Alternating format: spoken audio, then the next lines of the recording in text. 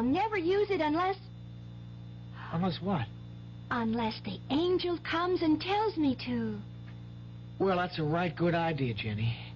And remember, don't let Pa get wind of that there stone. There would nothing hold him back from using it, even if he didn't believe in it.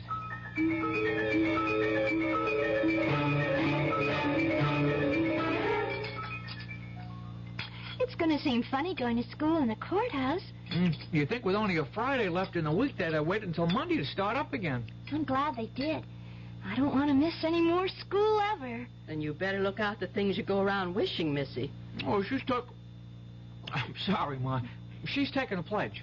What does that mean? I'm not going to wish on the stone anymore, 'cause the wish you get might turn out bad for other folks. I think that's a very good pledge. Yes, only... Only what? I'll have to whisper. Well, don't mind me. I'm all finished. I got to get my books from upstairs. What's this you have to whisper? I was just going to say that with Judd's birthday tomorrow, I wanted to wish him a bicycle. He sure has his heart set on one. Well, you won't have to worry because he's already got one. Leastways, he will by later this morning. How? You see this flour tin? Yes. Watch this.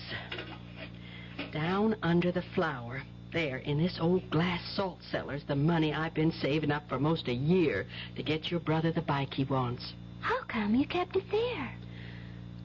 Your father, what he is, it had to be some real safe place to keep his hands off it. Who's that? Oh, it's your Uncle Al. He's driving me to work this morning. Get the door, honey, will you? My hands are all flour. Sure thing, Ma. Hi, Uncle Al. Ah, beautiful. Oh, my, you sure are as pretty as a picture. Getting to look more like your mother every day. And they don't come any prettier than that. Oh, you and your honey talk. You should have been on a TV instead of behind a cage. Thank God the bank don't keep its tellers there anymore. You make me sound like an ape. Me, Tarzan. You, Jane? No, me, Jenny. Well, I see a guy here laughing. I knew you must be around, Uncle Al. Hi. Hi, Gabe. Give me some skin. Well, here's 5. I'm at you. Ooh. Say, that's some grip. You want an Indian wrestle? Oh, I'm going to be ready pretty soon to take you on. I think you're ready already. No, I got no time this morning. I got to catch a school bus. Come on, Jenny. We got to scoot. Goodbye, Ma. Oh, have a good day, son. Bye, Ma. And get a real swell you-know-what. I will. Be happy, Jenny. I am. Bye, Uncle Al. Hey, it's great to see you. We'll make it longer next time.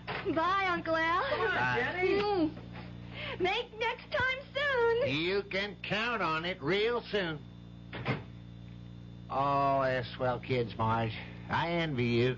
Yeah, they're what I live for these days. Tom left already? No, he's upstairs, dead to the world. He rolled in this morning around 3, smelling like a brewery.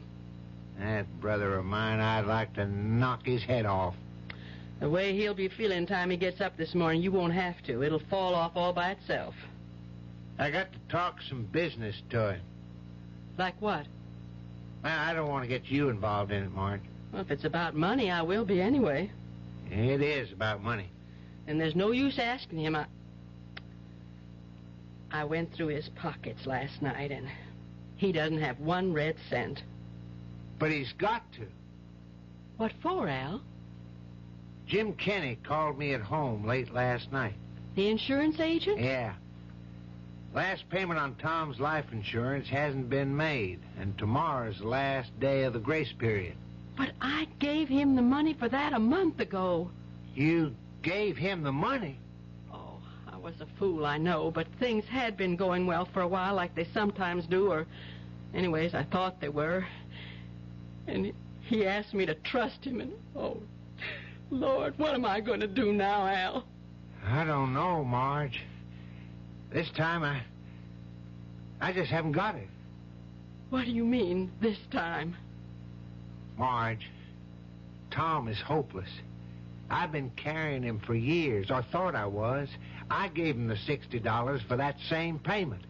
When I found out last night it hadn't been made, I was mad enough to kill him. One reason I waited till this morning is to cool off.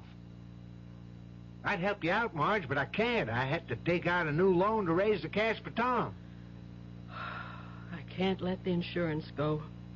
You'd have a tough time getting a new policy written if this one lapses, but how? Nearly a year I've been saving it for a bike for Judd's birthday tomorrow. Instead... I'm going upstairs to beat the... No, take me downtown, Al. I just can't face Tom this morning. I'll have it out with him tonight.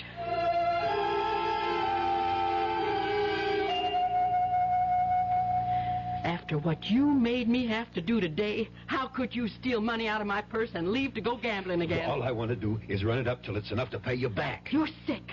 I'm not going to let you take the money I broke my back making today. I'll bring you back 5 times this. And you're not stopping me. Oh, yes, I will. I'm warning you. You stop hanging on to me. I got to, Tom. You just can't do this to us anymore. Just lay off of me. Tom, you can't do this to us again. I got the luck tonight. I can feel it all going for me. The way you always feel. Please. Let go of me. You want to put the whammy on me? I said... Tom! Let go! Oh! Marge! I didn't mean to push... Oh, my God. Ma, what happened? Ma! Oh, Judd! It's just like my dream. He killed her. Pa killed her dead.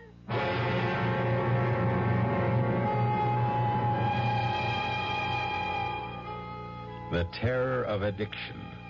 Step by step, it grows to envelop the addict till it becomes his whole world, shutting out everything else. But the greater terror is the destruction of all who love him, dragged down with him, and eventually engulfed in a tragedy not of their making. I'll return in a moment with Act 3. And now another story of the ball and chain, as Kellogg's Special K presents Veronica and Jeff. Oh, Jeffrey, isn't this romantic?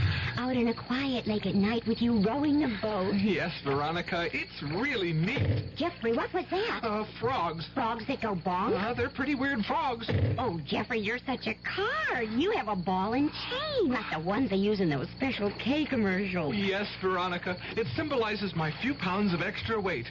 But I'm going to get rid of it. How? By exercising. You know, like rowing this boat and eating smart at every meal, starting with a Special K breakfast. You mean a 1-ounce bowl of high-protein Special K, 4 ounces of skim milk, orange juice, and coffee? Precisely. It's less than 240 calories, and it tastes delicious. It'll help me get rid of this ball and chain. I'll help too, Jeff. After all, we're all in the same boat. You have a ball and chain, too. Your happy ending could begin with the Special K breakfast from Kellogg's. People can reach, people can touch, people can help, people so much. This is Paul Newman speaking. Ever been close to a family struck by cancer? Naturally, your feelings go out to them and you ask if there's anything you can do. And they say no thanks and you feel so helpless. Well, there is something you can do. You can tell someone in the family to get in touch with the American Cancer Society. Volunteers there are helping people every day with services, information, and counseling about local community resources. That can mean arranging transportation or homemaking help or informing them about existing rehabilitation programs. When your cancer crusader calls, join the people who care about people. Give generously. We want to wipe out cancer in your lifetime.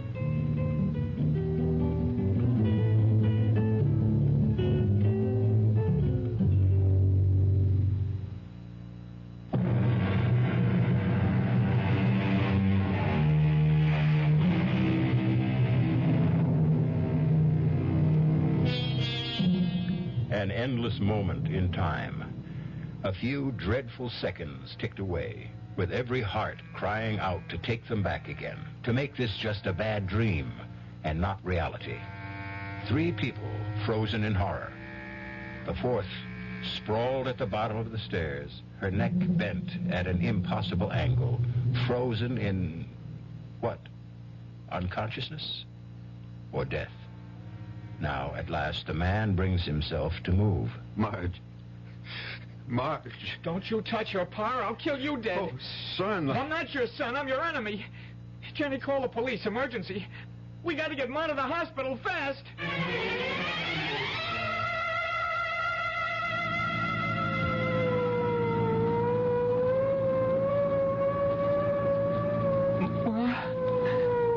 Ma.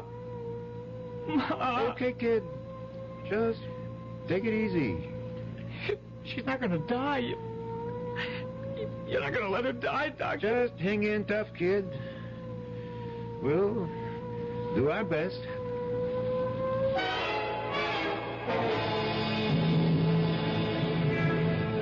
I should have gone with the ambulance. Oh, you're sticking right with me, brother. We see how your wife makes out. No. Look, officer, you don't think she's... Well, for the sake of your own skin, you better hope she isn't. But it was an accident. Well, the way that boy of yours reacted looked like he wasn't so sure. Now, we got to get moving. Now, what happened to your daughter? Huh? Oh, Jenny, she went back to get something. Where are you taking us? Well, the hospital. First, anyways. Oh, here she comes. Come on, shake a leg, kiddo. I had to get something very important. Okay. Hop in the front with my buddy, Officer Franks.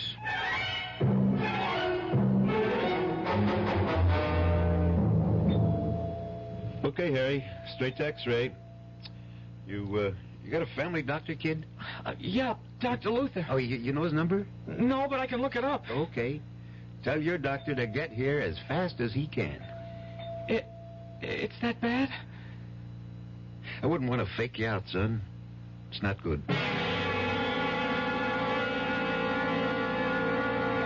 And I phoned Dr. Luther. He's on his way here. Is Ma gonna die, Judd? I don't know. I'm scared, real scared. So am I. Judd, What? I'm gonna break my pledge. You forgive me? What pledge? I brought the wishing stone. I'm gonna wish on it. I'm gonna wish that Ma's gonna be all right, just like it never happened. If you want to, Jenny, go ahead. Can't do no harm. What can't do no harm? For me to use my wishing stone? Your what? Shh, quiet. I'm wishing right now.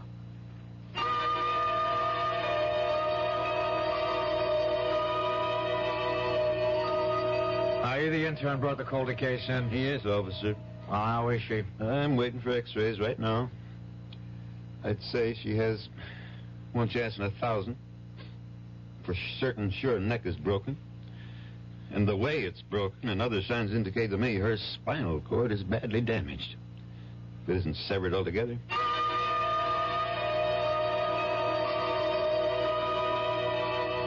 I just can't understand it, Dr. Luther. When I brought Mrs. Calder in, I'd have sworn she was in deep coma. I was sure her neck was broken, spinal cord severed. There's no indication of that from my examination of her. Not the slightest in these X-rays. I know, but not in this second set. Was there a first? Yes. And that's the funny thing. When we developed them, everyone was fogged. And we don't know why. Well, these are perfectly clear. So is my patient's condition. I see no reason why she shouldn't go home. Cheer up, son. All interns make mistakes. I made a few buttes in my time. And I'll say this for you. If you have to make one, make it on the gloomy side. They're the ones that don't hurt anyone or anything. Except maybe your pride. But I can't understand it. That cop said it flat out that Marge was a goner. Well, maybe he was just trying to put the fear of God into you. Well, if he was, he sure succeeded. If it'll do any good. You think I made a stone, Judd? You think I don't blame myself for what might have happened? You think I wasn't ready to kill myself if anything happened to Marge? I don't know, Pa. Pa wasn't trying to hurt Ma, Judd. It was an accident. An accident that wouldn't have happened if... Well, Pa wasn't sick with gambling fever. Well, I've learned my lesson this time. I'll never gamble again. Oh, Pa. Oh, that makes me so happy. I'm glad, honey. And it means I won't have to use the stone again. Mm-hmm. I can save up what's maybe the last wish for something special for all of us, instead of having to use it to stop you from gambling. What stone? A wishing stone. The one I used at the hospital to wish Ma well again. Oh, that's right. I forgot. Listen, Duchess. Let me see that stone. Don't show it to him. Why not? I don't know. It's just a sort of hunch that... Wait a minute. Here comes the doctor. How's Marge, Dr. Luther? She's fine, more's the wonder. Oh, a few scrapes and a bruise or two and a lump on the head. Nothing a good night's rest won't take care of. Thank God. You should. It's a miracle she didn't break her neck in a fall like that. That intern at the hospital was sure she did. But she didn't. No, Judd, I told you she'll be as right as rain. Well, can I go up and see her now? Yeah. She was asking for you. And the kids. She wants to see you alone a moment first. I'll go right up. Yeah, just to put your mind at rest, or maybe more hers, she doesn't want to prefer any charges against you. So you can tell her my report to the police will call it just an accident. She slipped and fell. I'll tell her, Doc. You got off mighty lucky this time, Tom. You better not tempt fate again. Well, I won't.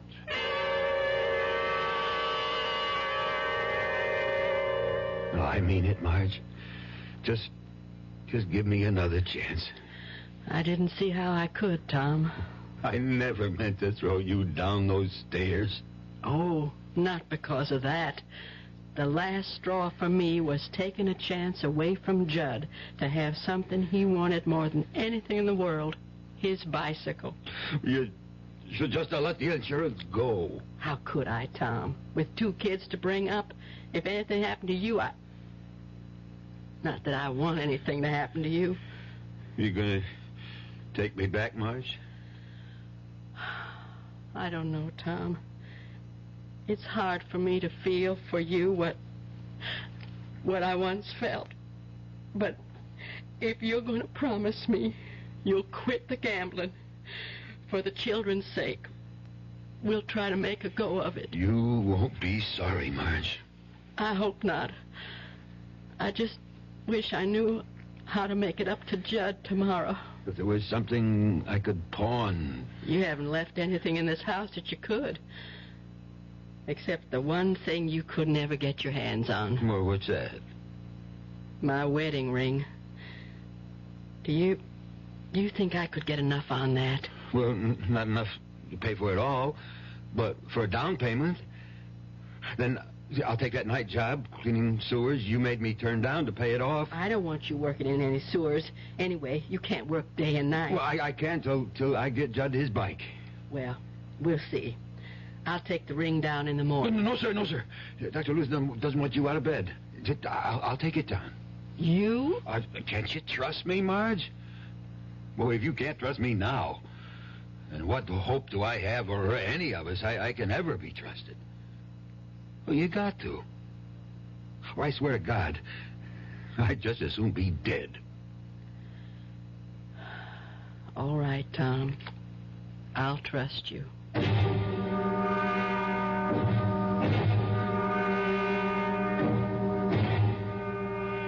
Did what? You ran out of the money? Look, Benny, you got to do an old customer a favor, huh? You got to cover me for the 5th. Headlonger. Now, Benny, you got it. That 15 I laid out on the 1st was money I got for pawning my wife's wedding ring. I got to get it back, and I got a hot tip. The headlonger's a sure. Benny, for God's sake. Oh, just this once. Please. Benny.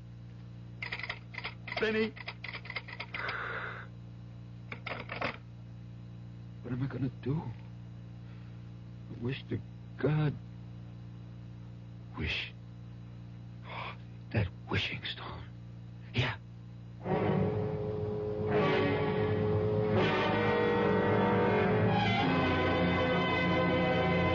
Where's Jenny, Judd? Oh, I left her down by the pond. We were skipping stones. I just came up to see how you were feeling. Fine. I'm going to get up. Your pa didn't get back yet, did he? No, ma'am. I ain't seen him since early morning when he pulled out in the pickup. Well, you go on back down and keep Jenny company. I'm going to bake me a cake so we can have a real birthday celebration.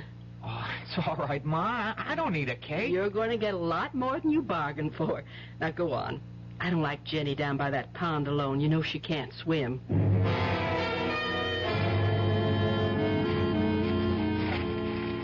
What? Hi, Pa. What are you doing up on top of the rock here? Oh, just sunning myself and listening to the birds. Jenny, hey, you know that wishing stone you talked about? Yes? Is it gold? You want to see? Yeah. Here. Oh, damn. It's nothing but pyrite. Isn't that a kind of gold? Yeah, fool's gold, and not even worth as much as a piece of charcoal. No, Pa. No. Don't throw it away. It's still good for one wish. You think this makes any wishes come true? It made the school burn down, and Ma got her neck unbroken. You're a ma. Why'd you grow up and stop your daydreaming? Don't you know nobody ever got nothing by wishing? I've been doing a kind of wishing all my life. Look at where I end up now.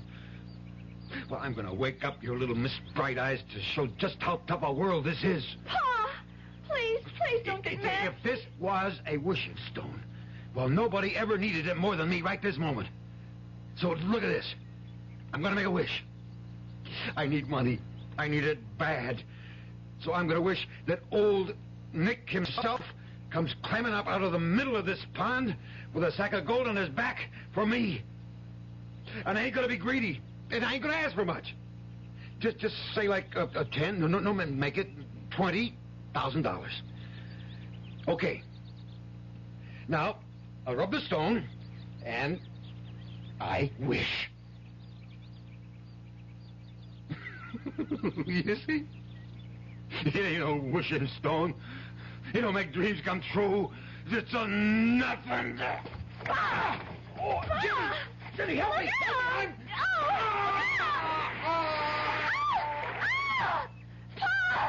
Pa! Why doesn't he come out? Help! I can't swim! John! Help! It's Pa!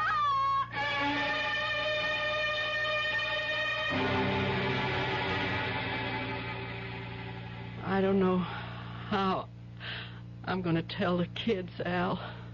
They're not really children anymore, Marge. They know. I guess I do baby them. I won't anymore. In a lot of ways, they're better off. Tom... Well, Tom had a cancer that he just couldn't cut out. Even my wedding ring, Oh, I didn't want him dead, though. Well, he is. And it was of his own making. Kind of queer, isn't it? What? Him trying to show Jenny Lou her wishing stone wasn't worth a darn, and he ended up having his wish come true? Not quite. The policy's only for $10,000. There's double indemnity for accidental death, Marge. Tom got everything he wished for. The full $20,000.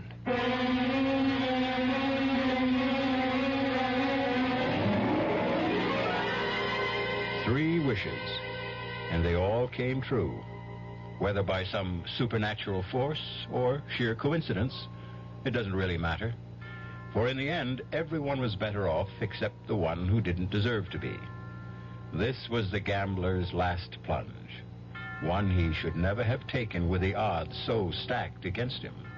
Like Jenny, Tom Coulter had never learned to swim either.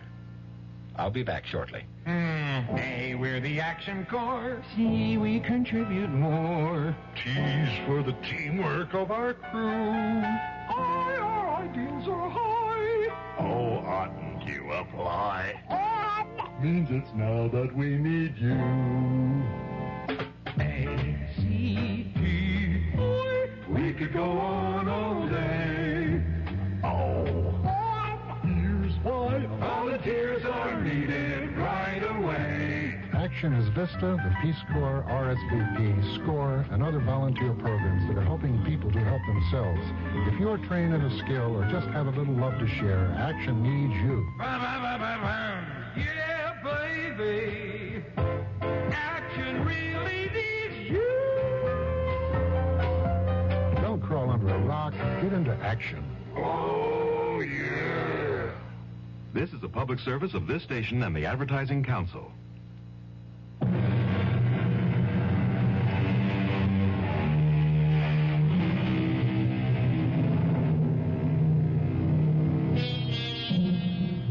As for the wishing stone itself, since it lies buried deep somewhere in the mud at the bottom of the pond, no one will ever know if it had the power to grant wishes. For Jenny, like all of us, had no escape from a common fate that soon befell her. She grew up and inherited a mantle that only Peter Pan seems to have escaped. She stopped believing in magic. Our cast included William Prince, Clarice Blackburn, Ann Costello, Jack Grimes, and Robert Dryden. The entire production was under the direction of Hyman Brown.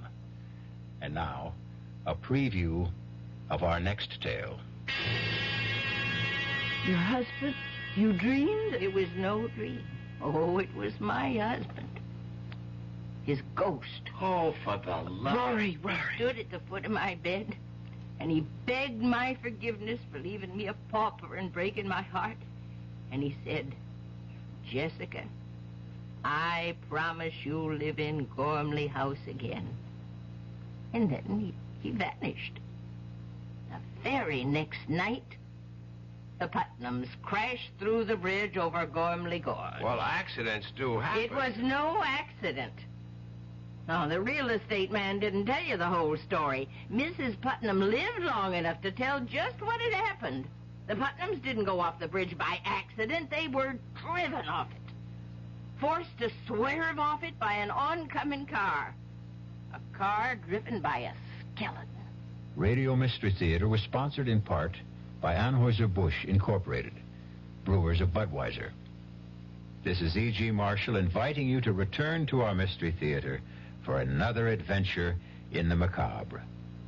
Until next time, pleasant dreams.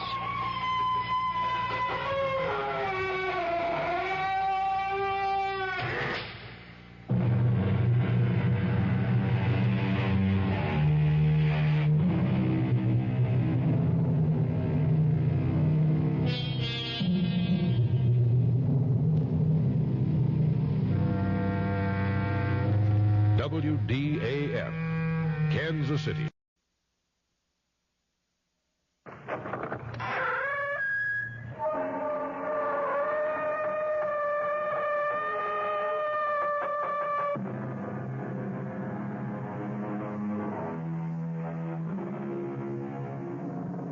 Come in. Welcome. I'm E.G. Marshall, and I want very much to tell you the story of a young lady named Barbara. Everyone is more or less mad on one point, said Rudyard Kipling, the famous English writer. And I'm inclined to agree with him, since I myself am more or less mad on the point of mystery. But our sweet heroine's madness took a strange turn, as we shall soon discover in the unfolding of the tale entitled All Living Things Must Die. Our mystery drama, All Living Things Must Die, was written especially for the Mystery Theater by Elspeth Eric and stars Mercedes McCambridge. It is sponsored in part by the Kellogg Company, makers of Kellogg's Special K cereal, and by Anheuser-Busch Incorporated, brewers of Budweiser. I'll be back shortly with Act One. Great taste in the morning. Kellogg's has that wholesome taste to get you up and grinning. This is Jerry Coffer for Kellogg's Special K. You know, for years we've been talking about the Special K breakfast, a great way to start the day if you have a weight problem. You may have seen or heard our latest commercials, which symbolize the problem of being a few pounds overweight by using this ball and chain. That's the sound effect. But so many people have come to know the Special K breakfast that can help solve weight problems, they sometimes forget that Special K is America's favorite high-protein cereal. It has 8 essential vitamins and iron, and so delicious that lots of folks, kids as well as adults, eat Special K just for the sheer good taste of it. So we don't want you to think that you have to wear a ball and chain to eat Special K. All you need is an appreciation for the finer things of life, a 1-ounce bowl of Special K, 4 ounces of skim milk, tomato juice, coffee, and maybe a little sugar. The Special K breakfast can help you lose weight all by itself, but it really is a good start.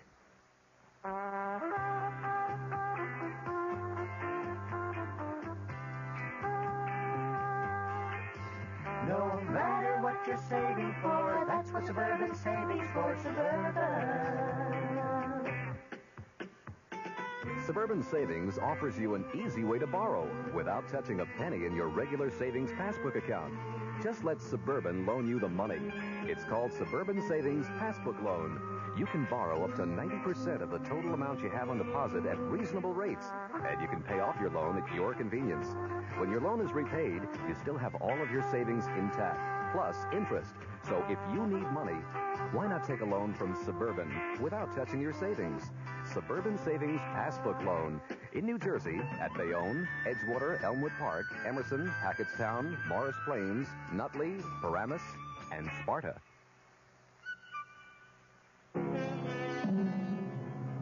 Now begins our story of the lightly demented Barbara. A lovely lady of 31 or 2, even 4 or 5. But as we now discover her in the living room of her suburban home, she could be younger than springtime. She could be spring itself. I love you. I love you all.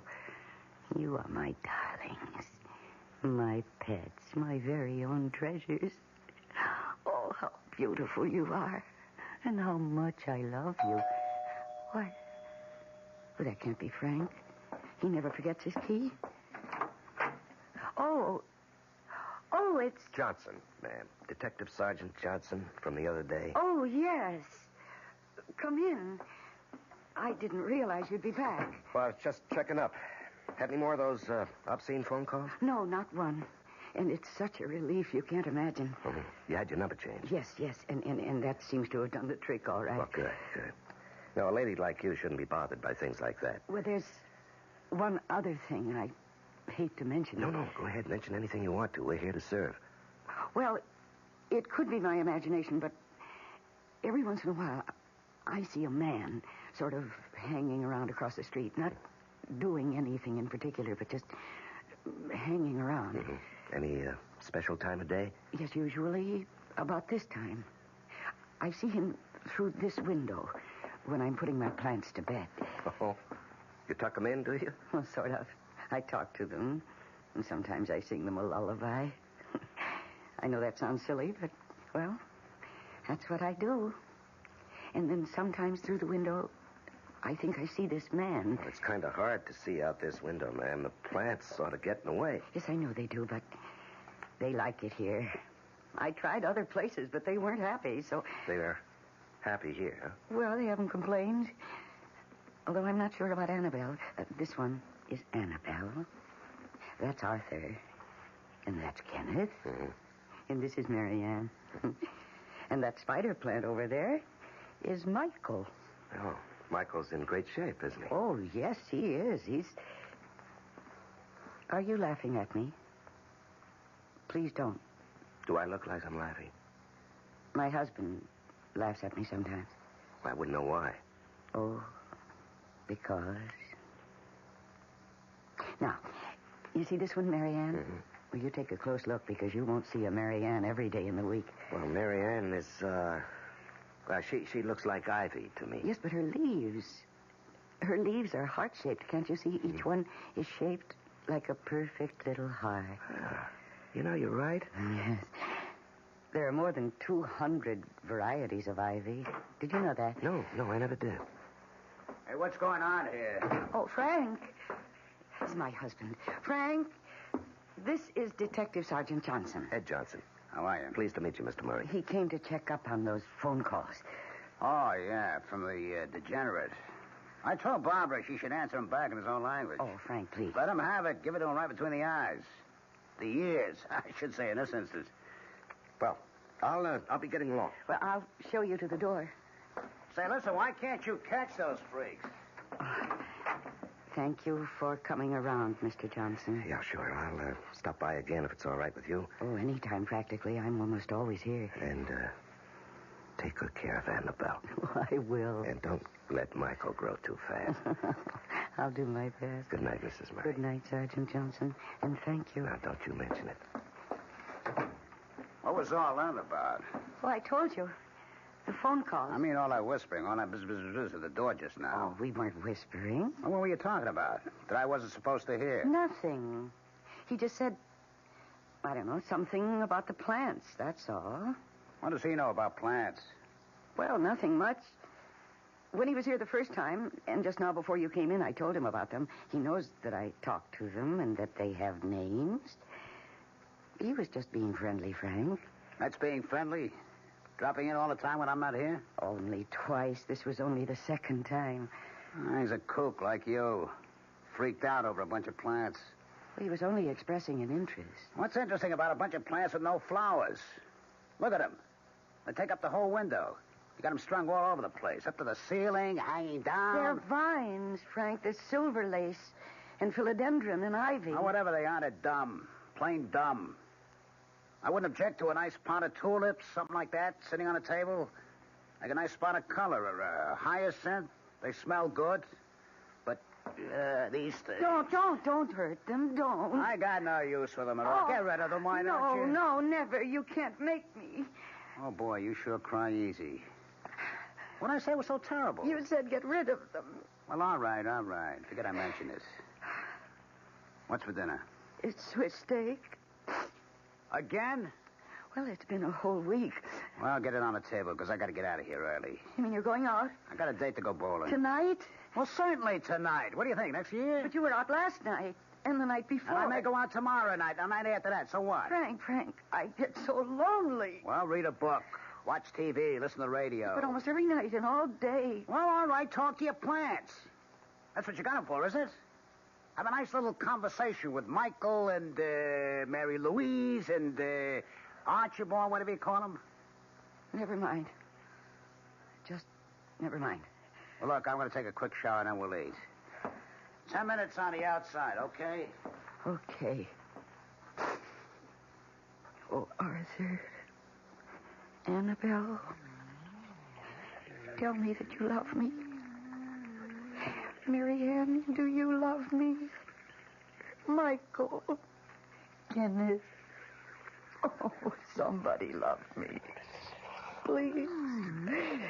Somebody love me or I'll die.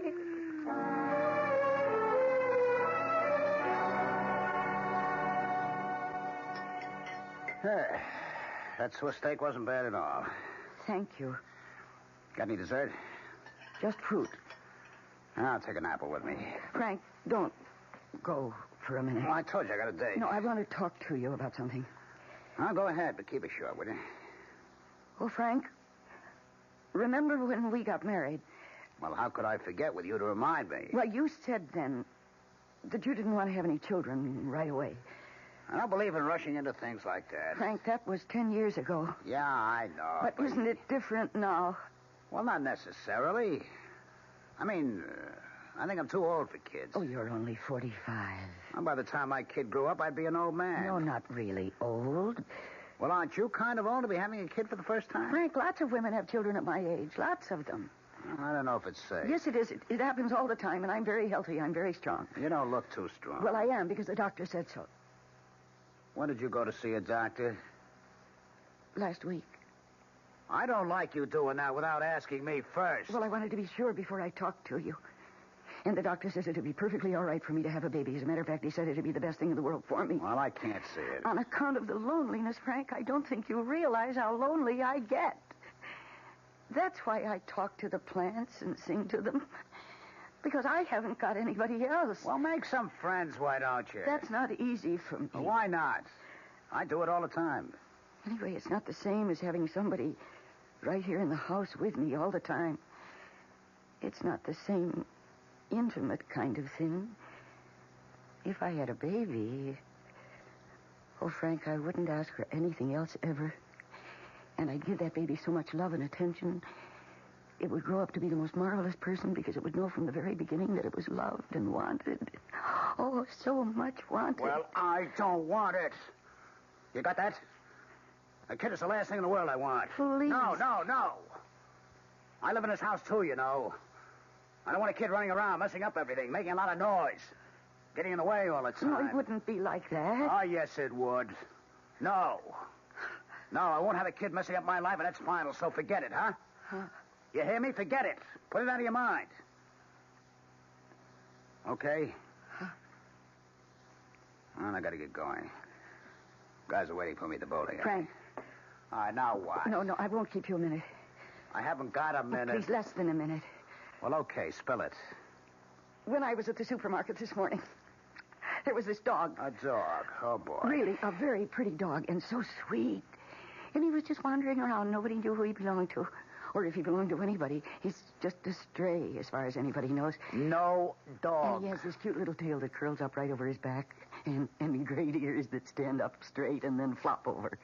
And he's mostly black with a kind of white face. Barbara, we've been through all this. I will not have a dog in my house. Now, that is how it is, and I don't want to talk about it now or never. You understand that? Yes. I gotta go. Frank? I said I gotta go. Just one more thing. There's this man hanging around outside. What man? Hanging around where? I was telling Detective Johnson about it. This man sort of hangs around across the street. And I thought, if he's a prowler or a dangerous kind of person, well, a dog would be protection for me, see, when I'm alone. What makes you think this guy's dangerous? I don't know that he is, but every night now when I'm watering the plants just before you come home, I can see him through the window, just sort of standing there and looking around. This window? Yes. He looks kind of shifty, Frank. And if I had a dog, I'd feel safe. I can't see it. He's right across the street.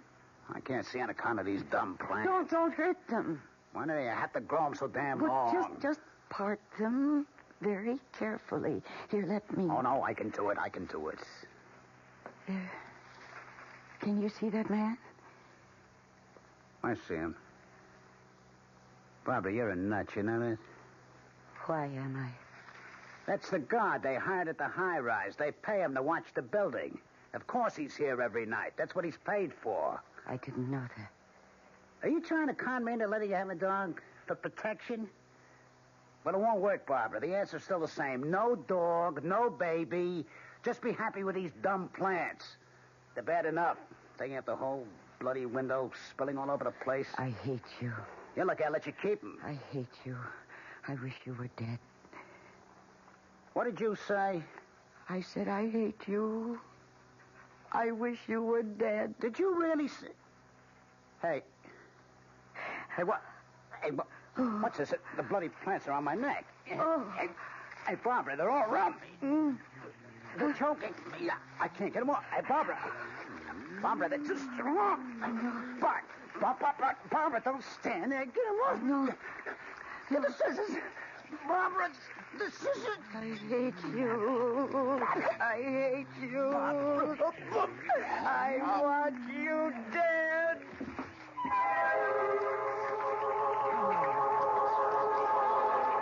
We'll return shortly for the second act of All Living Things Must Die. Hi, I'm Goldilocks, Ms. Goldilocks, if you please, and I'm a professional taste tester. Here at my taste test laboratory, that's TTL for short, I taste test everything from porridge to diet drinks. Actually, there's not that much taste testing in porridge these days. There used to be. Once upon a time. I mean, that's how this Ms. got into the biz. But lately it's been diet drinks. I mean, with so many diet drinks going sugar-free, I've been really busy conducting taste tests. A rather unbearable assignment, to be sure. But then I discovered sugar-free diet 7-Up. Fresh, natural, delicious. My only problem is that sugar-free diet 7-Up tastes so good that it broke my Goldilocks diet drink taste-o-meter. Well, sugar-free diet 7-Up certainly has my seal of approval. This one's just right. Hey, Mom, what's for dinner? Hey, Mom, what you got?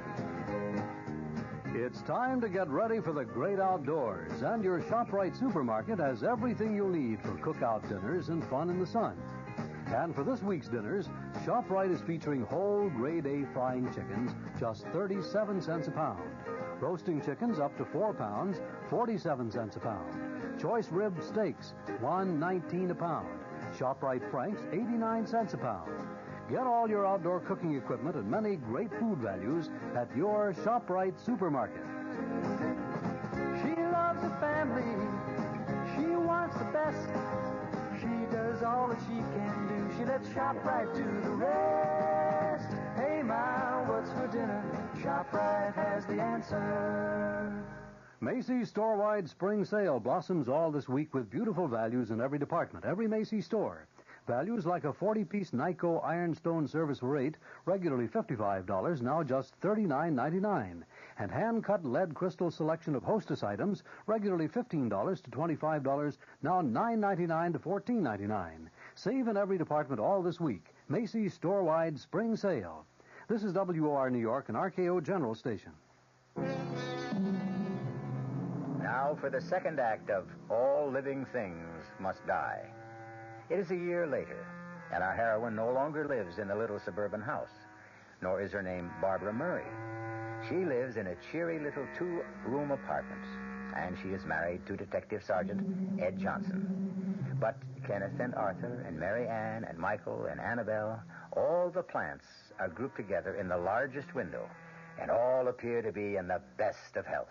Baby boat's a silver moon sailing on the sea. Big. Oh, he's home. Ed? Hello, sweetheart. Hello, darling. Hey, watch out. What have you got there? Oh, just a little addition to the family. What? What is Well, it? let me get the paper off, will you? Okay. How's that, huh? Ed. Mm. Oh, it's beautiful. You know what it's called? Yes, do you? Sure, Purple Passion Plant. Oh, that's right. Yeah. I thought it was very appropriate for two people who've been married a month. Oh, it is, Ed. It's beautiful. And you were so sweet to think of it. Well, there's something else I've been thinking of. What's that? Honey, is it too soon for us to be thinking about having a baby? A baby? Well, you do want us to have a baby, don't you, Barbara? Well, I guess so. I brought the subject up too soon. I can see that. Dumb me. I'm sorry. No, that's right. No. I was stupid. Forget I mentioned it, huh? Only, it doesn't do any harm to think about it a little, does it?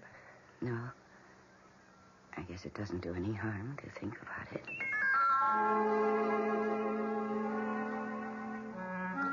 Oh, Cleopatra. You're growing very nicely, dear. It would take a little while before you'll be as long as Annabelle. And you'll probably never be as long as Michael. But then very few plants are. But you're so healthy and strong. And I love your purple leaves. You're very beautiful, my darling. Yes, you are. Oh, he's home. Darling, you're home. Yep, I'm home. Hey, look what I brought with me. What? Oh, no, it's a dog. Uh-huh. Oh, isn't he darling? Yeah. He wandered into the station house about a week ago. We've been feeding him, and he's been sleeping there. Look, his tail curls up over his back. Yeah, he's got a great disposition. Oh, my. Doesn't he belong to anybody? Well, we advertised in the paper 3 days running. Nobody answered the ad. You mean he's got no home? Nobody wants him? Well, not unless you do. You mean I can have him? He can live here with us? Well, would you like that? Oh, yes. Dog, I guess you got a home. Oh, I love him. Dog, you got yourself a mother. Look at him. Look how he's looking at you. Yeah. Come here, dog. Come here. Oh, he loves you. You can see it in his eyes. He just loves you. Well, I'm his father, aren't I? Hey, dog, do you love your father? Of course he loves you. How could he help but love you? How could anybody help but love you?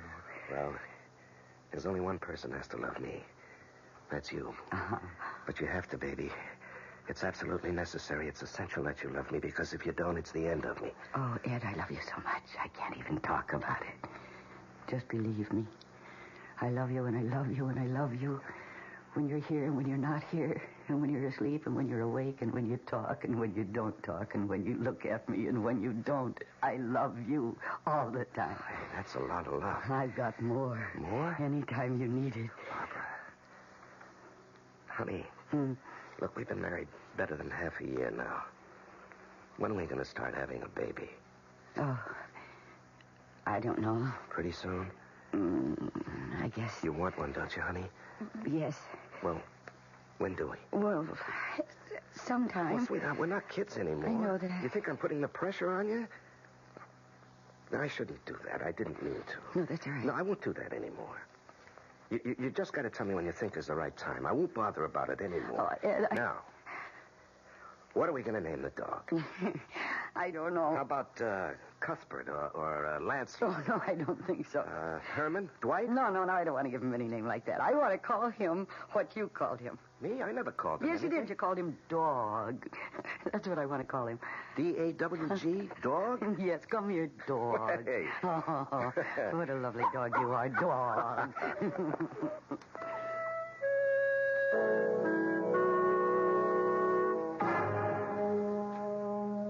Hi, darling. Hello, love. How do you feel? I feel marvelous. Well, you look marvelous. How's the family? Well, I've been giving Annabelle a little too much water, but everybody else is fine. Oh, I brought you a present. A first anniversary present. Well, I have one for you, too. Here. It's an engagement ring. You never had one. Oh, Ed, this is lovely. Do you like it? Oh, yes, I love it. Almost as much as I love you and Dog and Annabelle and Kenneth. Hey, watch it. And I got you a ring, too. A what? Yes, a wedding ring, because you never had one. Oh, hey, Yeah. that's nice. That's real nice. Is it okay for a man to wear this? Well, it just shows everybody that you're married. Well, everybody knows I'm married. Does everybody really know you're married? Well, I talk about it all the time. Do you Sure- really? Do you sure. talk about it? Well, I'm married to you, so naturally it's you I talk about. I bet you bore everybody to tears. Yeah, I bet I do. Of course, there always comes a time when they break in and say, any kids? You got any kids? Yes, I suppose they do say that. And, of course, I say no, and they say, well, why not? And I don't know what to say. Ed, I'm so sorry. Honey, why not? You have to tell me. Well, it's a feeling that I have. Well, don't you want to, baby? I always thought you were the kind of woman who'd want a family. It's hard to explain. Well, you've got to try. Okay, I'll try. Only yet I don't think you're going to like what I'm going to tell you. Anything. I want to hear anything you have to tell me. Well, I have to go back to the night that Frank died. Frank? Yeah.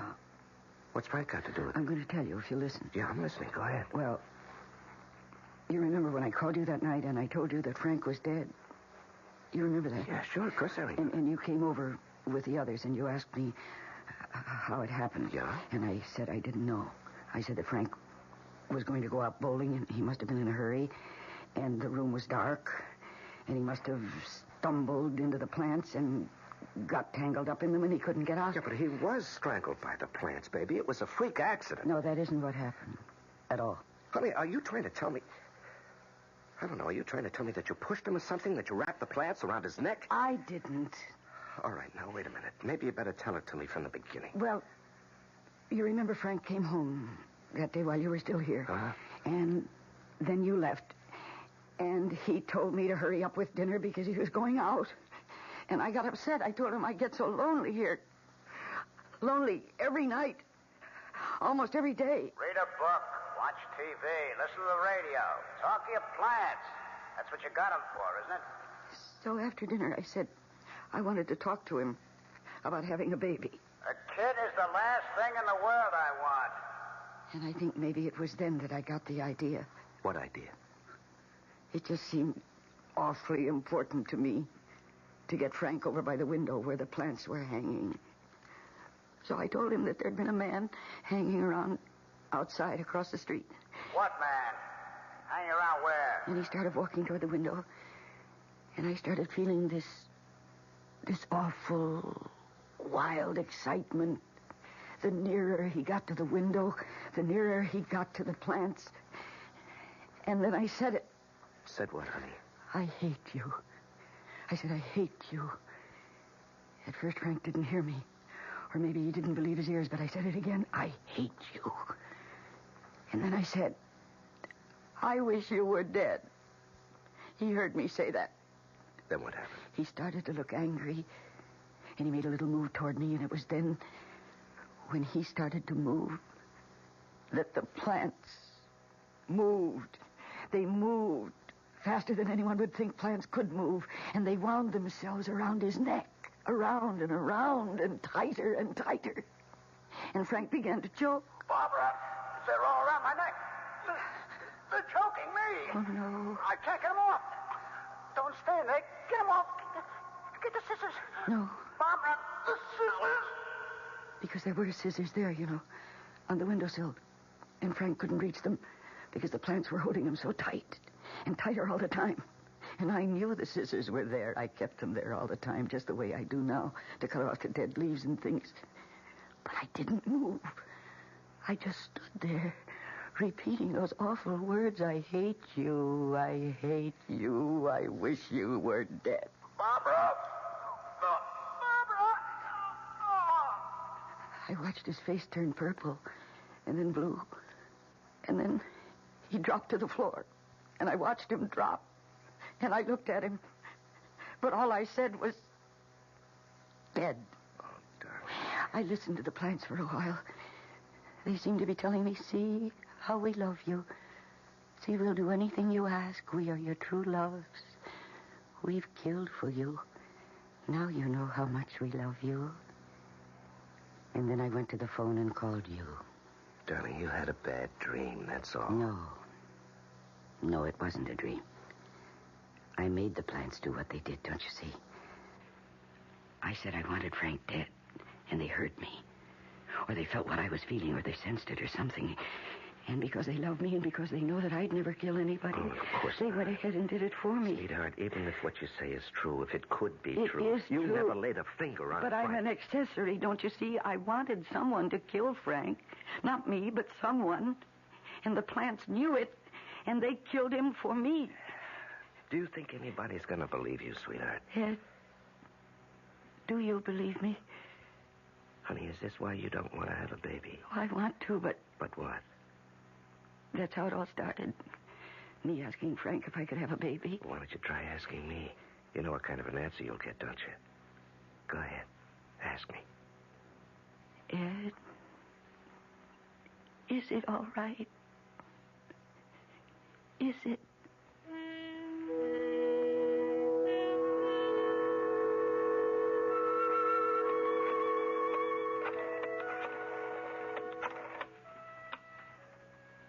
Hello.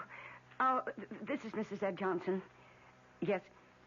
Well, I saw the doctor a couple of days ago, and he was going to have a test made to see if I... Oh, you can't tell me. It is? Really? Really? Yes, I believe you. Thank you very much. It's true. It's really true, dog. Michael, Marianne, I'm going to have a baby. Annabelle, it's true. Kenneth, Cleopatra, Arthur, finally, I'm going to have a baby. What do you think about that? Are you pleased? Are you happy? Tell me what you think, because you're very important to me. Yes, you're my best friend. I'm not young anymore, and there are people who think I'm, well, strange. I'm too emotional, that's what they think. And they may be right. How do I know? So please, tell me, because I trust you. Is it all right for me to have a baby? You really think so? Ed! Ed, it's true! I just called the doctor's office and they told me it's true. I'm going to have a baby, Ed. Tell me,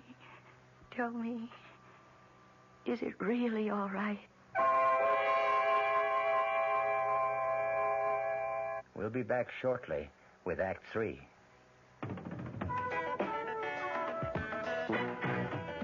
When you say Budweiser,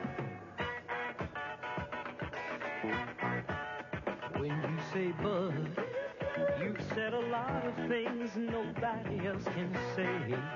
When you say Bud, you've gone as far as you can go to get the very best. Yeah.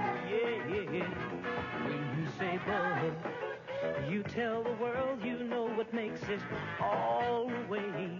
When you say Bud, you say you care enough to only want the king of beer. there is no other one. There's only something less. The king of beer is leading all the rest. When you say Budweiser, you said it all. You've said it all. Anheuser-Busch, St. Louis. Macy's store-wide spring sale blossoms all this week with beautiful values in every department, every Macy's store. Values like... Clean all day. Aren't you glad? Aren't you glad you've done your best to stay that way? Aren't you glad? Glad we're getting together. Aren't you glad? Glad with people smile. Aren't you glad? You use dial. Aren't you glad? You use dial. Aren't you glad? Aren't you glad? You use dial. Aren't you glad? We're still in a little two-room apartment, and the plants still hang in the window, but everything else is different, for it is precisely 8 months since we last heard her voice. There. They're gone. Ed, they're gone. What's that, honey? The movers have gone. They took the last chair out just now. Oh, I hope they don't break anything. Oh, sweetie, they won't. Don't worry about it. Oh, I don't worry about anything anymore. Do you mean that? Sometimes I try to worry, because after all, I used to worry all the time. I mean, I worried all my life, but now I can't worry. I've forgotten how. It's being pregnant. Well, maybe I ought to try it. Oh, I'm so sorry for you, you know that. How come? Being a man, you can't ever be happy the way I'm happy. I've got my own way. I feel so complete, so... So fulfilled? I guess so. As though there'd been something missing from the day I was born. And now I've got it. I was so unfinished before, but now I'm complete. Just you wait till we get settled in the new apartment, baby. Wait till we get the little baby's room decorated and the crib moved in and all that other stuff. Shouldn't we go over there now? Well, I suppose we ought to give the movers time to get there. No, I want to go now. I can't wait. Yeah, neither can I. Oh, honey. Isn't it wonderful how we always seem to feel the same way? Oh, honey, you never have that other feeling anymore, do you? What feeling? You know about how Frank died, the plants. Oh, that. You don't ever feel that maybe you shouldn't have a baby. Oh, no. Well, you know, when you first found out, you weren't too sure. Oh, but that was 8 months ago. That was before I started feeling the baby grow. Before I knew that it was going to be my baby, my child. And then I knew that if there ever was any... Frank, you ever think about him, about that night? I'm not sure it ever happened. I mean, I'm not sure it happened the way I said. I think probably you were right. I dreamed the whole thing. It was an accident, Barbara. Frank and the plants. It was a freak accident. I guess so. Now, come on, let's go over to the new apartment. Movers ought to be almost there. Yeah, okay. I'll take the plants down. Oh, no. I want to do that. No, honey, no. I don't want you doing things like that. Not now. 8 months. Holy cow. Oh, don't be silly. I know just how they're tied up because I did it myself in the first place. Come on, hand me the scissors. They're right there. Baby. Now you cut the string. I think I ought to. No, really. They wouldn't like anybody else touching them. I know what you can do. You can get those cartons we saved to pack them in and all that tissue paper. Go on, you do that. That'd be a big help. Okay, if you say so. Oh, here's the scissors. Right. Only take a minute. Yeah, I'll be right back. Now then, here we go. Now, Cleopatra, let's get you down first. No, Michael, you'll have to wait until last because you're so long and strong. It'd be hard to separate you from the others. Oh, gee, it's hard to reach. I don't know if I can... Oh, maybe I should have let Ed take you down. My arms hurt. Isn't that funny? I never had any trouble before. Well, of course, it's being pregnant. It's this baby I'm carrying around with me. Are you a boy? Or are you a girl? Or are you twins? I think you're twins. Wouldn't that be heavenly? An old lady like me having twins. A boy and a girl? Oh, I don't care. I don't care about anything anymore. Except my husband and my child. I don't even care about the plants. Isn't that strange? For so long, so many years, they were my dearest friends. They were my only friends. And now, they just don't matter anymore. I know what I'm going to do. I'm going to leave them. Right here. You don't need them. Got a new place to live. We're going to have a baby. We have each other. We don't need these old plants anymore. They can just stay right here. Ed! I just decided that we don't... Ooh. No, don't. Get away. Get away from me. Ed, it's the plants. They're choking me. Ed, the plants. Yeah, I got the cart. Barbara, Oh, my God. You're choking. All right. The scissors. Quick. I can't breathe. All right, I've got him. It's all right. It's going to be all right. Barbara. It's all right. Barbara, it's going to be all right.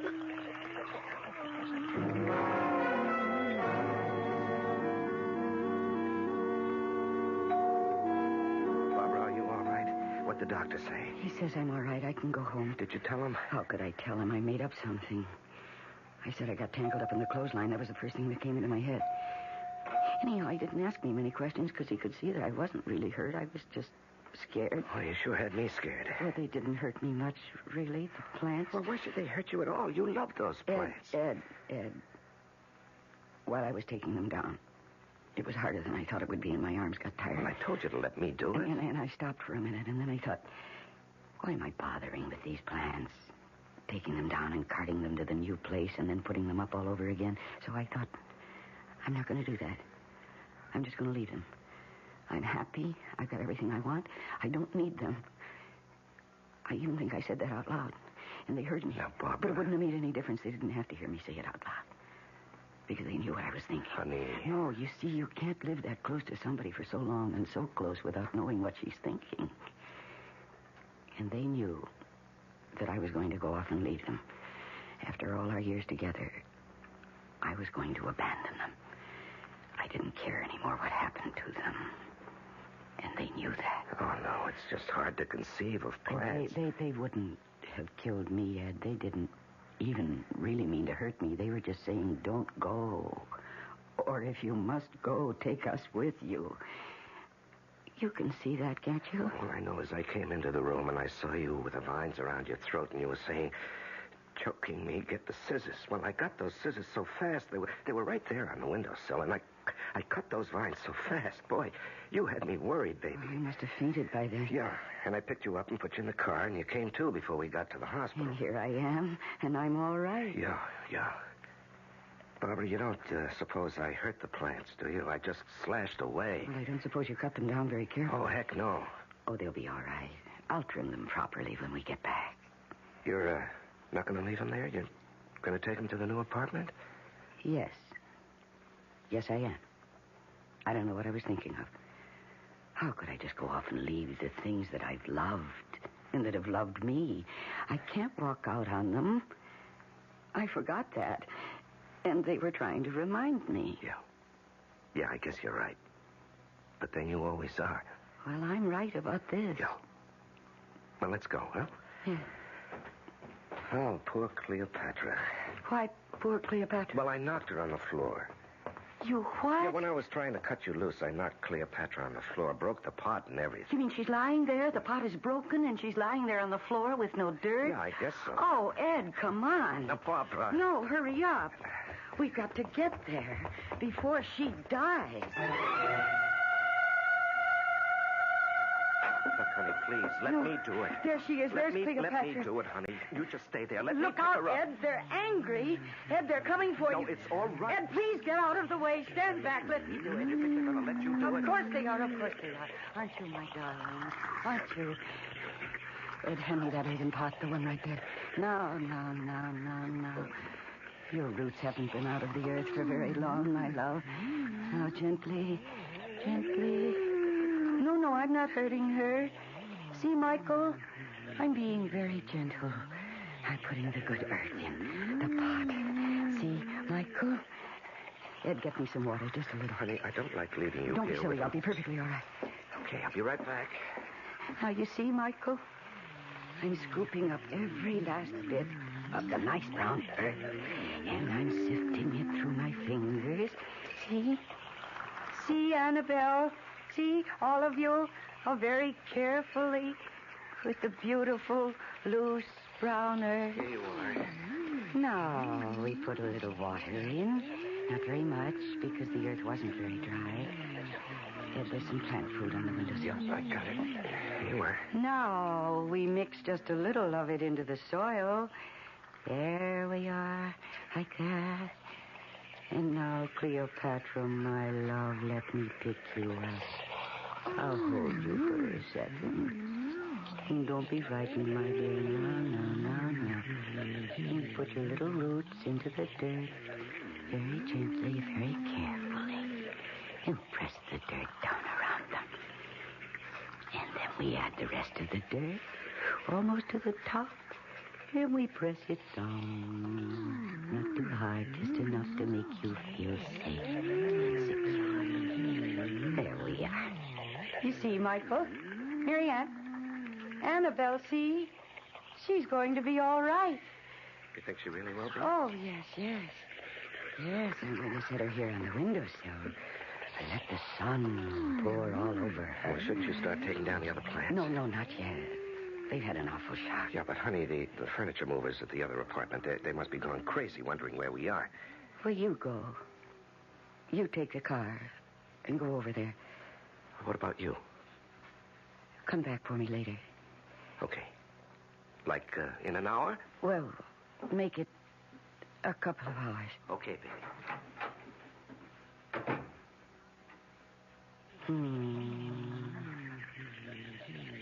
Baby boats of silver moon sailing on the sea.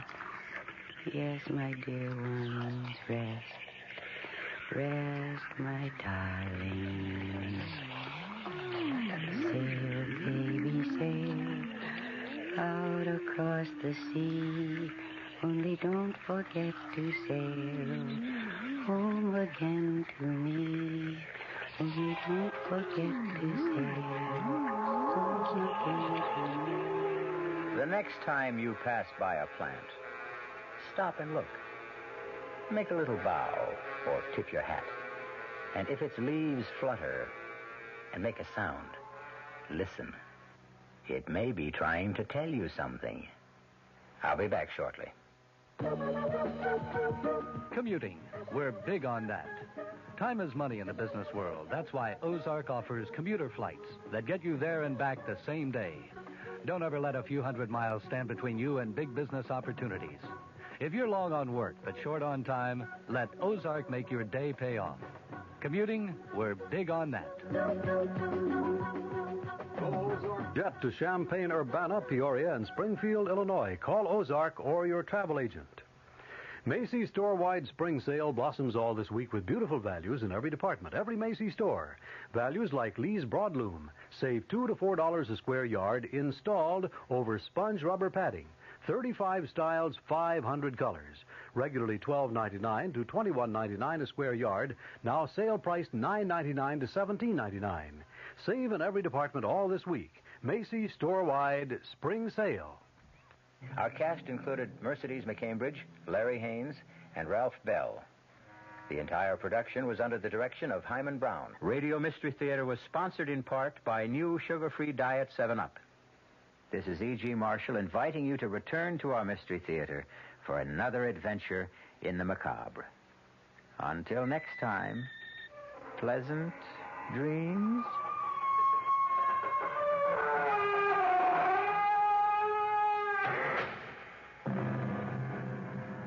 The WR Mystery Theater has been brought to you by ShopRite Supermarkets, where you get a lot more for a little less, and by Suburban Savings with offices throughout North Jersey. The preceding Mystery Theater program was furnished by the CBS Radio Network.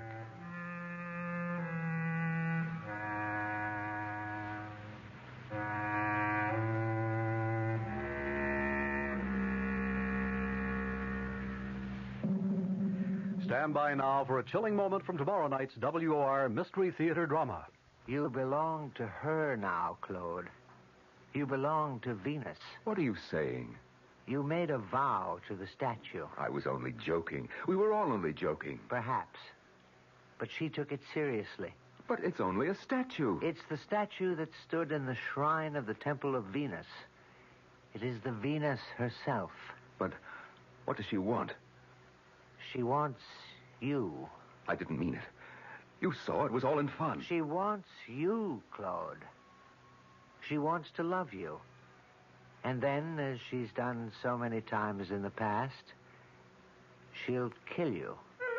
Tomorrow night's thriller is called Venus Deal. It features Norman Rose and Joan Lovejoy and will be heard following Fulton Lewis at 7 o'clock right here on WOR Radio, the Talk of New York. Boy, if the old-timer, Horatio K. Boomer, and Wally Wimple could see me now. Fibber McGee, back on the radio right here from 79 Wistful Vista with a brand new program where I'm going to bring back the great old radio shows from way back. Shows like Mr. Keene, Lum and Abner. Well, I guess I ought to get this place straightened up a bit, though.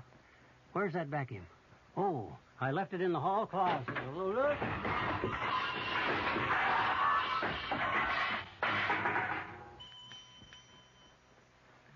Hear the good old days of radio tonight at 9:05 right here on WOR New York and RKO General Station. I'm Fulton Lewis in the Mutual Broadcasting System studios in Washington, D.C. Now, my commentary. President Nixon goes before the television cameras and radio microphones tonight to explain to the nation why he will only partially comply with a House Judiciary subpoena for tape recordings of some 42 White House conversations. It is not known just how partial the president's compliance will be. Most bets are that he's going to deliver some of the tapes in their entirety. Others may be edited with discussions which the president feels are not germane to the House committee's impeachment inquiry excluded. In some other cases, Chairman Peter Rodino's panel may just get written transcripts of the tapes, not the tapes themselves. Knowing that that would not satisfy the Judiciary Committee, Chairman Rodino has said that he will be satisfied with nothing short of complete compliance with the subpoena. President Nixon tonight is likely to strike out at some happy middle ground, or a middle ground that he thinks would be happy, selecting perhaps some mutually acceptable third party who would vouch for the authenticity of the transcripts and who would ensure that any areas which are edited out are in fact non-germane. Again, though, that is not likely to satisfy the Judiciary Committee, which has insisted all the way along on getting only the original materials. The president, of course, has until 10 a.m. tomorrow to formally comply with the subpoena. It is an unprecedented situation in which a House committee is clearly treading on what some constitutional attorneys regard as sacred executive territory. The Constitution, remember, establishes 3 separate but totally equal branches of the federal government. Each has a right to remain aloof from the other. The president, in other words, if he so chose, could probably duck behind the so-called executive privilege in refusing to even partially comply with a House committee subpoena. It would be a contest that would eventually wind up in the federal courts, no doubt the Supreme Court. And technically, even if the Supreme Court were to side with the Congress, the president could just challenge the court to enforce its ruling, knowing full well that the Supreme Court has no enforcement powers. You can be sure, though, that even though these options may have crossed Mr. Nixon's mind at one time or another, they have never been seriously contemplated. There is an element of politics in his present dilemma. An impeachment threat is breathing heavily down his neck. He must be certain, on the one hand, that in responding to the demands of a panel of the House of Representatives, which has been charged with the initial impeachment inquiry, he does not establish any precedents which would do irreparable damage to the doctrine of separation of powers. The president must be equally certain, on the other hand, that he does not go so far down the road of executive privilege that he waves a red flag in the face of a potentially bullish Congress, angering it to the point where, for sheer spite, it might remove Mr. Nixon from office.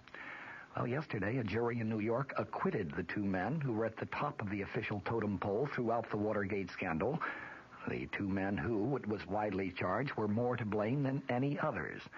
Charges of presidential guilt have always been conditioned on the degree to which Mr. Nixon may have known about or cooperated with men like former Attorney General John Mitchell and former Commerce Secretary Maurice Stans in their quote-unquote crimes. Well, after a long and heated and belabored trial, it turns out that a jury in New York feels that neither Mitchell or Stans did commit those crimes. They were not guilty of 9 charges of criminal conspiracy. They were not guilty of lying to a federal grand jury in connection with a secret $200,000 cash contribution to the president's 1972 campaign. With that court decision, the bottom literally dropped out of the case against President Nixon. How on earth could the president possibly be guilty of some criminal cover-up of a crime if a court feels that a crime was not in fact committed? Granted, the acquittal of Mitchell and Stans yesterday does not completely absolve Mr. Nixon. There remains hanging the questions of H.R. Haldeman and John Ehrlichman and others, whether they tried to cover up the story of Watergate itself, and if they did, whether their actions in turn were done with the knowledge and blessing of the president. But remember, even if they are found guilty of criminal conduct, There must be further evidence beyond reasonable doubt, that there was knowledge and blessing from Mr. Nixon before the guilt can be assessed to him. Nothing short of that could, in the wildest stretches of the imagination, possibly satisfy the constitutional requirements for impeachment.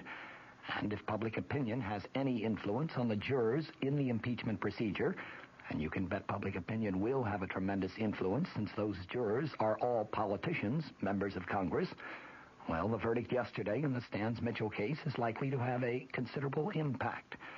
It demonstrated clearly that at least a few charges of corruption within the highest levels of the Nixon administration in recent years were unfounded charges, and the public is bound to wonder if Stans and Mitchell were accused falsely. Isn't it just within the realm of possibility that President Nixon has himself been the victim of equally false accusations? That verdict in this respect is probably the first really good news that Mr. Nixon has had since the Watergate era started a long 15 months ago. These are the events that shaped the past few days. The events of the next 24 hours are likely to go a long way towards shaping the political destiny of Richard Nixon as a person, and with him, of course, the political destiny of our entire nation. They will be hours of great historical significance, great historical importance. Another key point in the Stans Mitchell trial was noted today by the foreman of the jury that acquitted the two former cabinet officers. She said that she and her fellow jurors doubted the truthfulness of one of the major prosecution witnesses, former White House counsel John W. Dean III. Dean's credibility came in doubt, she said, when he admitted that he had pleaded guilty to a charge of obstruction of justice in the Watergate scandal, pleaded guilty in hopes of drawing a lighter sentence. Here in the nation's capital, Vice President Gerald Ford had some comments of his declaring that the jury's verdict in the Mitchell-Stans case, in the Vice President's words, says to me that John Dean's credibility has been severely eroded. It is John Dean, of course, who was the key witness against President Nixon. Indeed, when you get right down to it, he was the only witness who actually tried to implicate the president in any criminal wrongdoing at the Senate Watergate hearings. It is the same John W. Dean III who was slated to be a key prosecution witness in other cases which are still pending against other former high-level Nixon administration officials who have been accused of involvement in the Watergate scandal. You remove this John W. Dean III from the prosecution case, and that apparently is what the jury in the Mitchell-Stans case did, and all of a sudden you have a large sailboat with no wind in its sails. It's not going to go very far. Dean's credibility, rather his lack of credibility, was precisely what the Nixon forces hoped to establish, and apparently they have achieved that number one objective. From the Mutual Studios in Washington, I'm Fulton Lewis, and that's the top of the news. Theater.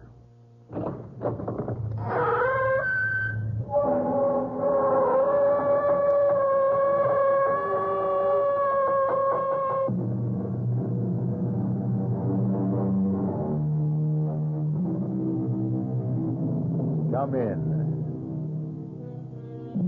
Welcome. I'm E.G. Marshall.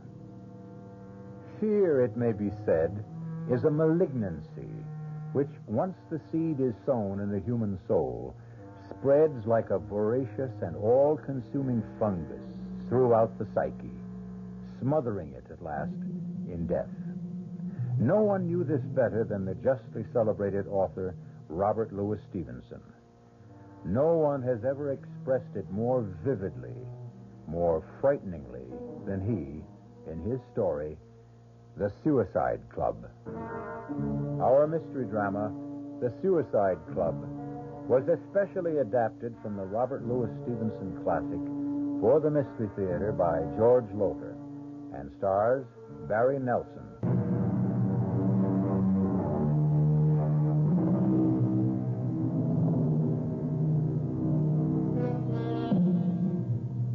Compulsion. What is it? What is it within most of us, perhaps all of us, that compels us to do this or that? What drives the alcoholic to take that first drink he knows will lead to drunkenness and almost certainly eventual death?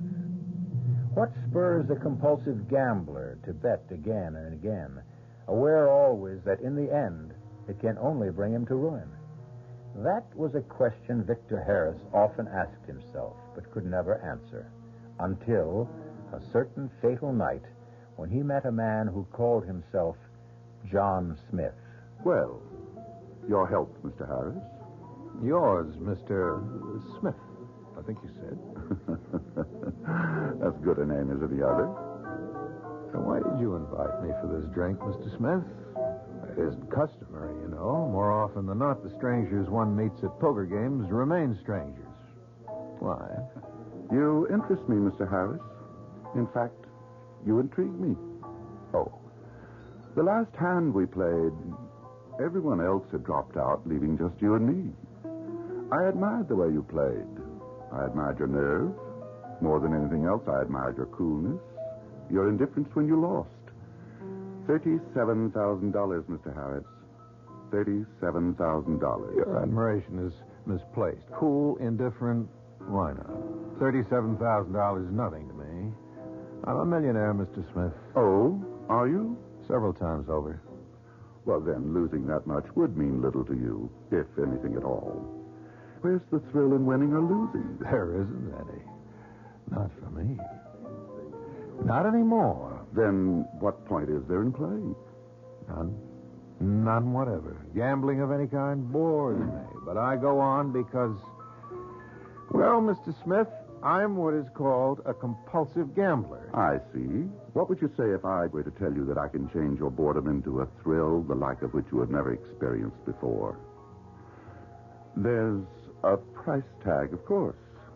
What is the nature of this thrill that you're talking about? I'm talking about what might be called the supreme gamble, Mr. Harris. The supreme gamble? Yes. That sounds like a matter of life and death. It does, doesn't it? Is it? You're a gambler, Mr. Harris, and a compulsive gambler at that. I think you'll be willing to gamble an hour or two of your time to find out. Here's my card. I'll be expecting you at this address tomorrow night. 7:30 sharp. Suppose I don't show. Why, then, you'll never know what the supreme gamble is. And you'll go on being bored.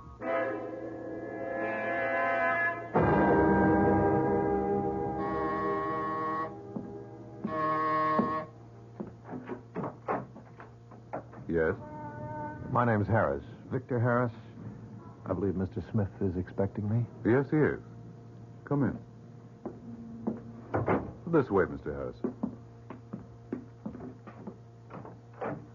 Mr. Victor Harris, sir. Thank you, Lucas. Good to see you again, Mr. Harris. We'll join you in a few moments, Lucas. This, Mr. Harris, is the game room. In this room, every night, Saturday and Sunday excepted, the supreme gamble takes place.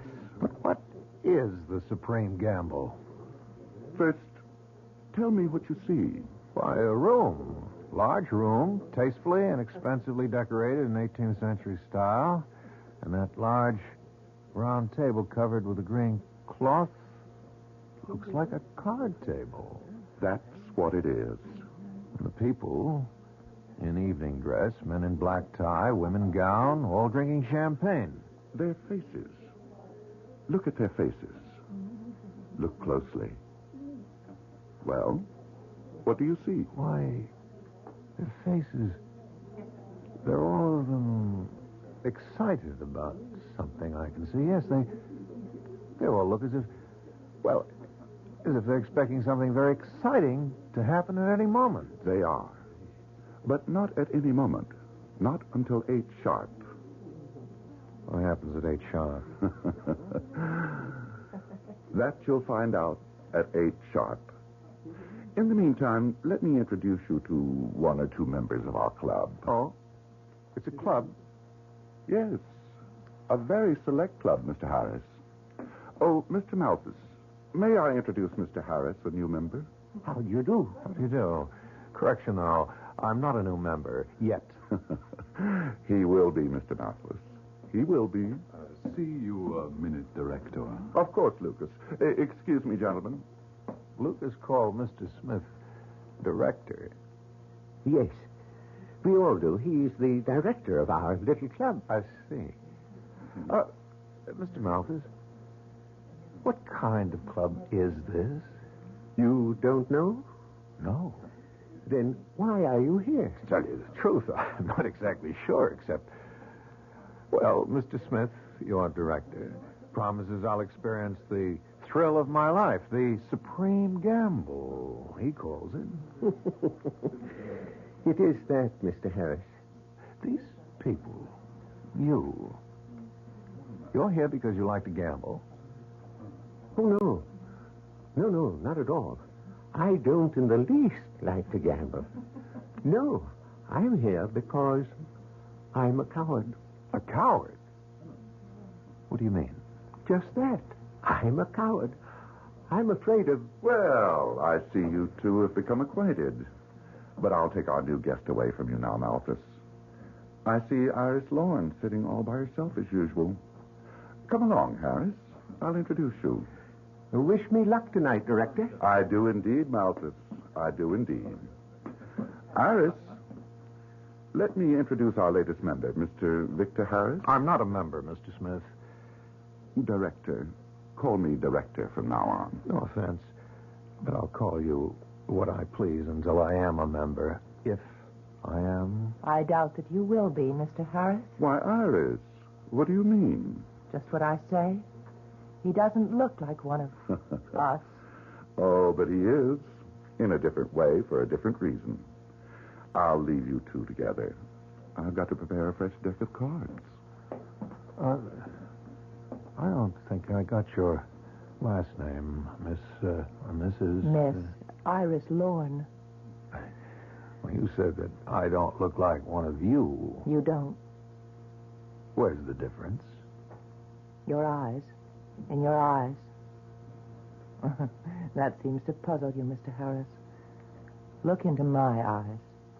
Look deep. What do you see? Sadness. Yes. Great sadness. The sadness of death. Death? I'm dead, Mr. Harris. I've been dead for years. Oh, I'm afraid I don't understand. Ladies and gentlemen, your attention. It is time. Gather around the table, please. Our director will now deal the cards.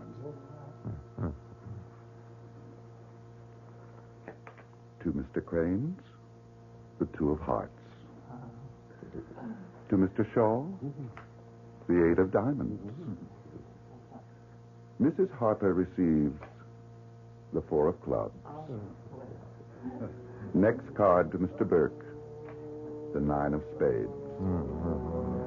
Miss Russell this time.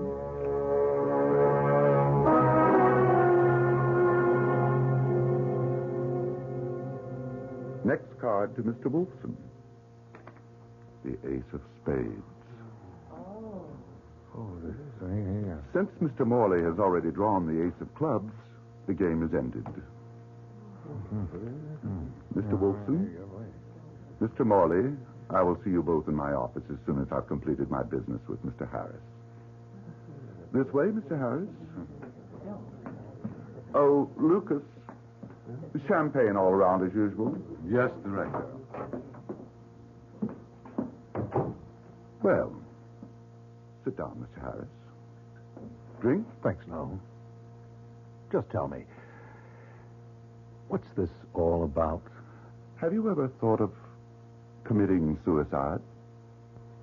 No, I never thought seriously of suicide. Well, many do, you know. Think of it seriously, that is. And some of these, quite a few, do take their own lives. But you'd be amazed, Mr. Harris, at how many people there are in the world who want to kill themselves. In fact, yearn to kill themselves, but haven't the nerve to do it. So? We do it for them. You... To put it more aptly, we arrange it for them once they become members of the club. The Suicide Club, we call it. Think of the gamble, Mr. Harris. The supreme gamble of your life. Think of the thrill of each night, staking your life on the turn of a card. Not a momentary thrill, but one that will make each day worth living because it may be your last. The ace of spades. The ace of clubs. Simple. Whoever in each nightly deal receives the ace of spades is killed. Everything, of course, is arranged to make his or her death appear accidental. The ace of spades, the person killed. The ace of clubs, the one who does the killing. Then one is the victim, the other is murderer. Huh. You spoke of a fee. Unnecessary evil, I'm afraid. The club's overhead is high, extremely high. Accordingly, so is the fee. Which is? Half your estate. Half of what you own. Half? That may sound unreasonable to you at first, but it all balances out, you see. What I mean is, there are members of the Suicide Club who have large estates, vast wealth. But at the other extreme, there are some who have virtually no estate, no money at all. Miss Lorne, for example. Alice, you met her. Practically penniless. She was quite well-to-do when she joined some time ago, but luck, the cards, has been against her. And in the meantime, she has spent everything she had on her habit. Drugs. She's a drug addict. Which is why she wants to die. It's the only solution to her problem. What a shame. She's so lovely. Her life could be so worth living. But isn't. Not anymore. Well, now, Mr. Harris, I promised you the greatest thrill you've ever had. I promised to cure your boredom with life for the remainder of your life. I'm ready to keep that promise with, as I said last night, the supreme gamble. Sign here. Yes? I'd like to think it over. You know what your decision will be. You're a compulsive gambler, Mr. Harris. Whether you join the Suicide Club now or later, you will join. I know it. You know it. To be bored is to be dead, as you so well know. Why not live a little? Why not sign? Now? Why not? Yes. Why not?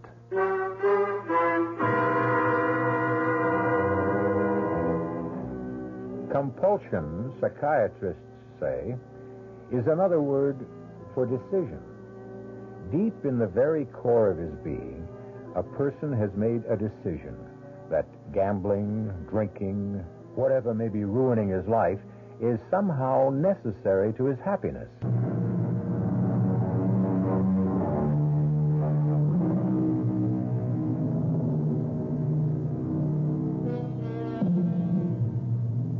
Bored, weary of a life of compulsive gambling which has lost its stimulation, Victor Harris, wealthy man about town, has joined the Suicide Club. Other members have joined because they want to end their jaded lives, but cannot bring themselves to do so. And so, it must be done for them. Victor's reason is different. A gambler who cannot stop himself from gambling, he has decided to take the supreme gamble. His life on the turn of a card. Your first night, Harris. Bon chance. Good luck. I'm not quite sure how to take that, Mr. Beg pardon, Director.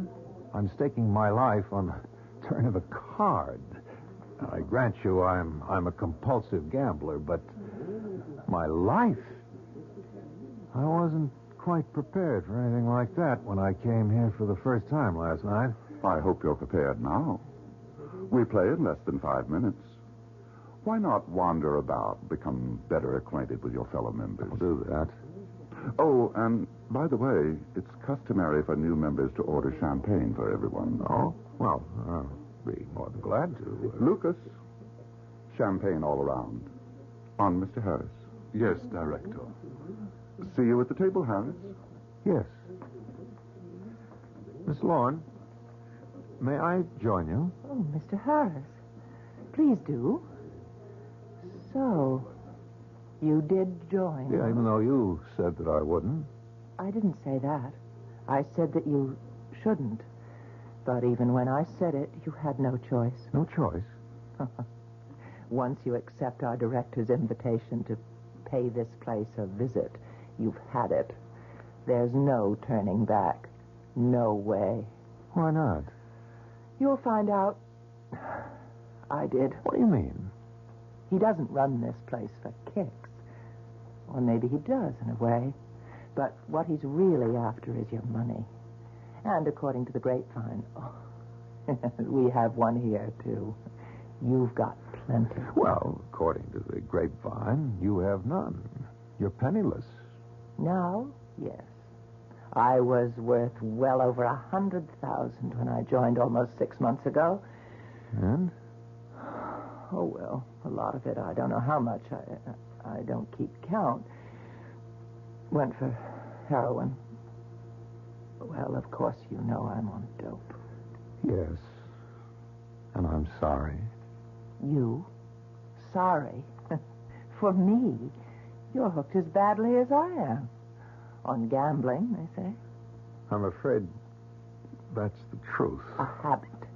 You can't kick. Just as I kick mine.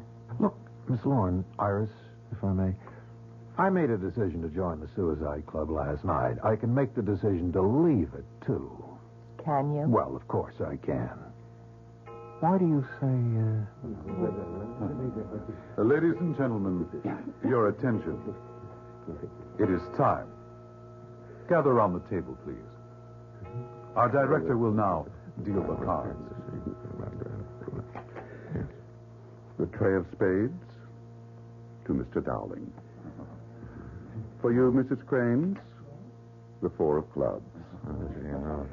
For Mr. Malthus. For Mr. Malthus, the ace of spades. Oh. I've won at last. Mr. I won. Malthus. I've won. Mr. Malthus, remember the club rules. Control, Mr. Malthus. But Control. I've won. This will be my last night on Earth. After all this time, my last night. Mr. Malthus. I beg pardon, Director. I truly beg pardon. Let us go on. Mr. Robinson, 8 of diamonds. Miss Feitzen, 2 of spades. Mr. Whalen, 9 of hearts. Mr. Harris? Ah, Mr. Harris. Your first supreme gamble. Yes. What card shall it be, do you think? Here it lies on top of the deck. What shall it be? Well, it can't be the ace of spades. True. Well, what is it? I don't know. I haven't looked. Enjoy yourself, Mr. Harris. Feel the excitement of not knowing. Live the supreme thrill of wondering. What is this next card? Turn it. Why don't I put it aside and draw the others? Turn that card. As you wish. It's a club, Mr. Harris. The ace of clubs. Mr. Malthus, Mr. Harris, you will join me in my office in 5 minutes. I'm no murderer. You wanted a thrill you're about to find, I'm afraid.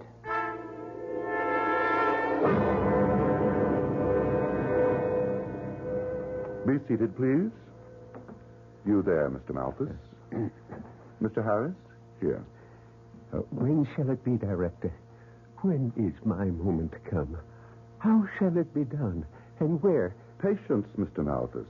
Patience. Your suicide will take place tonight at approximately 10:30. Is that satisfactory? Oh, yes. Yes, indeed. Good. Now, here are your instructions and a map to go along with them. This straight line represents the Uptown Express platform of the IRT subway at 42nd Street. Yes. This arrow indicates the direction from which the Uptown Express train will come into the station. Mm-hmm. At 10:30 tonight, you are to stand at precisely this spot that I've marked with an X. X marks the spot. Yes. Now, the platform will be filled with the after-theater crowd. You will take up your position at this spot and stand at the very edge of the platform. Clear? Very. Goodbye, Mr. Malthus. And Godspeed. Goodbye. And thank you for all you've done.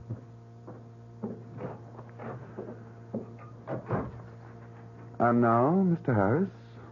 I have no intention of going through with this. I'm no murderer. Of course not. When you push Malthus in front of that train, you'll not be murdering him. You'll be doing him a service. Like all our members, he wants to die, but he hasn't the nerve to kill himself. You will simply be doing it for him. And that, as I see it, is not murder. I see it differently. That's too bad, Mr. Harris. I'm sorry, but frankly, there's nothing you can do about it. Oh, I think there is. I'm resigning from your club right now. Goodbye. Mr. Harris, no one resigns from the Suicide Club. No one ever has. No one ever will. I couldn't possibly run that risk. You have my assurance that I'd never say a word about... Assurance. Assurances. What are assurances to me? No, Mr. Harris, there's only one assurance you can give me that I can possibly accept. Your death. Or, more properly, your suicide. This is madness. Perhaps. But if it is, it's only another form of madness, Mr. Harris. Like, say, compulsive gambling. I won't argue with you further. No, you won't. I've had enough of your argument. You know what you have to do tonight. You know where and when. Do it. Do it, Mr. Harris. For if you don't, I promise you'll wish you had. And as you already know, I keep the promises I make.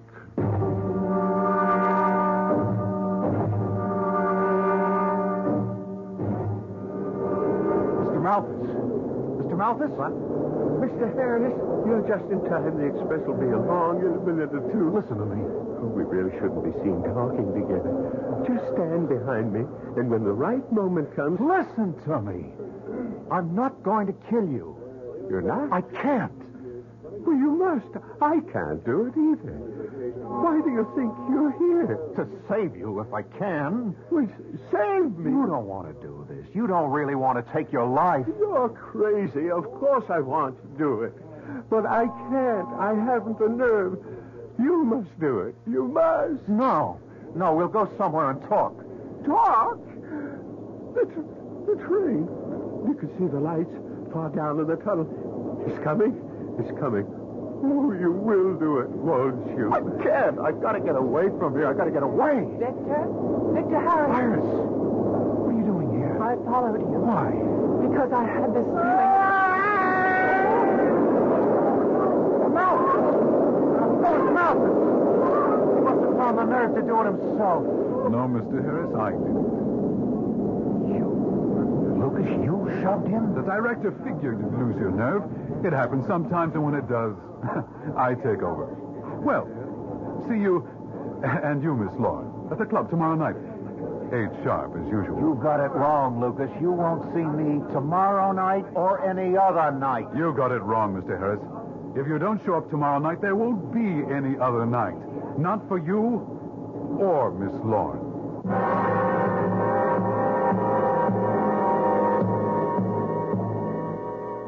As Victor Harris watches Lucas vanish quickly into the crowd, surely he begins to realize what his compulsion to gamble has brought him to. To what? Why, to certain death, wouldn't you say? I would.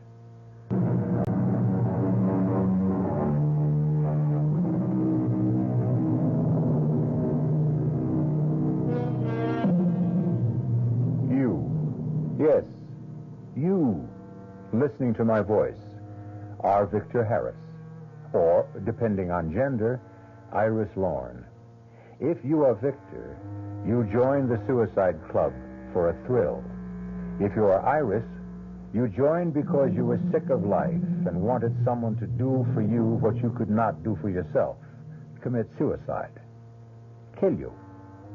But whether you are Victor or Iris, you begin to wonder if you've made a mistake, a fatal mistake, now that it's too late. And so now, Victor, Iris, you are in a secluded cocktail lounge. Iris, I don't understand.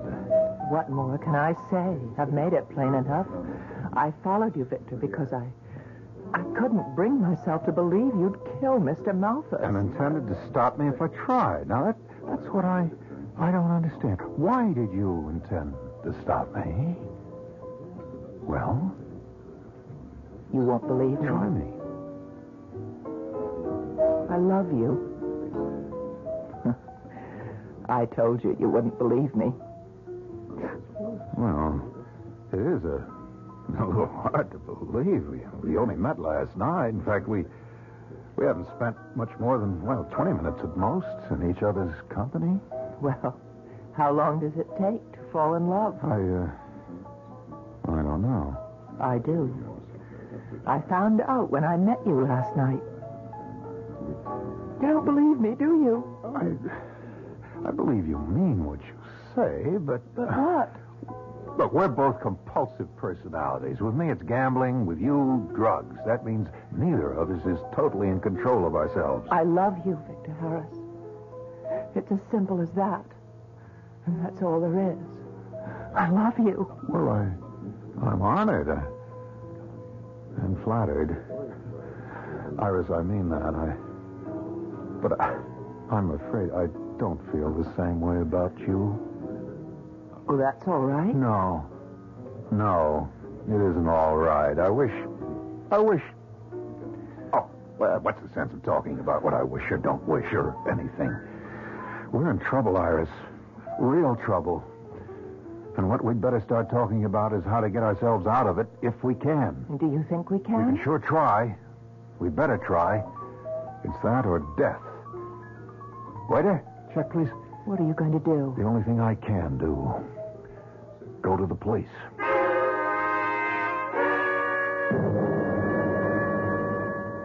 Lieutenant, that's the whole story. Mm-hmm. You don't sound as if you believed us, Lieutenant. Tell me something, Miss Long. How long you been mainlining? Mainlining? You know what I mean? It's written all over you. Your eyes, the nose twitching, the long sleeve dress. Pull up that sleeve and let's have a look. It's no need. It's true. Okay. What about you? Me? What are you on? Uppers, downers, mescaline? I'm not on anything. I'm no drug addict. Look, Lieutenant. Sounds like a pipe dream. A suicide club. Now, Mr. Harris, I've heard some far-out stories, but yours is... it's outer space. I see. In other words, you don't intend to do anything. We'll check it out, but word of advice? Yes? You and her. Kick the habit and try to get your feet back down on earth. Huh?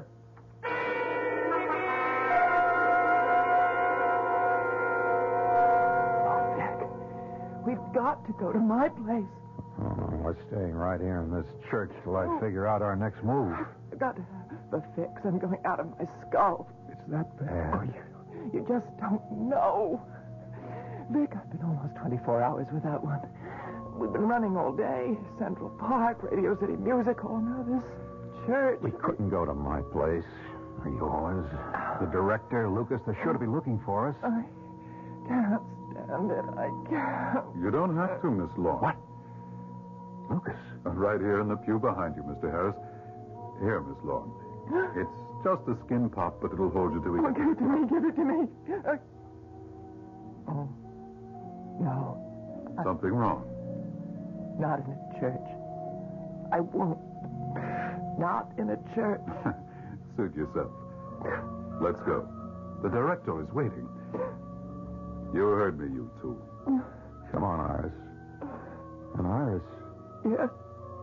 Good girl.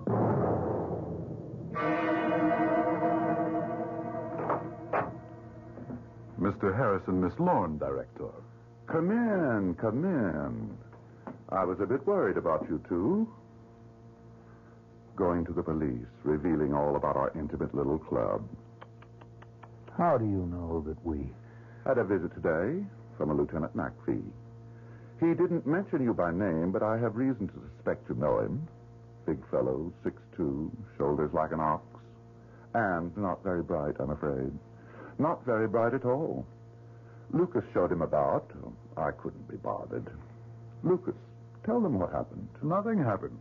I showed him around. Just a private residence. What else? As you say, what else? Well, now, champagne for you, Mr. Harris. And this for you, Miss Lawrence? I don't want your champagne. And she doesn't want that. Do you, Iris? Why not? Why shouldn't I? I'm dying for it. Then here, my dear. Iris, no. Oh, Vic. Iris, no. Please. I can't help myself. I'm all alone. I've been alone and I need something to comfort me. Come here. Into my arms. Come. Oh, Vic. Come. I'll comfort you, my darling. I'll comfort you. Well, how touching. How altogether. I don't think I've ever seen anything like this since the Suicide Club opened. Have you, Lucas? No. No, I haven't. However, life must go on, or to be precise, death. And it is time for our evening ritual. Come, Miss Lorne, Mr. Harris. Our little game of cards awaits us.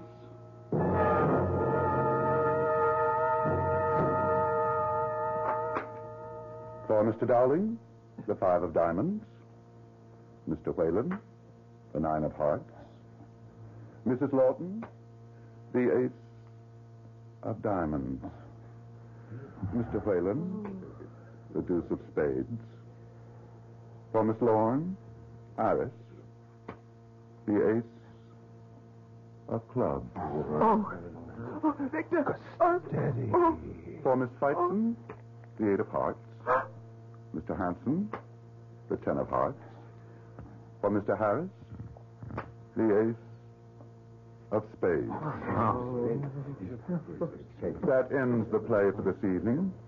Miss Lorne and Mr. Harris will join me in my office, please. Victor, I feel sick. I think I'm going to say... Miss Lorne, wait. Where are you going? To the powder room, you fool. She's sick. Mrs. Lawton, do what you can for her. In my office, Mr. Harris.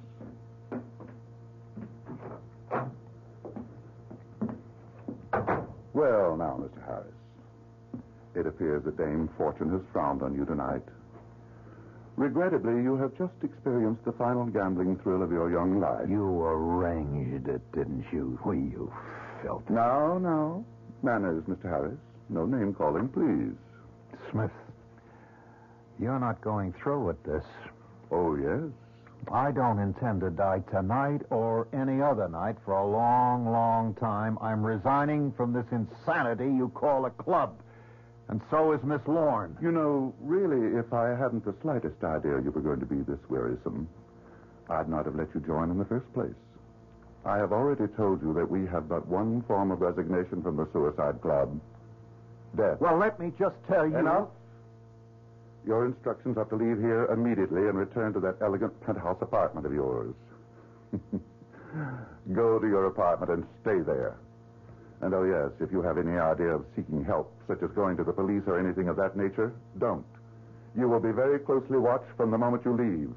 And any attempt to disobey my orders will result not only in your death, but Iris Lorne's as well.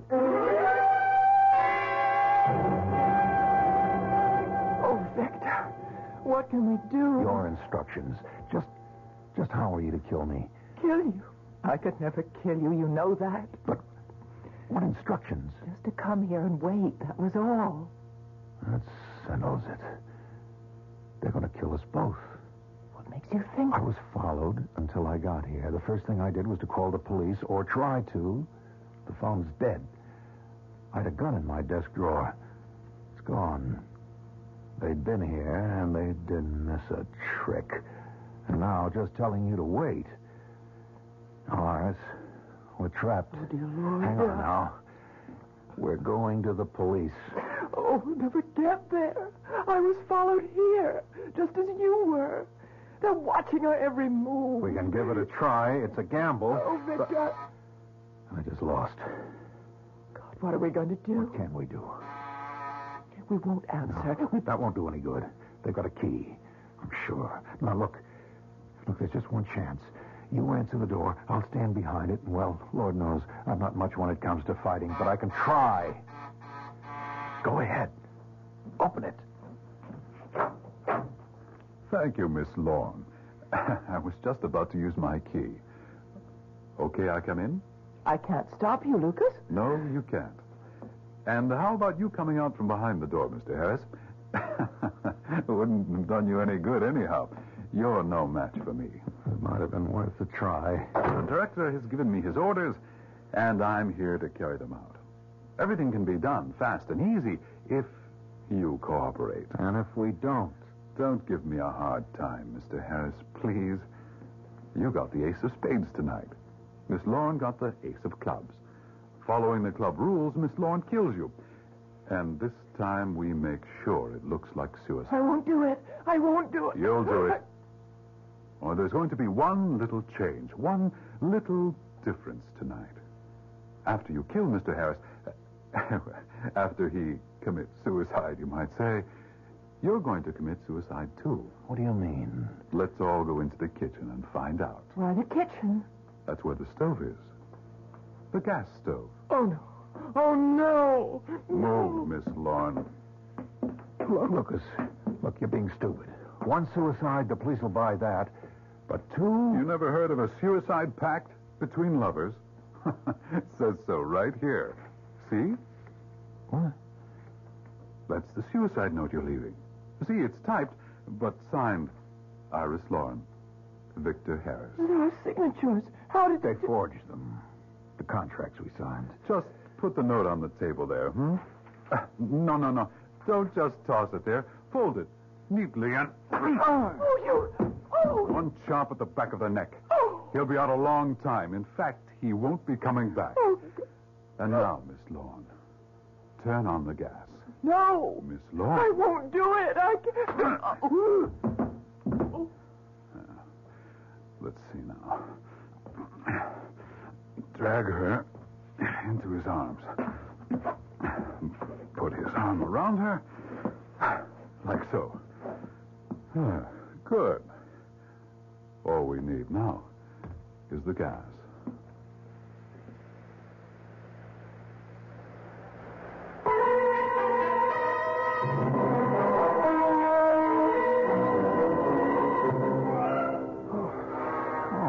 Okay, Eddie, he's coming around.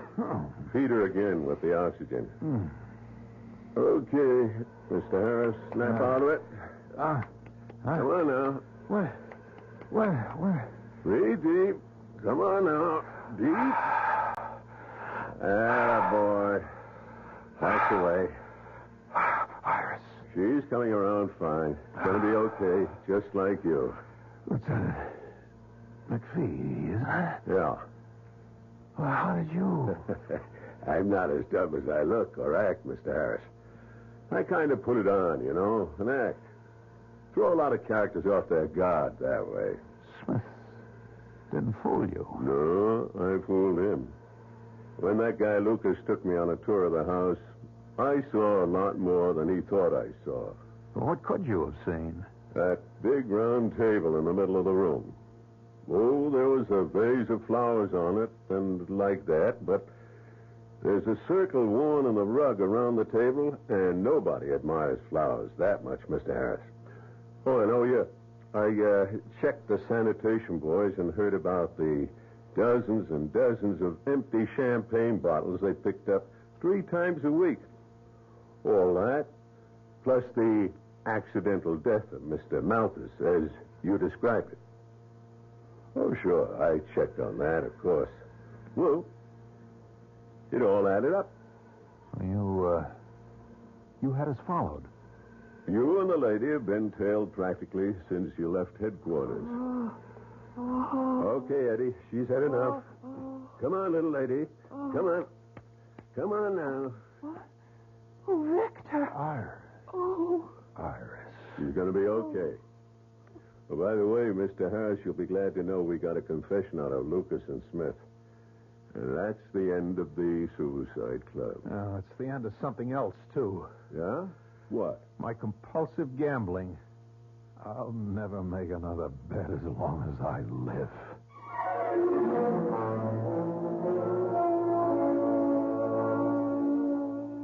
Victor Harris never did gamble again. The Suicide Club cured him of that. And, oh yes, it cured Iris Lorne of drug addiction. Although I'm not so sure it wasn't having someone to live for, someone to love. They're married now. Victor never had a chance.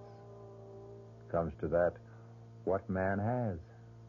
Our cast included Barry Nelson, Marion Seldes, John Barragray, Dan Ockel, and Lloyd Batista. The entire production was under the direction of Hyman Brown. This is E.G. Marshall inviting you to return to our Mystery Theater for another adventure in the macabre.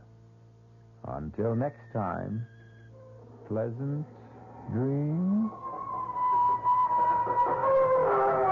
Preceding Mystery Theater program is furnished by the CBS Radio Network. This is WOR New York and RKO General Station. It's 8 o'clock. Here's John Scott with the news.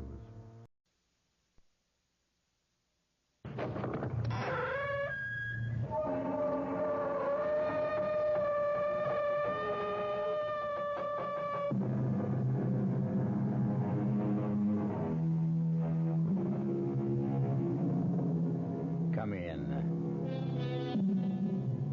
Welcome. I'm E.G. Marshall. Welcome once again to the shadow world of mystery and suspense, to a dark and cryptic universe called the imagination. When we were young, we liked to believe there are things money cannot buy. You know, things like love, happiness. But as we grow older and learn more about the world, well, we're not so sure. As a matter of fact, many of us even begin to believe that the only thing money cannot buy is a fresh new body and a chance to live another lifetime. Well, don't be too sure of that. Our mystery drama, The Forever Man, was written especially for the Mystery Theater by Sam Dan and stars Paul Hecht. It is sponsored in part by New Sugar-Free Diet 7-Up and Buick Motor Division. I'll be back shortly with Act One. Great taste in the morning. Kellogg's has that wholesome taste to get you up and grinning. This is Jerry Coffer for Kellogg's Special K. You know, for years we've been talking about the Special K breakfast, a great way to start the day if you have a weight problem. You may have seen or heard our latest commercials, which symbolize the problem of being a few pounds overweight by using this ball and chain. That's the sound effect.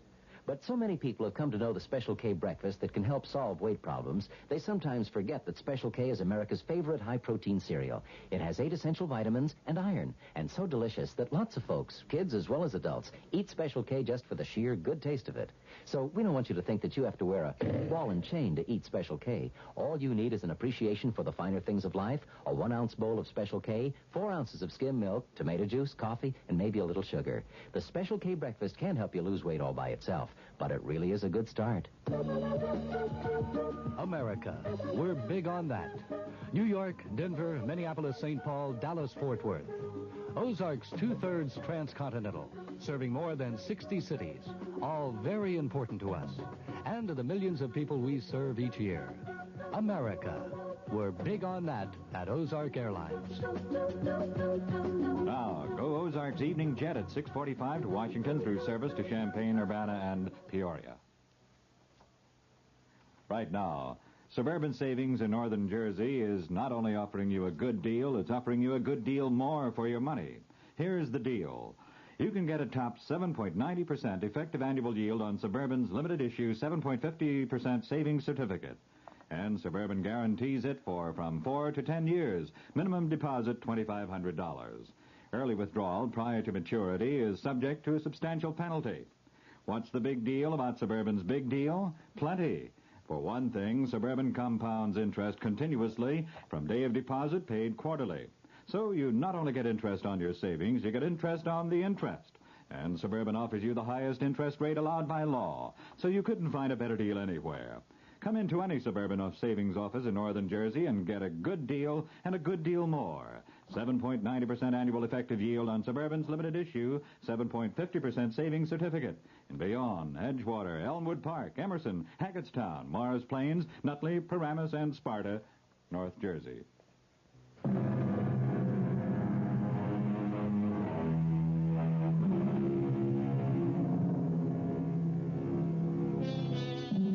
All of our great religions agree on one important point.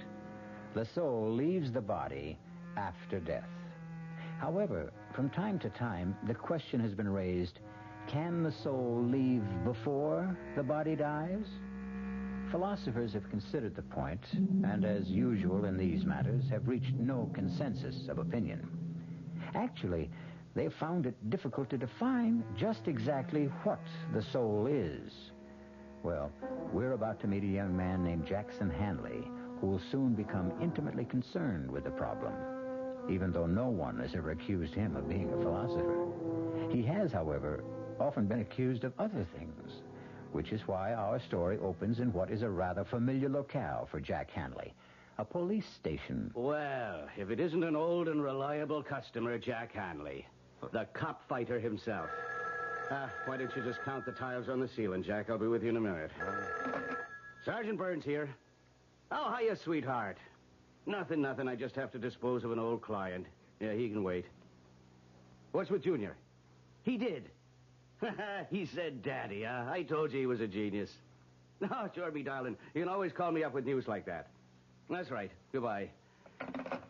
Well, Jack. What are we going to do with you? I guess I'm just a bad boy, Sarge. Why do you fight with cops, Jack? I don't like to get pushed around. Well, there's no percentage in it. Yeah, you're 100% right. I mean, you can't win. So what? All you do is wind up in a cell with a black eye and a fat lip. Look, maybe there's a law that says I gotta go to the cooler. But is there a law that says I gotta listen to you? Jack, I got great news for you. Yeah, like what? Take a real wild guess, Jack. Okay. Somebody came along and posted bond. That's right. What's right? Somebody came along and posted bond. What are you talking about? You guessed it. Oh, are you kidding? No, it's on the level. But who'd post a bond for me? I don't know. Maybe you got a fairy godmother. You mean I can just walk out of here? There's the door. Take off. That's all there is to it? That's all. You mean you ain't even going to give me the speech? Oh, Jack, on your way, will you? I don't have all day to fool around with every hood that's hauled in here.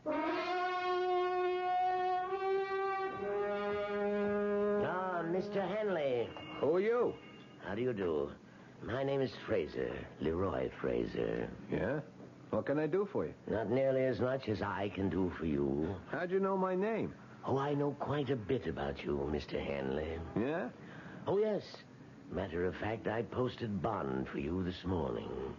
Oh. Why? Would you believe I'm a wealthy old man who likes to do good deeds? No. Then why do you suppose I did it? You want something? Excellent. You, Mr. Hanley, are a realist. No illusions. Exactly the man I'm looking for. To do what? First, to take me somewhere. You drive a car? Oh, but of course you do.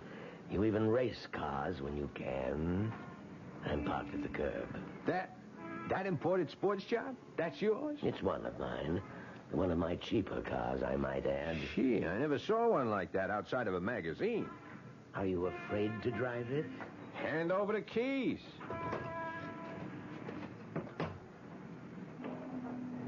Where to? Not far, the Pershing Arms. Hey, that's a pretty classy joint. I find it adequate. Why'd you post my bond? You already know I want something. What? Let us say my share of eternity. What does that mean? Are you willing to take a job? Doing what? For one thing, you'll drive this car. Chauffeur, that's a drag. The car will be yours. Mine? You'll need it to get around. Where would I be going? You'll find out after lunch. Why not now? It's a long story. Yeah. Listen, Mr. Fraser, I better straighten you out. Please do. You see, I'm a guy who gets into trouble. I know. Yeah, it's because, well, maybe I got a bad temper, you see. A rather low boiling point. Yeah. You see, so, well, I get into fights. I get arrested. I'm aware of that. But I'm not a crook. You understand? Understand perfectly. Yeah, so, this thing, well, it better not be something I could go to jail for. Jack, I assure you, it's a pure and simple, out-and-out private business agreement. But to do what? Something that is mutually profitable. But what is that? Ah, pull over. Oh. We're at the Pershing Arms. Uh-huh. What's here? Your apartment. My apartment? All ready and waiting.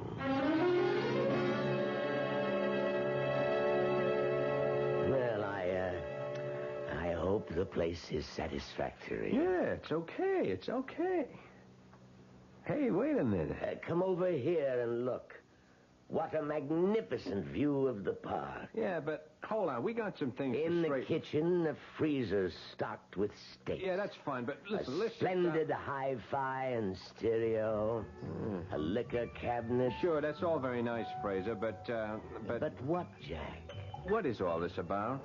I promised to tell you after lunch. Well, why do I have to wait?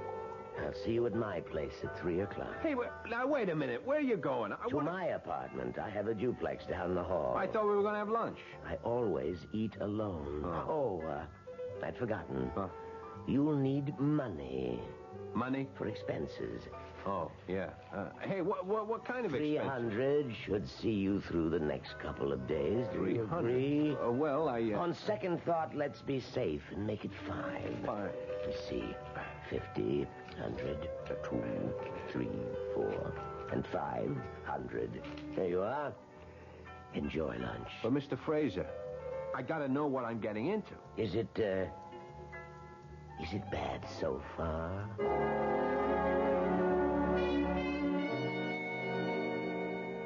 How'd you like the pad, huh? What's the catch? Nothing. Jack, you're talking to me. Della, remember? Well, there's this guy. Which guy? An old guy, Mr. Fraser. He puts up my bond. Why? I don't know. He gives me the car. Why? I don't know. And he gives me a job. Doing what? I don't know. He even gives me $500 in advance. I don't like it. But you're always on to me to get a job. Okay. I got a job. A job, sure, but something like this? Jack, it has to be a setup. What kind of setup? I don't know. That's what's wrong. You see, we both keep saying, I don't know. You don't know what the job is, and I don't know why I don't like it. Look, Della, I figure it this way. No, Jack, don't you figure. Figuring always gets you into trouble. But you have to figure he's an old nut, right? And he's out to throw his dough away for kicks. So why shouldn't I catch some of it? I still don't like it. You mean there are no old nuts like him? It don't happen? Oh, in storybooks, maybe. In the movies, maybe. Oh, Jack, listen to me. You're 500 ahead. Now, let's get out of here right now. Ella, this is a gold mine. You think so? And this 500, that's just what's lying around on the top. Oh, Jack, I'm scared. Of what? I can't explain it. I'm just scared, that's all. Look, I can handle it. Oh, sure. I know how you can handle it. The way you think you can handle everything. With your fists. Oh, you just won't learn. Well, I know. Well, okay, maybe I'm stupid. But that's why I can't turn down a chance like this, don't you see? No, there's something about this place. It's creepy. There's something in the air here. I don't smell nothing. Even the books on the shelves. Hey, I didn't notice that. Hey. You know, these feel like leather. I bet they cost a bundle. Jack, just read these titles. The Transmigration of the Soul. The Experience of Metempsychosis. One soul, 2 bodies. Stella, you don't have books like this to read. You keep them around to give the joint a touch of class. These books are old, Jack. So old. Then they got to be worth a lot of dough. Yeah, and all of them are about souls that leave the body. Well, isn't that what happens when people die? Okay, Jack. You got all the answers. I just wish you knew some of the questions.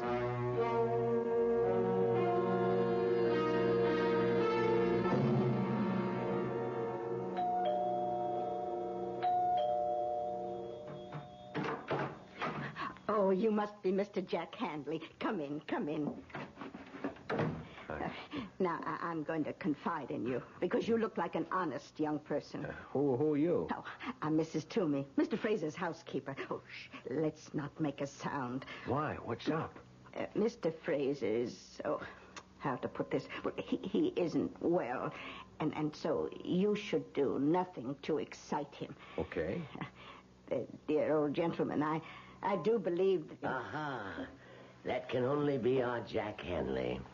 Here it is 3:00, and here you are, right on time. Mr. Fraser, you promised the doctor to take a nap. And I did. Also to take a pill. And I shall. Now, Mrs. Toomey, excuse us. Oh, yes, sir. I hope you and the young gentleman have a most agreeable afternoon. Well, Jack, ready to go to work? I'm ready to be told what the work is. What do you want? I want to make you rich. Why? One step at a time. You asked me what I wanted. I told you. Why is another question, and tomorrow is another day. Okay.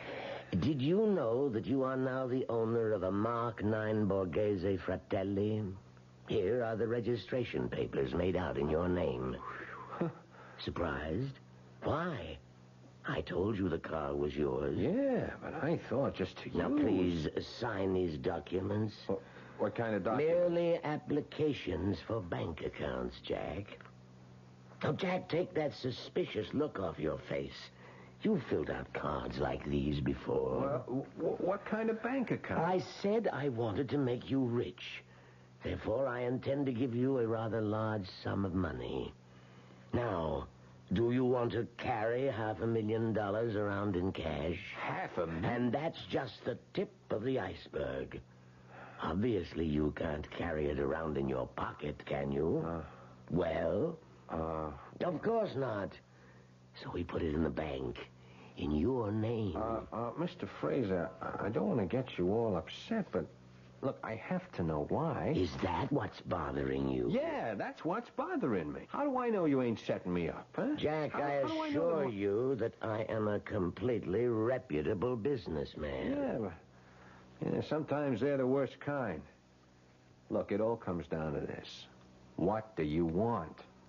That's a fair enough question, I suppose. Jack, I want your body. Hey, wait. I want your body. And in exchange, I'll give you mine.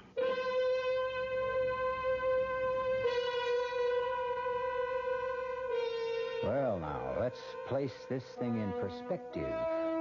The art of exchange, of trade, is as old as history.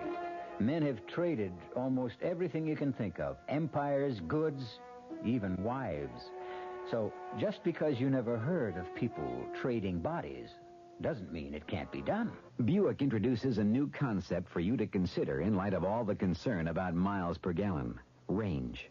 Range is what you get when you multiply the mileage your car gets per gallon by the number of gallons your car's gas tank holds. Range is one of the things that help make Buick Apollo such a special small car. It comes from coupling the Apollo's economical 6-cylinder engine with a standard 21-gallon gas tank. It holds a lot, but it doesn't use a lot. Look into the Apollo. It's the Buick of small cars. Oh, sure. You can talk about good-tasting diet drinks, but I know. I'm Goldilocks, and here at my taste-testing laboratory, I taste-test them all. And nobody's been drinking my diet drinks until I tested sugar-free Diet 7-Up. And then, kabloomy! Every bear wanted some. Diet 7-Up is fresh, natural, delicious. Sugar-free Diet 7-Up. This one's just right.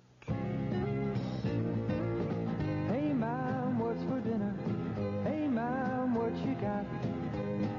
Here's ShopRite's suggestion for a delightful cookout dish. Boneless top round or sirloin tip steaks, just $1.69 a pound. Delicious cooked over the coals. Just as delicious pan-broiled indoors. For a busy night, here's a quick dinner idea. Freezer Queen family-size frozen casseroles, all varieties except beef, just 99 cents for the 2-pound size at ShopRite. For dessert, Pepperidge Farm Layer Cake, 17-ounce box, 69 cents in ShopRite's frozen food case. Cooking out or cooking in, ShopRite has the answer. She loves the family. She wants the best. She does all that she can do. She lets ShopRite do the rest. Hey, Ma, what's for dinner? ShopRite has the answer.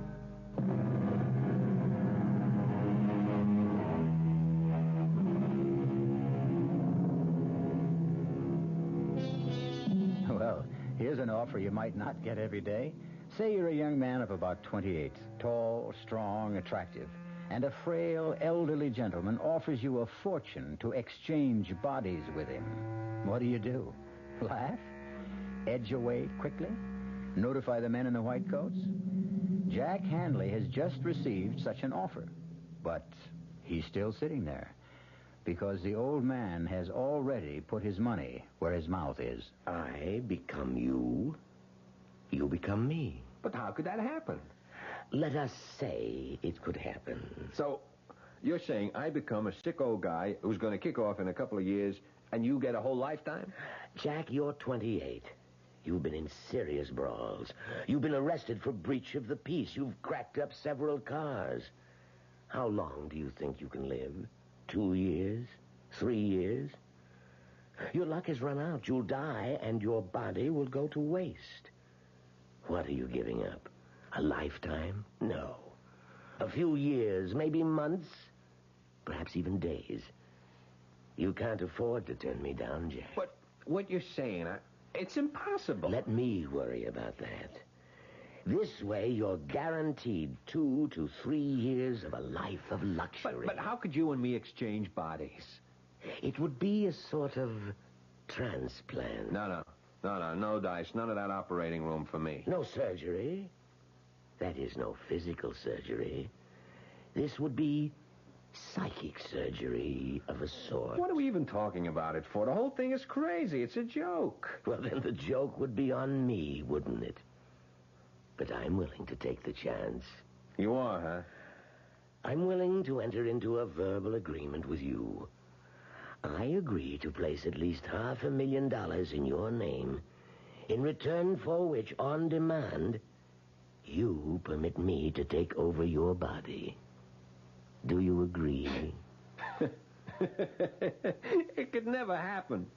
I need your agreement. But I don't believe it. Whether you believe it or not, you have to state the following if you want all this money. You must say... Yeah. I agree to the exchange of bodies with Leroy Fraser. But it is crazy. I must have the statement, or we have no deal. Okay. If it'll make you happy, I agree to the, exchange of bodies with Leroy Fraser. With Leroy Fraser. Okay. Well, now, that's in order. So, what about this job? The job? Yeah. Oh, don't you see? Your job is to enjoy life until such time as you are required to surrender your body. Oh. I might add, you must take excellent care of it. Not that this could ever happen, Fraser, but, how do you enforce a thing like this? Just suppose, if and when the time ever comes, I just tell you to go and soak your head. Too late. You've already agreed.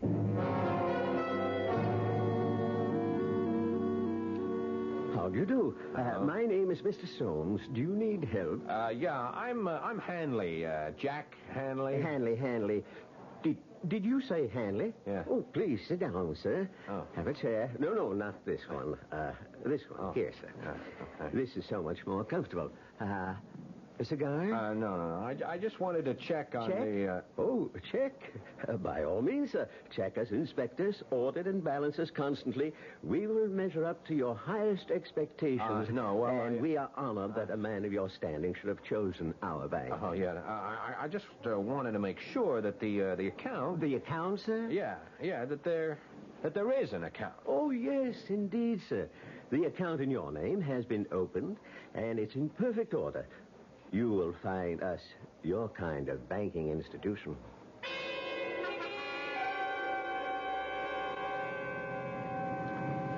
been to all the banks. You know how much it adds up to? $590,000. Well, say something. What do you want me to say? I want you to say what you think. You know what I think. Yeah, I shouldn't have told you. Oh, you've got to break that agreement somehow. Agreement? You know, I listened to your talk, and I wonder, have you got all your marbles? You did make an agreement with this Mr. Fraser. All I did was I went along with a gag to keep some old nut happy. But it's an agreement. Look, all right, why don't we just forget it, huh? Okay. You know, I think I figured out a way you can break it. Who wants to break it? Don't touch the money. Don't take a nickel that's in the banks. Now, how much of the $500 did you spend? Now, look here. And give him back the car with a full tank of gas. No. This baby is mine, all mine. Oh, please, Jack. You know where we're headed tonight? Meridian Oval. Jack. Yes, ma'am. I called up the whole crowd. Spread the word. Jack is back. Jack, you're not going to race. In this one? Won't be a race. It'll be like wheeling the baby home. Jack, suppose I crack up the car, so what? So what? Yeah, so what? This heap goes for $21,000. Big deal. All I got to do is write out a check. That's all there is to it. Listen, I got to educate you on how to behave. You see, you never had any real dough in your life.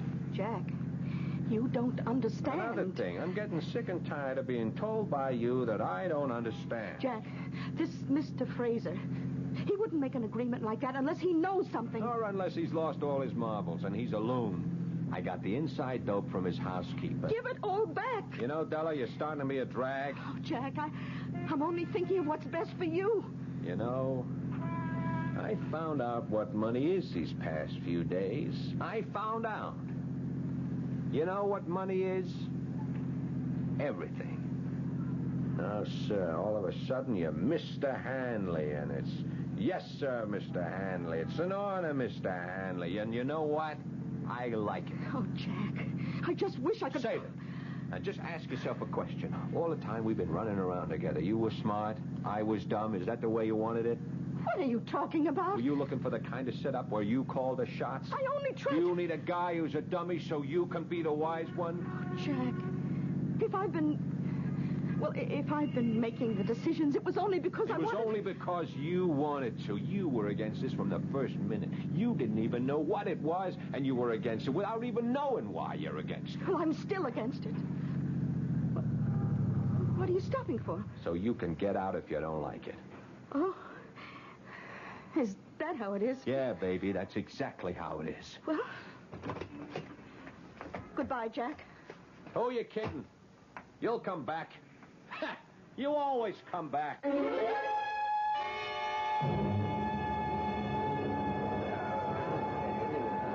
Jack, where'd you get them wheels? What do you say, Jer? What are you trying to do, blow us all off the track? I see the word is out, huh? Crazy, Jack. Man, you won't be happy till you kill yourself, huh? Look at me now, Jerry, old buddy, because in 5 more minutes you won't see me for dust. Boy, a car like that on a 2-bit track like this. I'm just warming up for the big time, Jer. Yeah, but it's been a couple of years since And you were I'm better than ever. Hey, there's the flag. Yeah. See you, Jerry.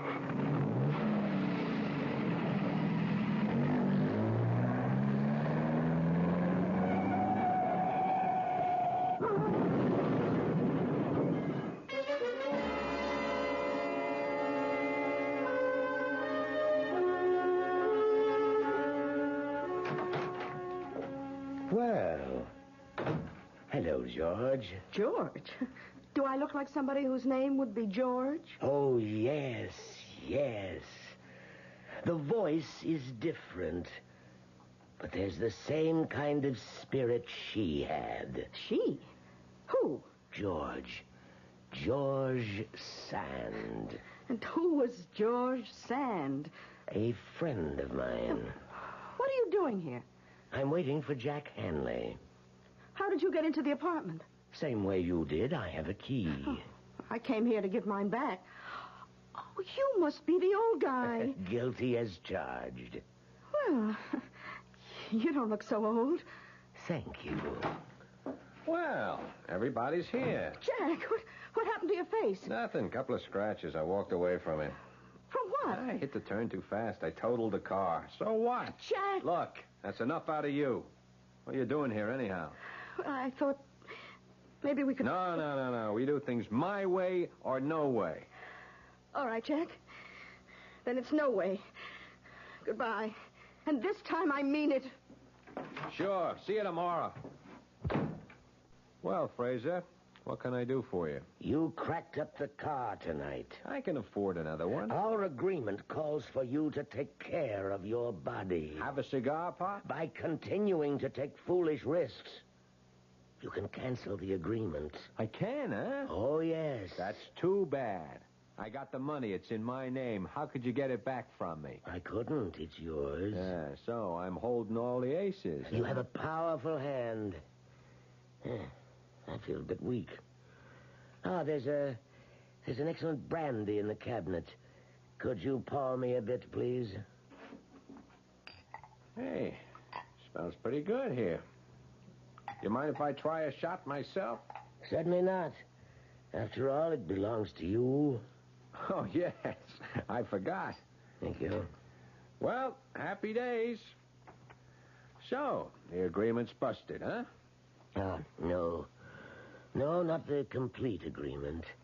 You see, only the part of it that gives you the 2 to 3 years. Is that right? I can't take a chance that you will live that long. Not at the rate you're going, so... So what? You are required to surrender your body on demand. You agreed, remember? Sure, I remember. You want some more of this brandy? No, but help yourself if you like. Yeah, thanks. You were saying? I was saying you agreed to surrender your body on demand. But I demand it now. Huh? The exchange will be made tonight.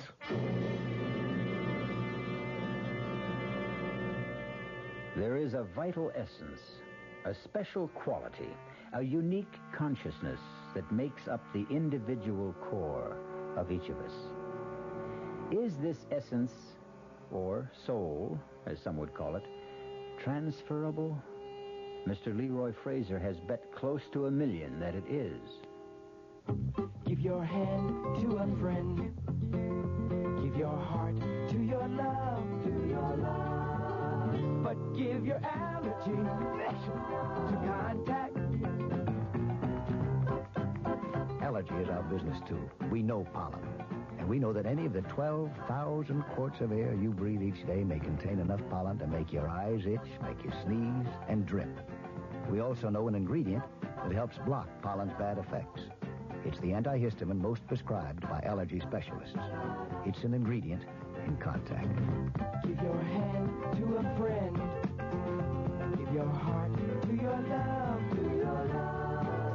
The tiny time pills in one contact keep this antihistamine working up to 12 full hours. All day, all night. Give your allergies to contact. Take contact only when needed, only as directed. Introducing the greatest taste to come out of your toaster since Samuel Bath Thomas baked his original English muffins in 1880. Thomas's new onion English muffins. Little bits of real onion blended into Thomas's original English muffin recipe create a tangy taste that makes everything fantastic, like burgers and cream cheese and cold cuts. Even butter tastes better. Thomas's new onion English muffins. The greatest new taste since 1880. Thomas's promises. Hey, Pat, how tall do you think she is? 300 feet if she's an inch, Luigi, and a fine lady she is. The year 1886. While most New Yorkers were enjoying their first look at the Statue of Liberty, a few were enjoying their first taste of Thomas's bread and discovering it was every bit as delicious as Thomas's English muffins. Today, there's still never been a lady to equal the lady, or a bread to equal Thomas's protein, whole wheat, and white bread. Thomas's promises. It's bitter. It's bitter. It's sweet. It's bitter. It's sweet, Marcello. Well, maybe it's a bit sweet, Sophia. On second thought, I love its bitterness. Punte Mes. Is it bitter? Is it sweet? People have been arguing about it since 1786. Punte Mes, a lovely before lunch or dinner drink from Italy. On the rocks or with soda and a slice of orange. Punte Mes, capital P-U-N-T, little e, capital M-E-S. It's bitter. It's sweet. It's bitter. It's sweet. It's bitter. It's sweet. All right, Sophia, it's bitter. No, my darling, let's just say it's bittersweet. Like life, like love, like marriage. Italian style. Punte mes. Punte mes. Reported by Camelot Importers Limited, New York, New York.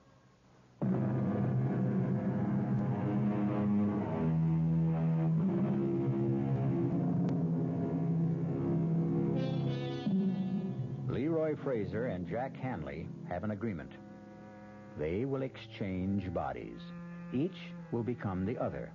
Jack Hanley will become Leroy Fraser, old and infirm. Leroy Fraser will become Jack Hanley, young and vigorous. Maybe.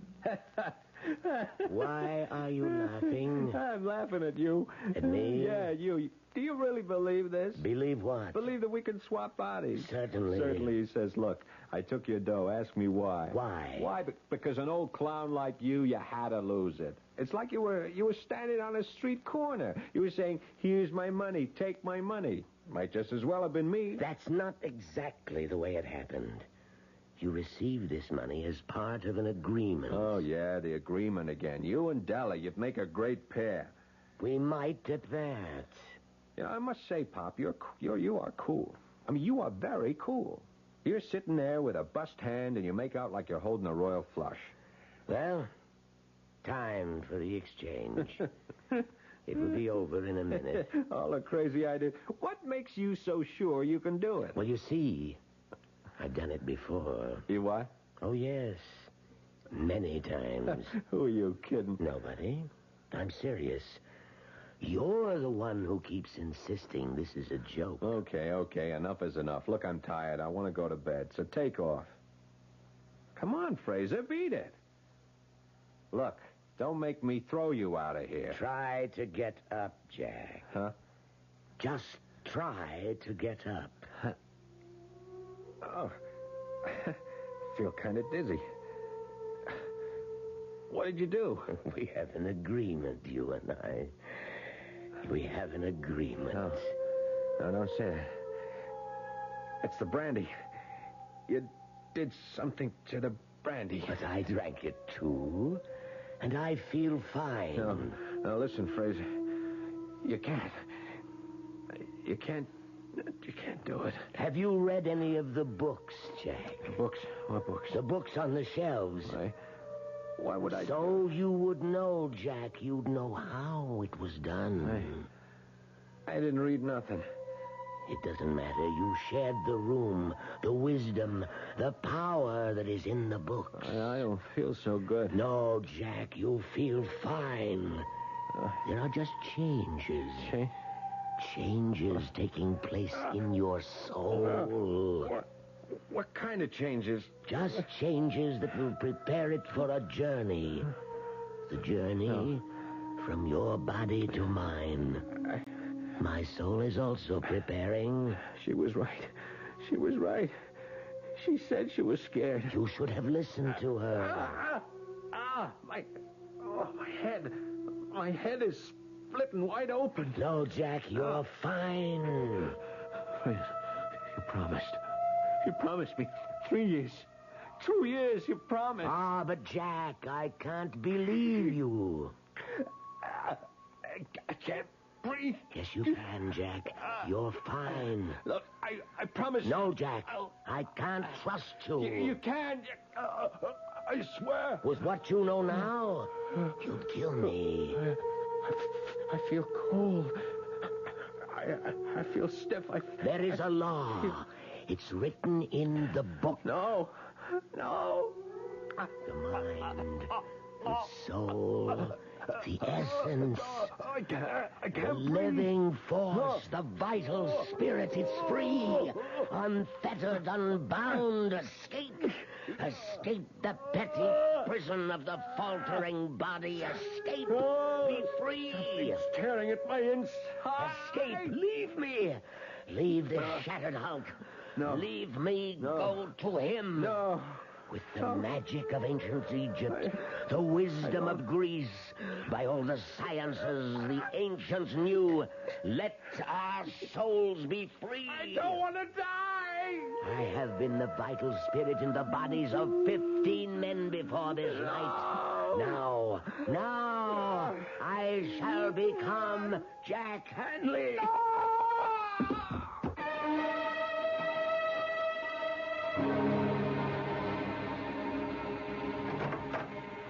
Well, and how are you this morning, Mr. Fraser? What?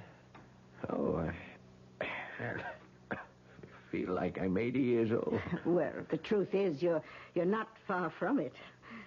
What are you saying? Now, Mr. Fraser. Who are you calling Fraser?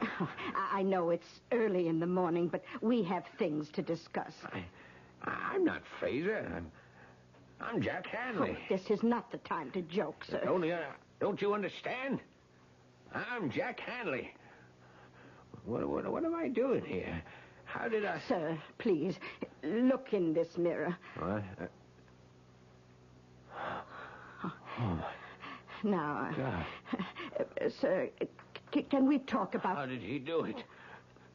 How did he put me into his old body? Oh, I better call the doctor. Forget the doctor. Call the police. He stole my body.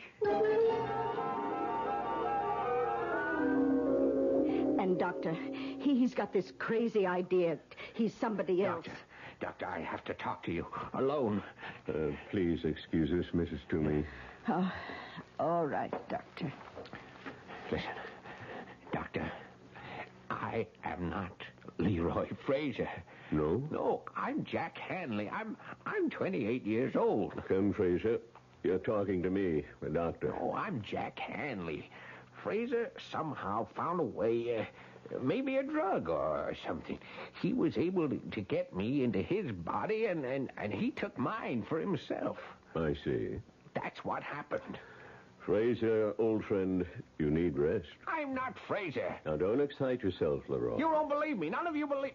I know. You look at me like I'm a nut. Some rest and quiet and... Look, you're a doctor. You should see it. Of course, of course. 50 years ago, if a guy said you could transplant a heart, you'd say they were crazy. But they can do it today, huh? Can't they? Well...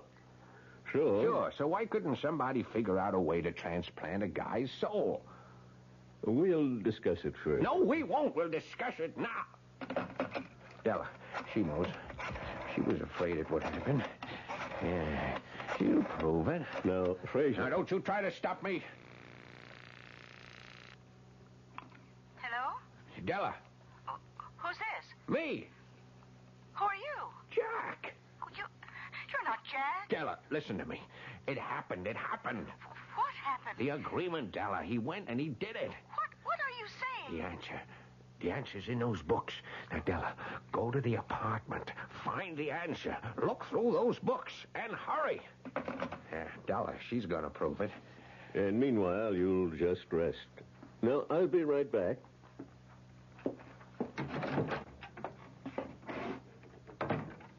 How is he, Doctor? Well, we'll have to get him to a sanitarium. Whatever gave him the idea that he's a young man? A delusion. A not uncommon delusion. A yearning for better, happier times. Should we get him ready to travel? Yes, go in and help him dress. I'll make some telephone arrangements. Oh, certainly, Doctor. Mr. Fraser? Mr. Fraser? Oh, Doctor, he's disappeared.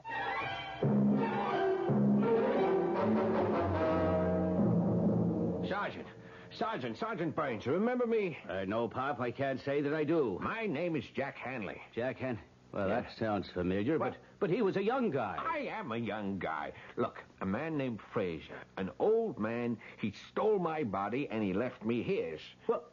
Well, come on. It's true. Yeah, sure, Pop. Don't call me Pop. I'm younger than you are. Now, look, friend, why don't I have one of the officers take you home? I'm Jack Hanley. I was here 3 days ago. Jack Hanley was here 3 days ago, not you. I am Jack Hanley, and I can prove it. Sure you can. Sure. You called me cop fighter.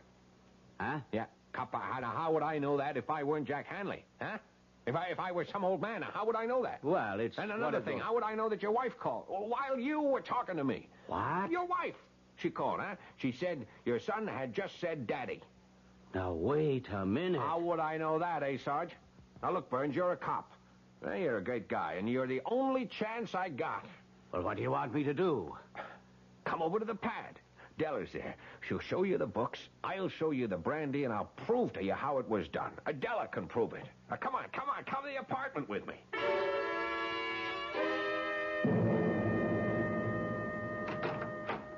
Well, come on in. Oh, sure.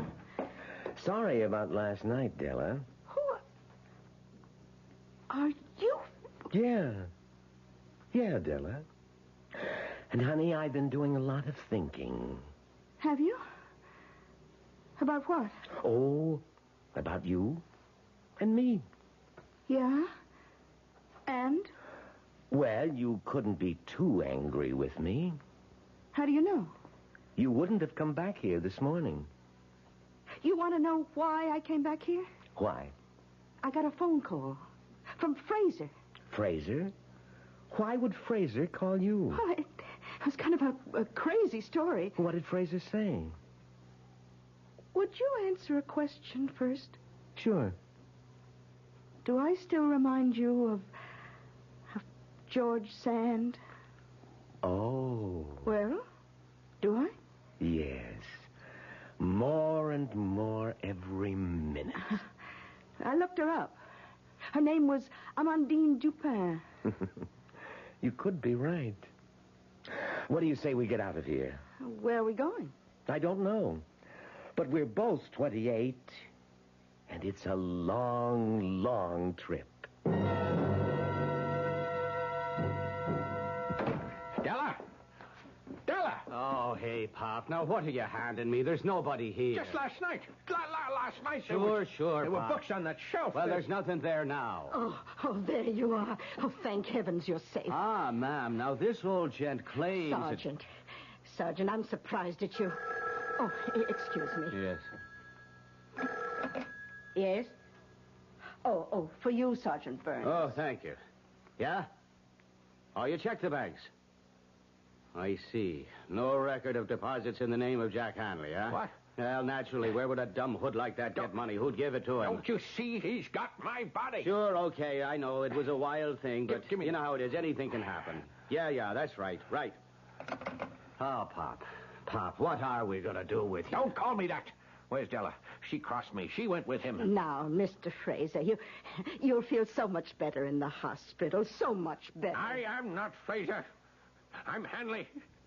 I am Jack Hanley. Won't anybody believe me? Now, look.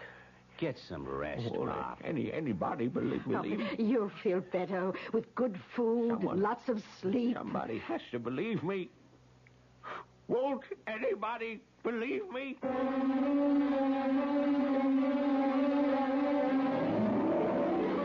As he sits there, Leroy Fraser, or if you prefer, Jackson Hanley, he sits there in his room in a faraway sanitarium, and he keeps asking the question of everyone who will stop to listen. So far, no one believes him, or is willing to admit it.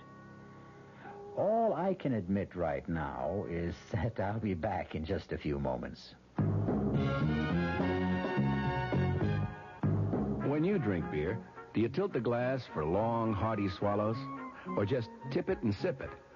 Well, sipping's the thing for wine. But Budweiser beer is a hearty drink, brewed for zest and character.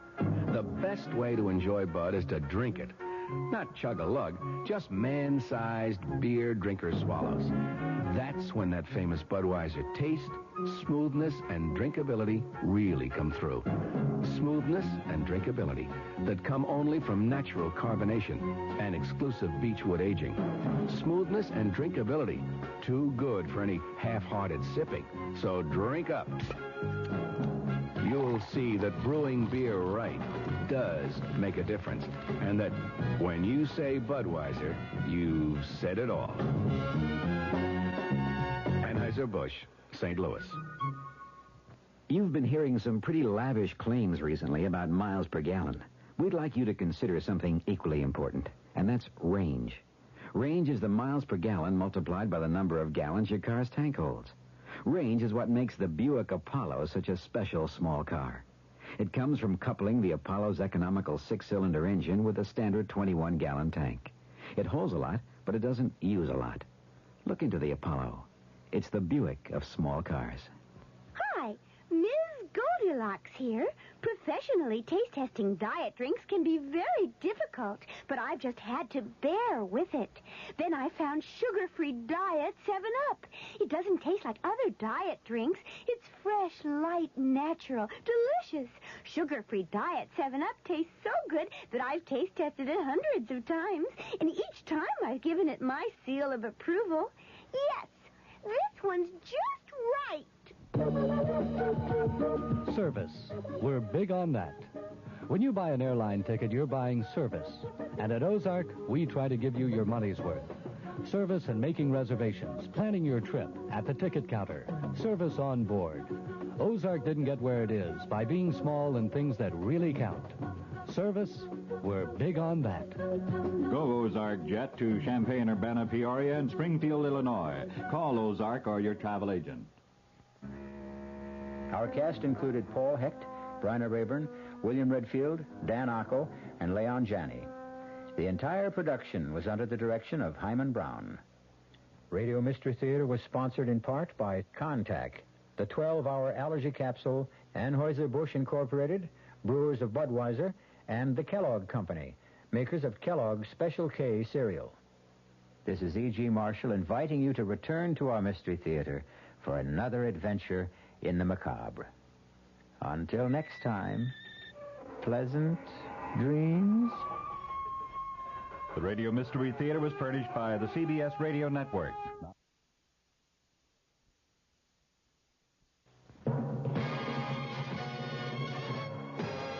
I'm Fulton Lewis in the Mutual Broadcasting System studios in Washington, D.C. Now, my commentary.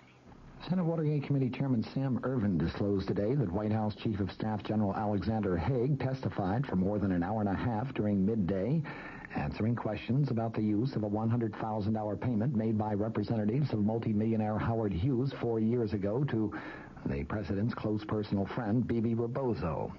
On May 2nd, you recall, General Haig had been asked virtually identical questions by the same Watergate panel. On that occasion, he produced a letter from the president directing him to invoke executive privilege and declining to answer any questions.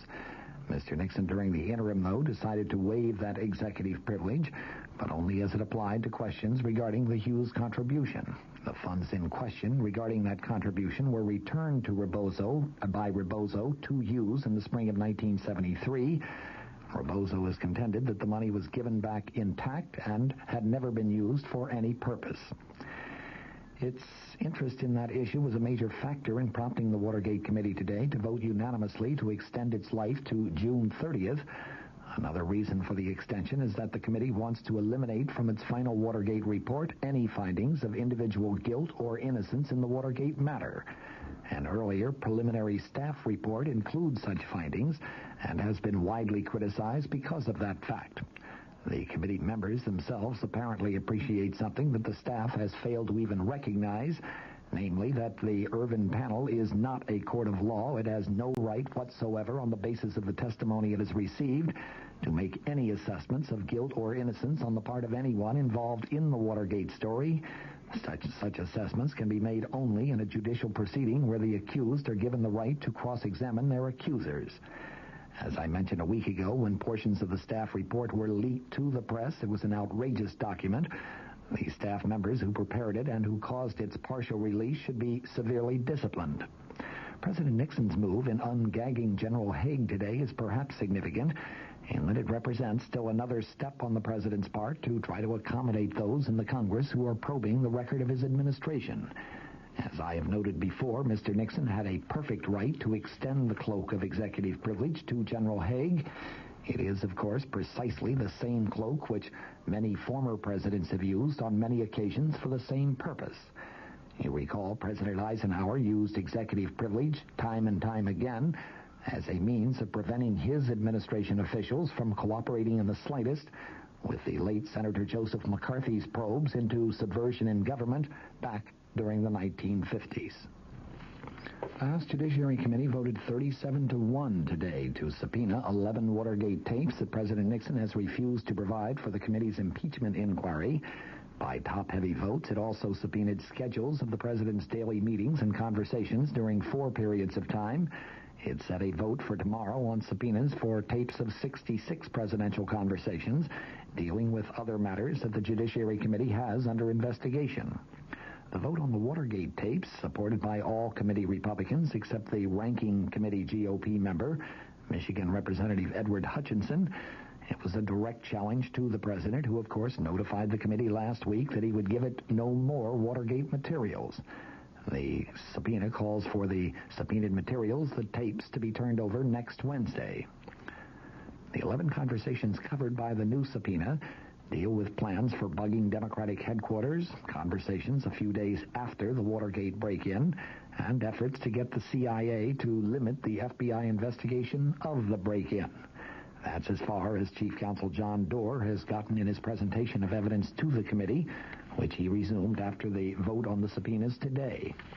Doerr said as he proceeds through the House panel's Watergate evidence, he is going to request additional subpoenas for tapes that the White House is still withholding. The committee requested 76 Watergate conversations last April 19th, of which the 11 that were subpoenaed today are part.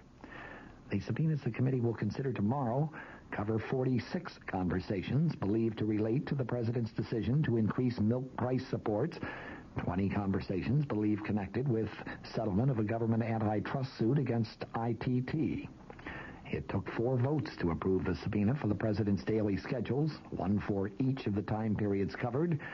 Indiana Republican Representative David Dennis, who objected to 3 of them, forced the separate votes.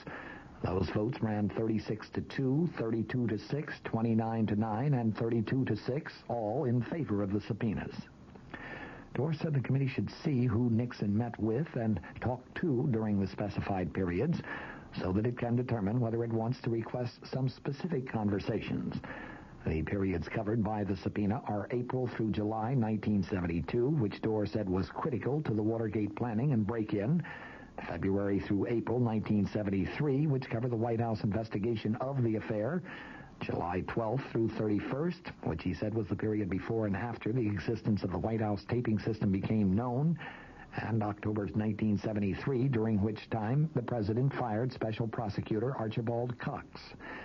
In contrast to the request for subpoenaing the daily schedules, which Iowa Republican Representative Wiley Main called a fishing expedition, no one spoke against the subpoena for the Watergate tapes. Hutchinson, the ranking Republican member, did not take part in the discussion, but he has stated on several occasions in the past that he is going to consistently vote against any subpoena because he opposes a confrontation between Congress and the executive branch. New Jersey Democrat Representative Peter Rodino, the committee chairman, said the committee was not seeking a confrontation, but was after the truth. Several members questioned Doerr as to whether he knew tapes existed for the 11 conversations that the committee has subpoenaed. Doerr responded, "We are reasonably satisfied that they do exist." In other related developments, former presidential appointment secretary Dwight Chapin was sentenced today to 10 to 30 months in prison, that for lying under oath about political dirty tricks in the 1972 campaign. He was the second high-ranking former White House aide of President Nixon to be sent to prison. Chapin, who had pleaded for leniency in a written statement to U.S. District Judge Gerhard Gesell last week, made no statement to the judge today. His attorney said that he would appeal Chapin's jury trial conviction this Friday. The judge allowed the 33-year-old Chapin to remain free without bond until that appeal is disposed of. He said he had given a great deal of thought to Chapin's case, and he said, "Your resort to swearing falsely cannot be condoned." Chapin was convicted by a jury on April 5th of 2 counts of making false statements to the FBI regarding political trickster Donald Segretti. He could have been sentenced to 5 years in prison and a $10,000 fine on each count. From the Mutual Studios in Washington, I'm Fulton Lewis.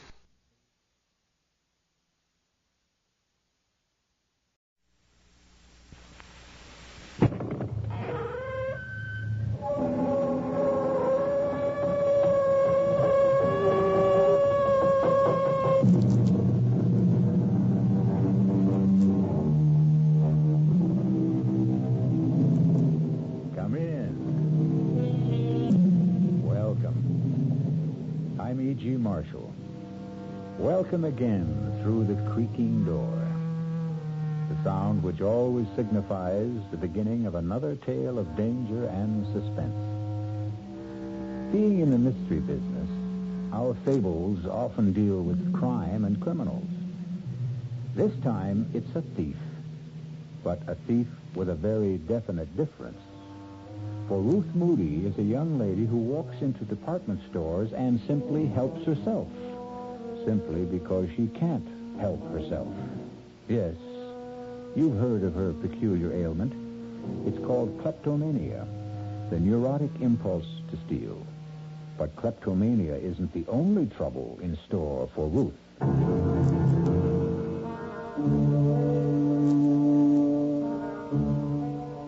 Our mystery drama, The Trouble with Ruth, was written especially for the Mystery Theater by Henry Slessor and stars Marion Seldes. It is sponsored in part by the Kellogg Company, makers of Kellogg's Special K cereal and new sugar-free diet 7-Up. I'll be back shortly with Act One.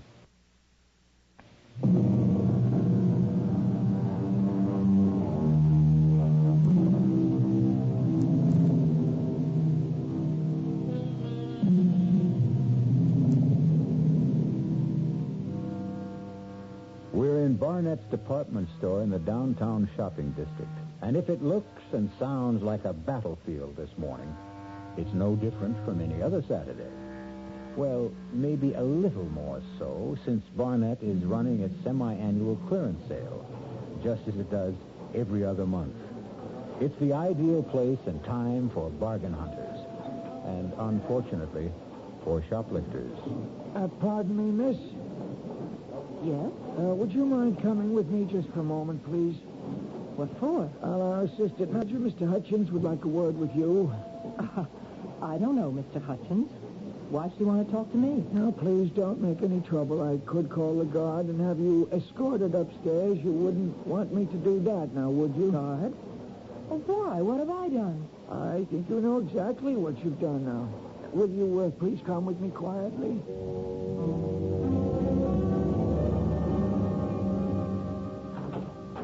Right in here, please. It's a mistake. I did take the scarf, but I was going to pay for it. Here's the lady, Mr. Hutchins. All right, Bill, thanks. You want me to stick around? No, it's all right. Okay, then I'll get back on the floor. It's murder down there. More larceny than murder, I'd say. Right. Please, sit down. Mr. Hutchins, I know it looks like I took the scarf deliberately, but really I didn't. You were going to pay for it at another counter. Is that the idea? No, I wanted to match the color with the purses, and that's why I put the scarf in my bag. I wanted to go over to the handbag section. Would you mind telling me your name? I'm not a shoplifter, so help me, I'm not. My name is Ruth Martin. Is it Mrs. Martin? Look at me. Can't you tell I'm not a thief? I don't even know why I took this scarf. It's just a cheap little thing. It's not at all like the clothes I wear. Well, look at me. Can't you tell? Would you wait just one moment, Mrs. Martin? What's that you've got? Oh, it's just a little handbook we keep, sort of a private record book.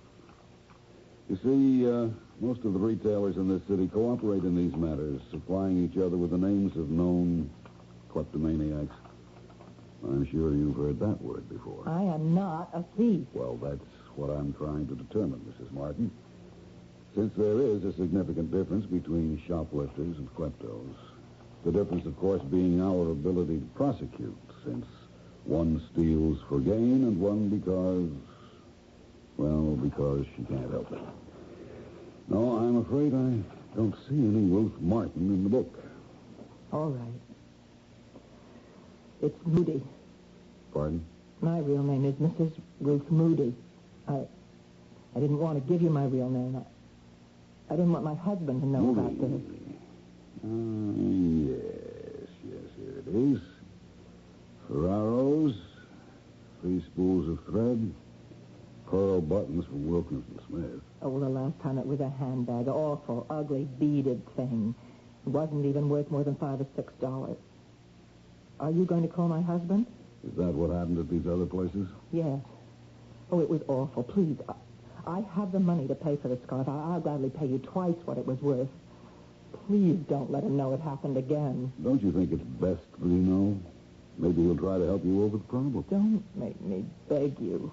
My husband has a job in the city government, a very important Mrs. job. Moody, I'm not interested in causing you any trouble, believe me. Look, here, take the scarf back. Well, what's this? Nothing. Some costume jewelry that I bought in another... Mrs. Moody, you didn't buy this any more than you bought the scarf. It still has the price tag on it.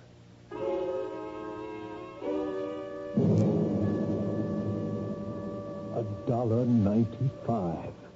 That's what makes it so unbelievable, Ruth. $1.95 rhinestone pin. Don't know why I took it, Ralph.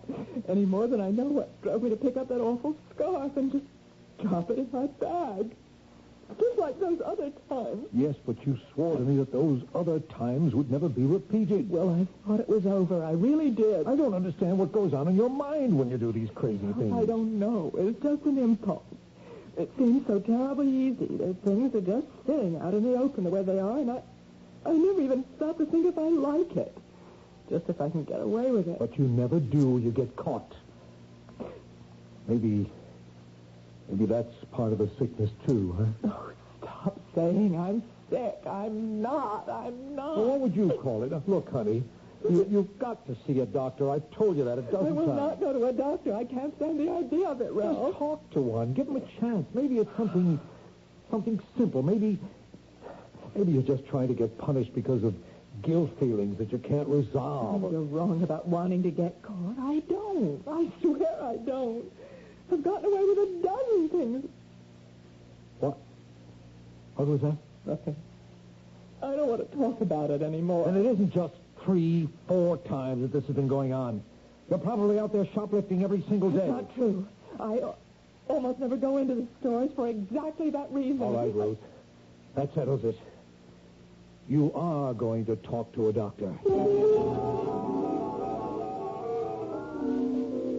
Then, you do remember the first time you stole, Mrs. Moody? Yes. I remember very well, but it was something I really wanted then, Dr. Berger. That was the big difference. How old were you? I was about 8 or 9. I was in school. There was a girl named Fanny Ritter. Her family was very wealthy. She was always the best-dressed girl in the class. Yes. She had this pencil box. It was absolutely beautiful, with a blue binding and all sorts of secret compartments. I wanted that pencil box so much. And one day I walked into an empty classroom, and there it was, lying on the seat. Yes, and were you caught? No. I was never caught. Mm-hmm. That was the biggest thrill of all, not being caught. But then I also realized I couldn't use the pencil box, at least not at school. Yes, I see. All kids steal sometimes. There's nothing abnormal about it. But you're not a child now, are you? And yet you still crave this secret feeling, this secret gratification. No, you're wrong. I don't get any pleasure out of taking things. I feel terrible afterwards every single time. But that may be exactly the gratification you require. I don't want to hear any more. You sound just like my husband. Believe me, Mrs. Moody, neither your husband nor I want to find fault with you. We both want to help you. Well, it's his job my husband is worried about, not me. Why do you say that? Because he works for the city government in the controller's office, and he's afraid if they ever found out about me that he... Why am I talking about Ralph that way? I know he loves me. I know he wants to help me. Yes.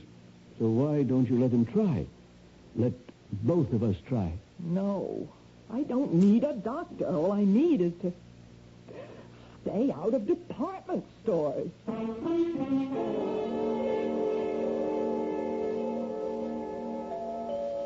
Who is it? All right. Mrs. Moody? Yes?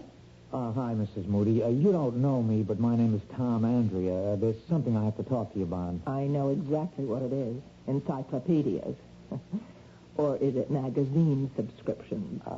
No, ma'am, it's nothing like that. Well, whatever it is, I'm not interested. It's about department stores. What? You know, stores where people buy things and take things, too, sometimes.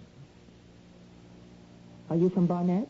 No, Mrs. Moody, I don't work for Barnett or for Wilkins and Smith or any of those places that you like to shop in. Look, it's pretty drafty out here. Can't I come in for a minute? All right. Thank you. Your husband's not home, I suppose. I mean, it's a working day, so he's at work, right? Oh, that's clever thinking. Can we talk in here? Only if you get right to the point. Well, now, look, this ain't the kind of thing you like to just blurt out. I mean, it's kind of sensitive. You know what I mean? No, I don't. I mean, it's about you and your husband and so forth. If you think about it for a while, you'll get my meaning. Am I right? You'll have to be more specific. Well, you just won't come out with it yourself, huh? Okay, I'll say it for you. I'm talking about you being a shoplifter. That's a lie. Whoever told you that is a liar. No. It's true. Wait a minute. If you think you can blackmail me by telling my husband... No, Mrs. Moody. We know that your husband knows all about it. He's been getting you out of jams for years. Then what do you want here? Well, believe it or not, I want to give you money. I don't want to take any from you. What for? Services rendered. What? I got a little proposition for you, Mrs. Moody. How would you like to make $1,000? $1,000? How? Well, you do like I tell you. You'll get $1,000 in the mail. But if you don't, well, your husband may not be able to make a living anymore. You get what I mean? No. I don't know what you're talking about. I'm talking about stealing stuff, Mrs. Moody, about that bad habit of yours. Now, we got a use for that habit. And you'd better listen to what we have in mind. How did you know about me? Who told you about me? Well, let's just say I got sources. I swear to you, I'm not a thief. Yeah, sure, I know that. We know it. We? Well, me and my friend. We know you're just a sick lady, that you can't help what you do. It's just like you had pneumonia or hay fever. It's not your fault. Am I right? That's right.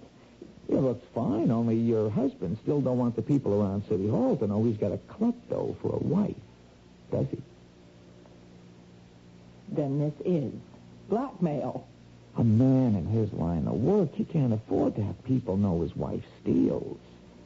Now, some people would understand how it's only a sickness. But others, well, you know how people are. Tell me how much money you want. I don't want a dime from you, Mrs. Moody. Honest, all I want is your cooperation. You see, my friend and me, we have a little plan. A really, really sweet little idea. Everybody makes money and nobody takes any chances. Well, what could be sweeter than that? A plan to do what, for heaven's sake? Well, my friend will give you all the details. All you got to do now is put on your coat and come with me. My friend will give you the whole deal. I'm not coming with you. We're not desperate for your help. Don't get this wrong.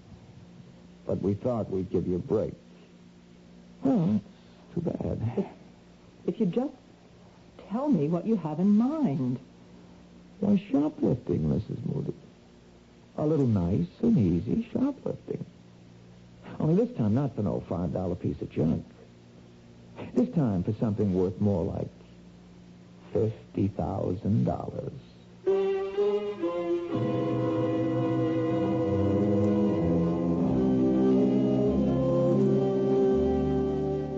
Well, troubles have a way of multiplying themselves, don't they? And as you've just heard, the trouble with Ruth has suddenly developed serious complications. Will Mrs. Moody's unwilling petty larceny turn into larceny of the grand variety? We'll find out when we return shortly with Act 2.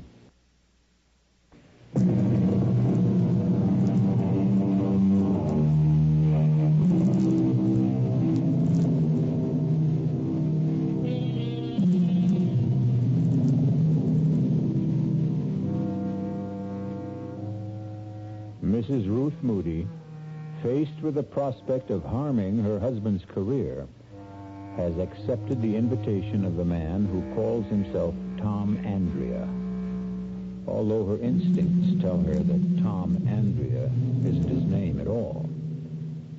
As they drive towards their unknown destination, she steals sidelong glances at him, noting the copper sheen of his skin, the look of a man who has spent far too many hours under a sun lamp. But he also has the look of a man who won't take no for an answer. Can't you tell me where we're going? Now, relax, Mrs. Moody. It won't be long now. Who is this friend of yours, anyway? You'll meet him. He works for a department store, doesn't he? I know they keep records of people like, well, of kleptomania victims. That's the only way you could have found out about me. I just lean back and enjoy the ride, huh? Aren't you afraid I might recognize him if he's one of the people that I've met? Here we are, Mrs. Moody. Told you it wasn't very far. The Hotel Hamilton.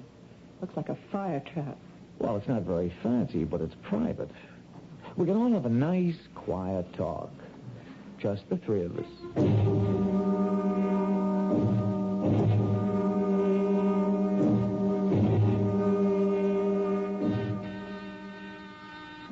One moment. That you, Tom? Yeah, it's me. The lady with you? Yep, she's here. Just a second, then. No, don't be scared, Mrs. Moody. My friend doesn't really look like that. He's just got a stocking over his face. Come in.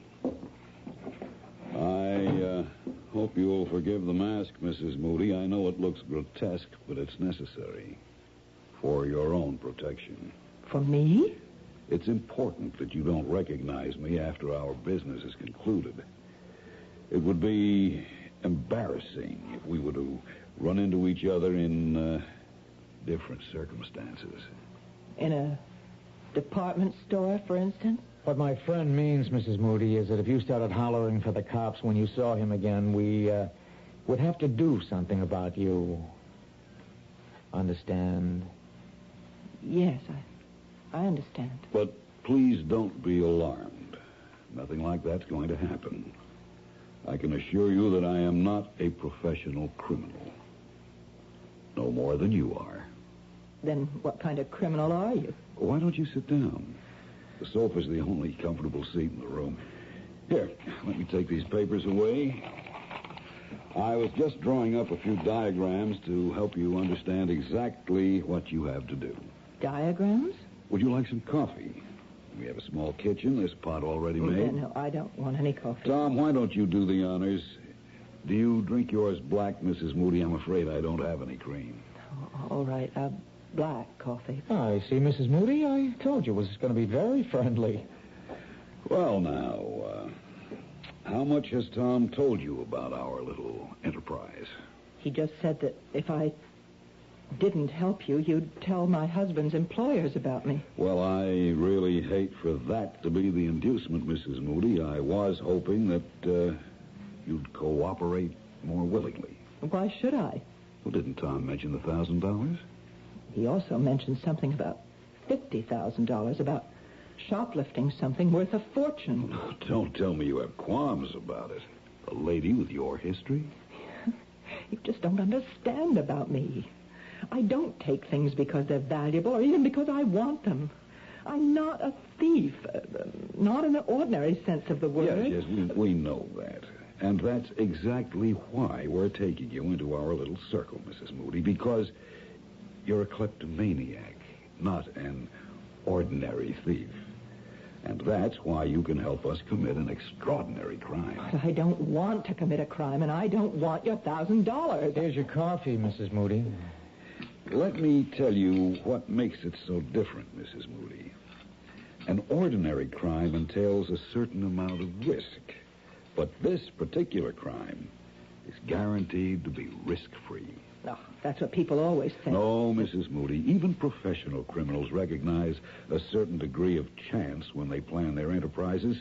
Personally, I would never get involved in anything like that. I loathe the idea of being arrested. Oh, so do I. And I know exactly what it feels like. Ah, but you've never been arrested, have you? You've been detained, questioned, reprimanded, warned, but you've never been arrested once. Isn't that true? Well, why should I be? I told you, I'm not a criminal. No, you're not legally liable for your little thefts, Mrs. Moody.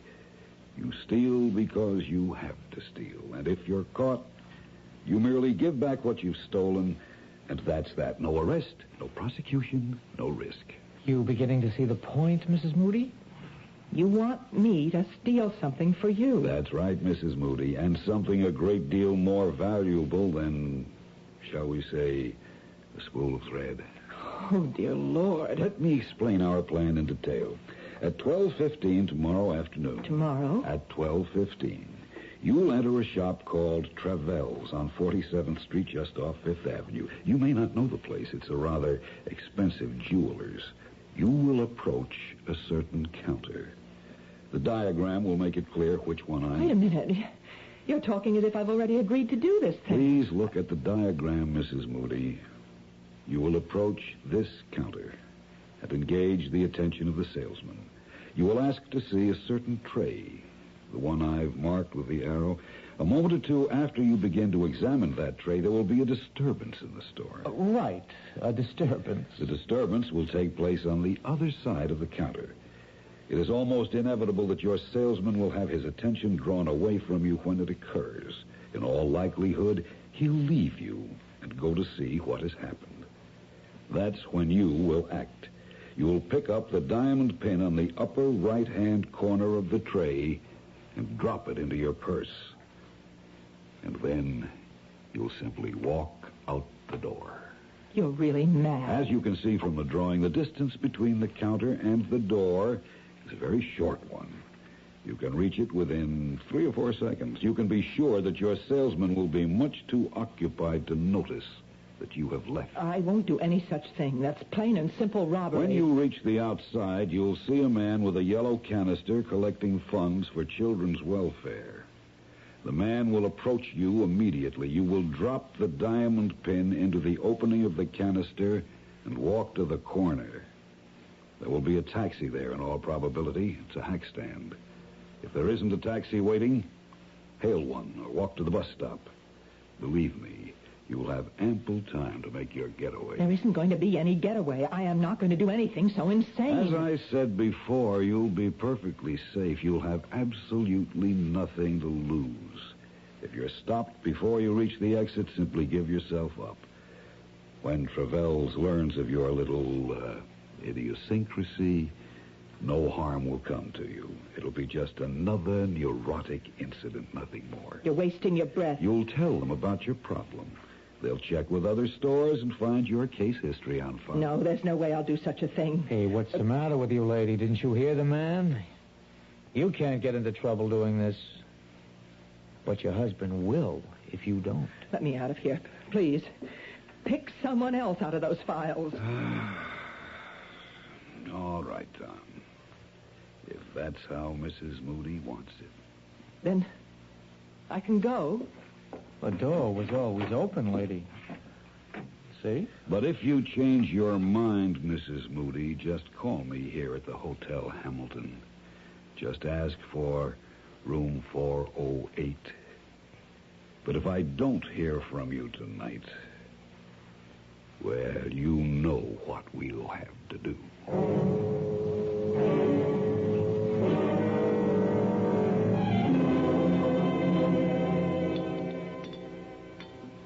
You've sure been quiet tonight, Ruth. Have I?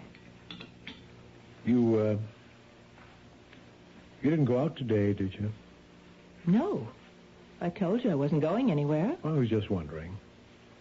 I mean, you said something about dinner tonight, about cooking something special, and here we are with last night's meatloaf. But you said you didn't mind. Oh, of course I don't mind. You know I'm not fussy about food. I know. You're just too nice for your own good sometimes, Ralph. And, you just weren't feeling up to cooking today, is that it? Oh, I know what you're thinking. You think I went on another shopping spree, or should I say shoplifting? No, Ruth, I didn't think anything of the kind. Well, I didn't. I swear I didn't. Okay.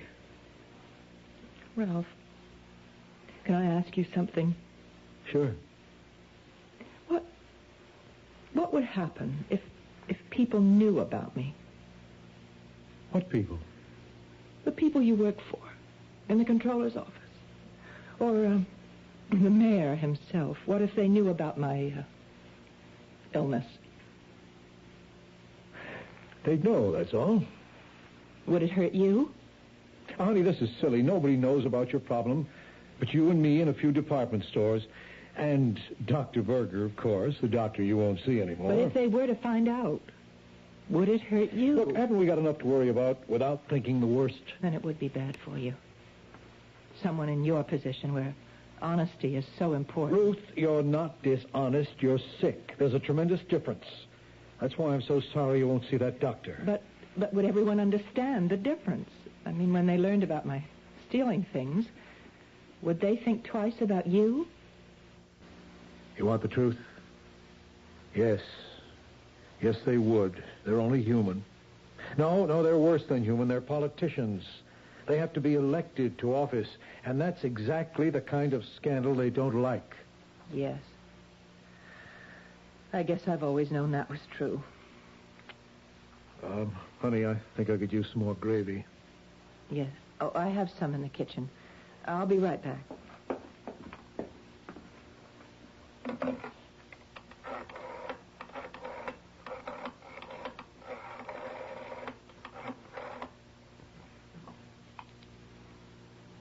Is this the Hotel Hamilton? Room 408, please.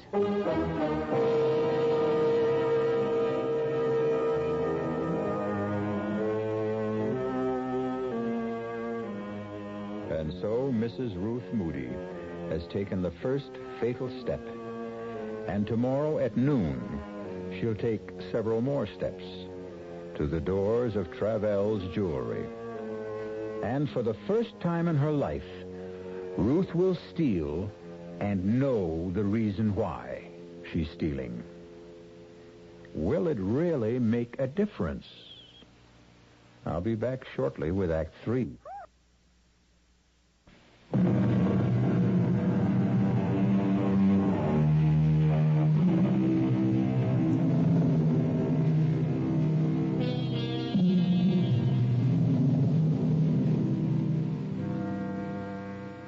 At 11:30 the next morning, Mrs. Ruth Moody left her apartment and took a Fifth Avenue bus to 47th Street. None of the other passengers saw anything unusual in her expression. They couldn't read the turmoil of her thoughts or the fear that haunted her eyes behind the sunglasses she wore to hide them.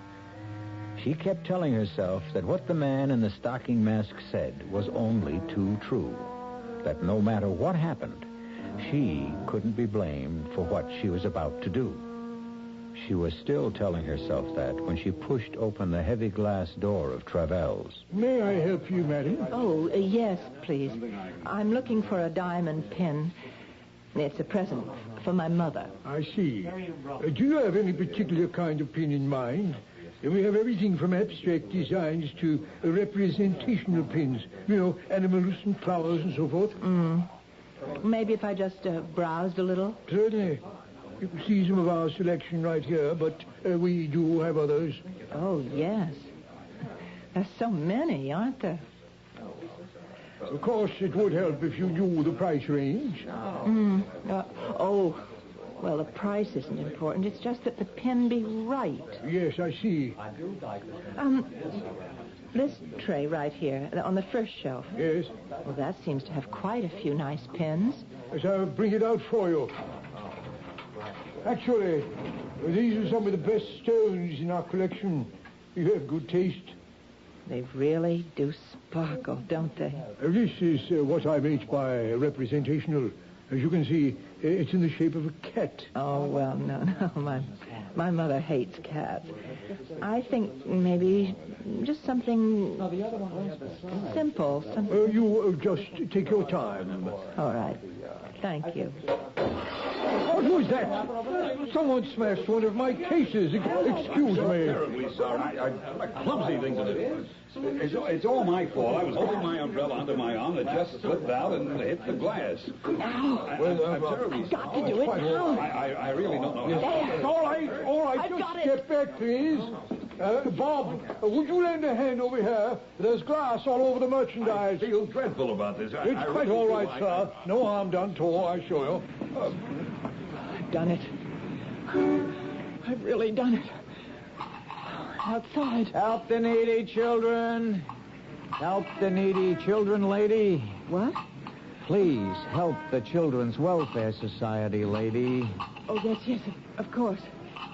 Here. That's all I have. Thanks very, very much, lady. Thanks a lot. Help the needy children.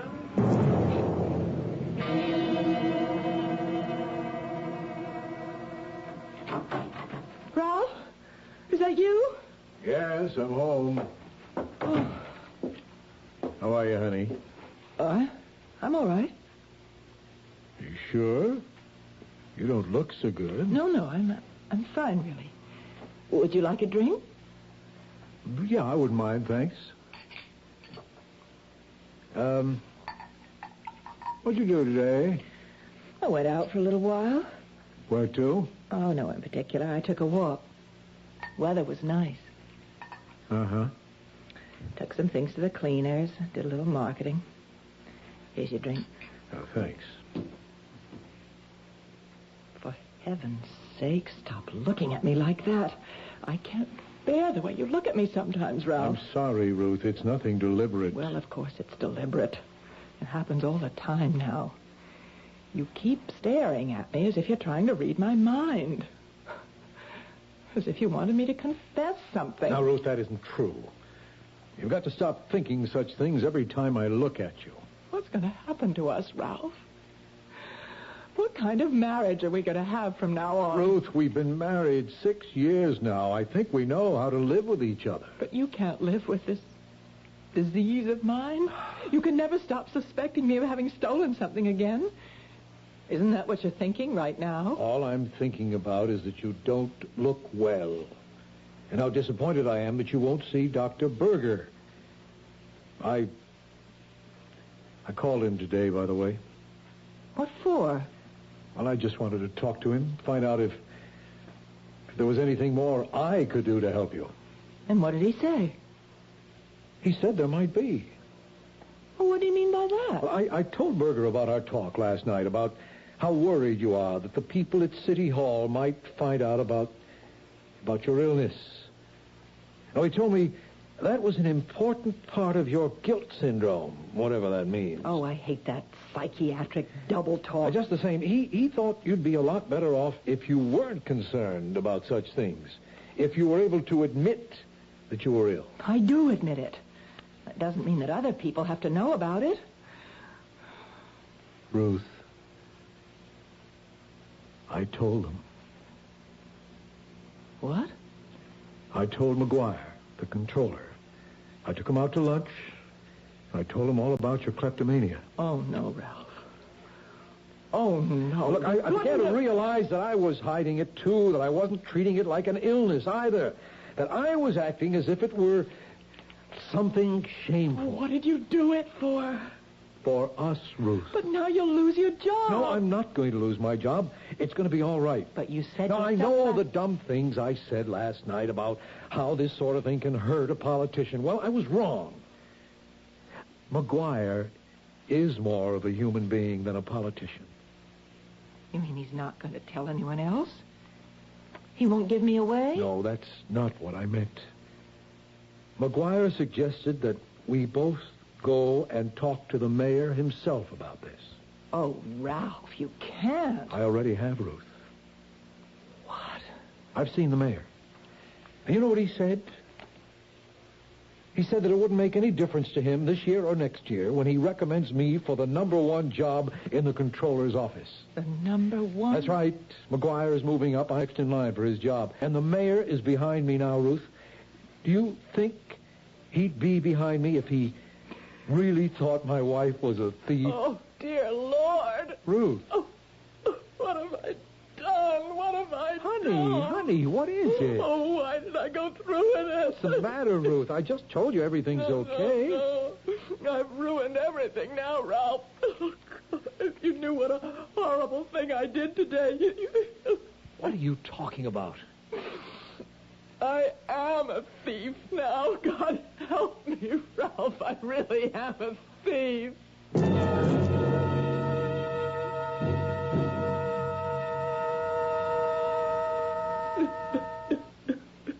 Try and stay calm, Ruth. Did you get a look at the man who broke the glass with his umbrella? Do you think that he was the same man you met yesterday at the Hotel Hamilton? I'm sure he was. But I told you he was wearing a stocking mask over his face. And this other man, though, the one who called himself Tom Andrea, he was the same man who was collecting for children's welfare outside the store. Yes. Ruth, you know, there's only one thing to do now, don't you? What do you mean? We've got to tell the police. Oh, Ralph, no, that would be awful. Travels will have discovered the theft by now. They must have your description from the clerk. Sooner or later, you might be identified. But they can't do anything to me, Ralph. I'm not responsible. I'm sick. No, Ruth, in this case, you are responsible. That's why we have to call the police.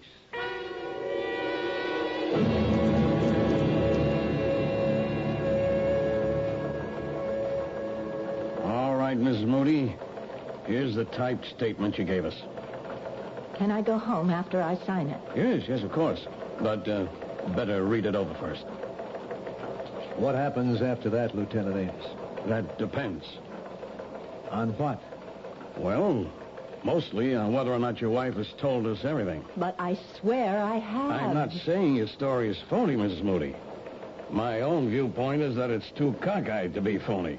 But that may be a subtle way of looking at it. Why should she lie about this, Lieutenant? What would my wife have to gain? Well, she could stand to gain a diamond pin worth almost $50,000. But she doesn't have the diamond. She gave it to them. Yes, that's a story. But let's say, for example, that those two men never existed. Oh, that's a horrible thing to say. I'm telling you how other people might see this thing. If you were a crook and you realized that you'd been spotted in Travels, well, this story of yours would put you in the clear, wouldn't it? But it's true. Every word of it. But you see the problem, don't you? You've been identified as a robber. You've confessed to stealing the pin. The fact that you're a known kleptomaniac doesn't help. Some people might even be nasty enough to say that you got yourself that reputation deliberately. This is incredible. You're accusing my wife of being a thief. Oh, what can I say to convince you? If you could only give me a better description of those two men. Well, I've done the best I could. The first man, he was of average height, dark hair, very sunburned. Yeah. You keep telling me about that sunburn. But that's not going to last very long, is it? Lieutenant, you think that sunburn was a kind of disguise? I'm sure it was, Mr. Moody. All right, and the other man, he wore a stocking mask. There's no way I can describe him. What about the hotel, Lieutenant? No good. It's a kind of a dump which doesn't even bother to keep a register, even though it's a city ordinance. But the clerk might be able to identify the man who took the room. Maybe, if we could produce him. Only, how do we do that? What about the $1,000 they promised to send her? Oh, I wouldn't count on that. If she's telling the truth, you'll never hear from him again. Okay, so maybe it's a new gimmick. Maybe one of them works in a department store, has access to the names of recognized kleptos. I'm sure he did work in a department store. Yeah, and so do thousands of people, Miss Moody. All you've got to do is name the one. And if she can't, what happens then? I think you know the answer to that. Will I be arrested? But you can't arrest her. She's sick. She was seeing a doctor. And I'm going to see him again. Oh, so help me, Ralph. You really mean that, Ruth? I'm not going to stop seeing Dr. Berger until I'm cured. Unless they send me to prison first. Well, have you read the statement, Miss Moody? Yes. Yes, it's all right. I'm ready to sign it. Fine. Yeah, let's see. I thought I had a pen on this desk. Oh, well, I think there's one in my purse. I'll get it. Hey, it's funny. What is? Well, this isn't your pen, Ruth. I don't recognize it, do you? Let me see. No, that isn't my pen. Oh, Ruthie, no, not again. You mean you stole it, Mrs. Moody? I'm afraid I did. I remember now. When the man was drawing the diagrams of the jewelry store, he left his pen on the coffee table, and I just couldn't stop myself. Wait a minute. You stole his pen, the man in the stocking mask? Yes. Will you arrest me for that, too? Let me see it. Miss Moody, do you realize there's a name on this pen? It's from Barnett's department store, and it's engraved with the name of the owner. What? Barnett's department store, J.M. Hutchins. Hutchins? He's the assistant manager. He's the one. Lieutenant, you found your man. Well, what do you know? This is the first time I've ever seen the proof of that old chestnut. Old chestnut? That it takes a thief to catch a thief.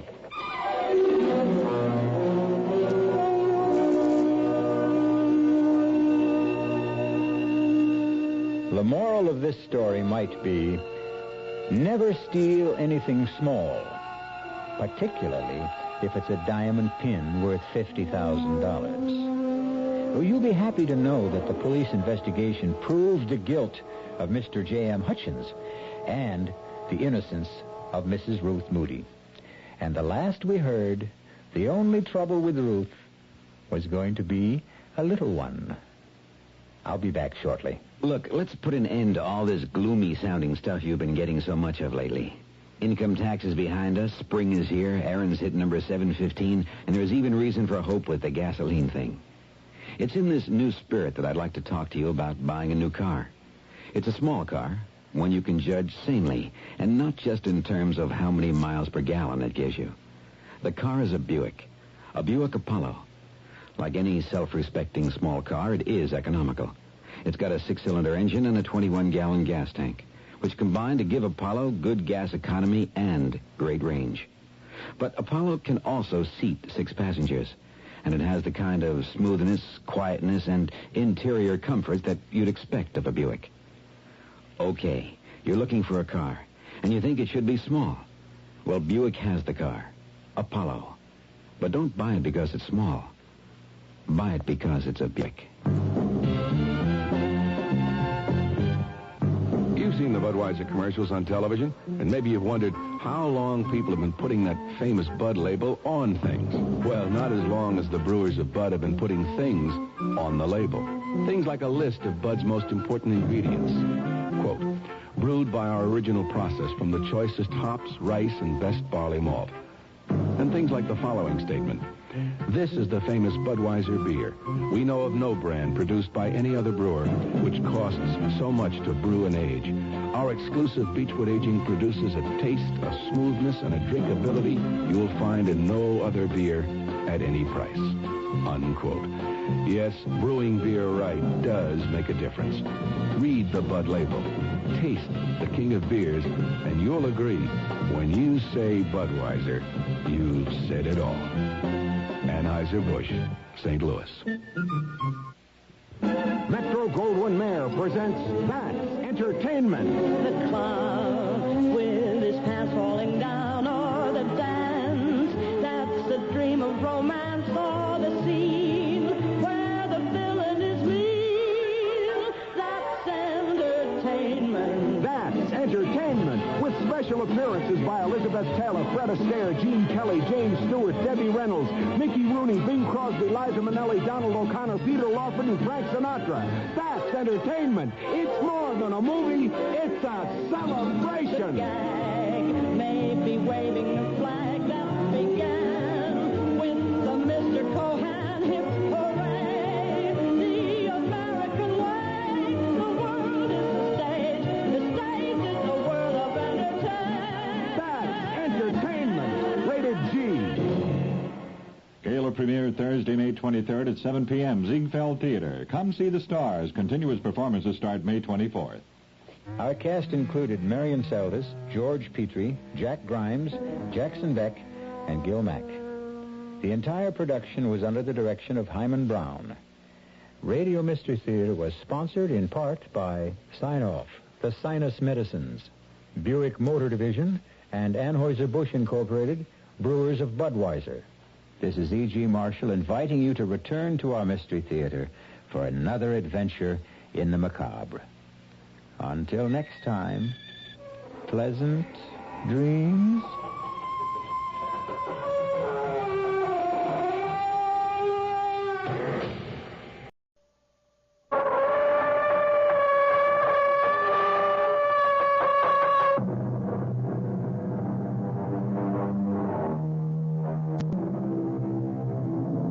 Come in. Welcome. I'm E.G. Marshall.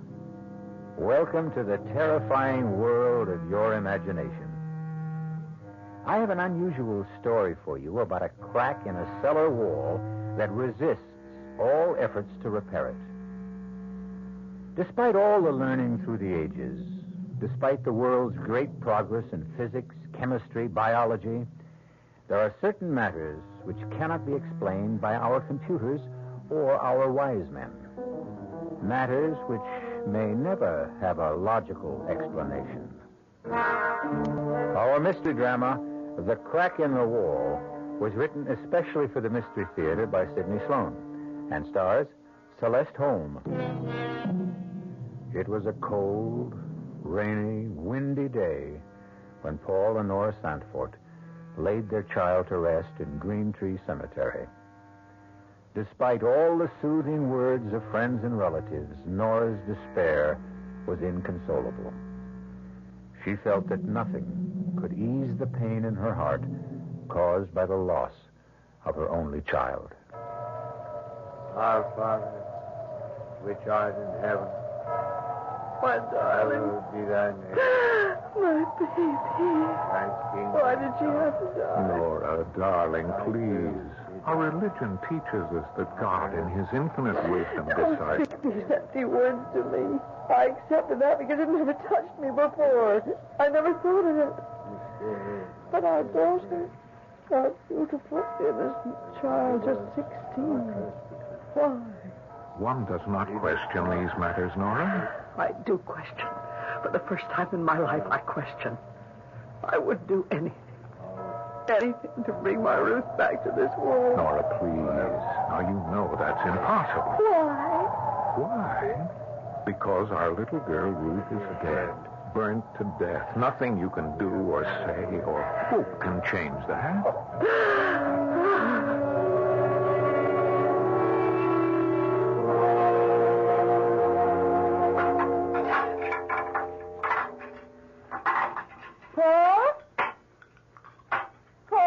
Yes, Nora. Are you busy with something? No. I'm just reading the newspaper. First chance I've had to take a look at it today. The minister was here today, Dr. Fowler. Oh? Said he wanted to see our new house. New? This house is over 100 years old. Well, new for us, he meant. It was just an excuse to come here, actually. He wanted to know why I hadn't been to church in the last several months. What did you tell him? Oh, I don't know. It was awkward. I said I'd be back next Sunday. Made some excuse about not having felt well lately.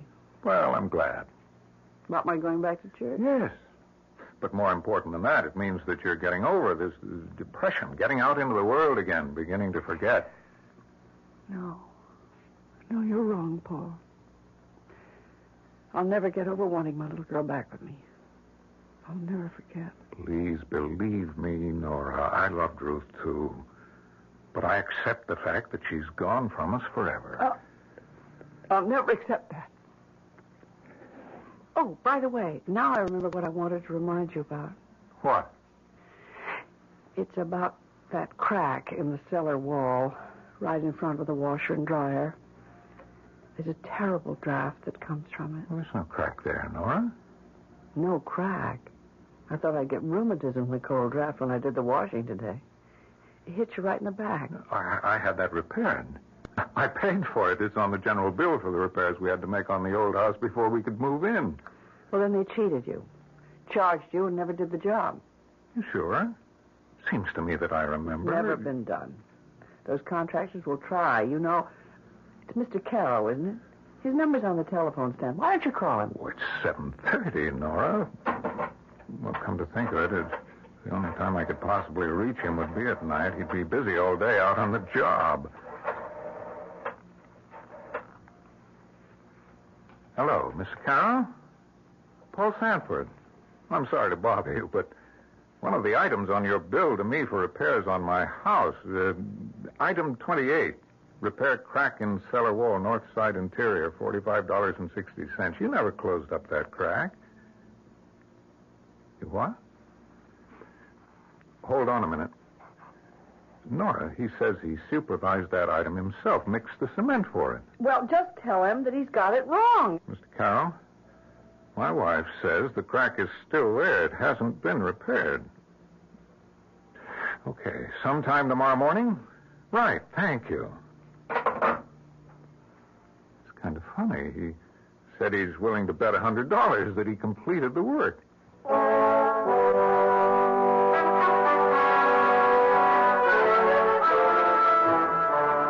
Mrs. Sanford, I'm finished with the job, and I want your okay. I'll put on the pot and give you a cup of coffee. Thanks, I'd appreciate that.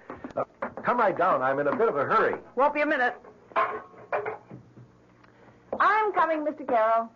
Mrs. Sanford, the strangest thing. What did you say, Mr. Carroll? Look at that wall. Oh, dear. Another crack? No, it's not another crack. What? It's the same crack. I just filled it with cement. You couldn't have. It looks old and dry. Look at my hands. They're still covered with cement.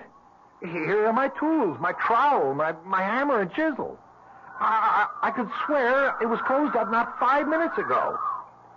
And that cold drop flowing from it. Like from a tomb. Like from a tomb.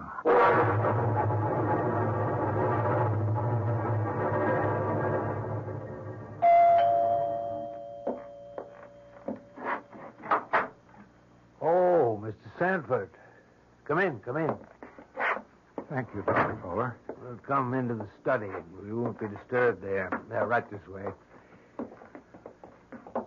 You sit down, won't you? Thank you.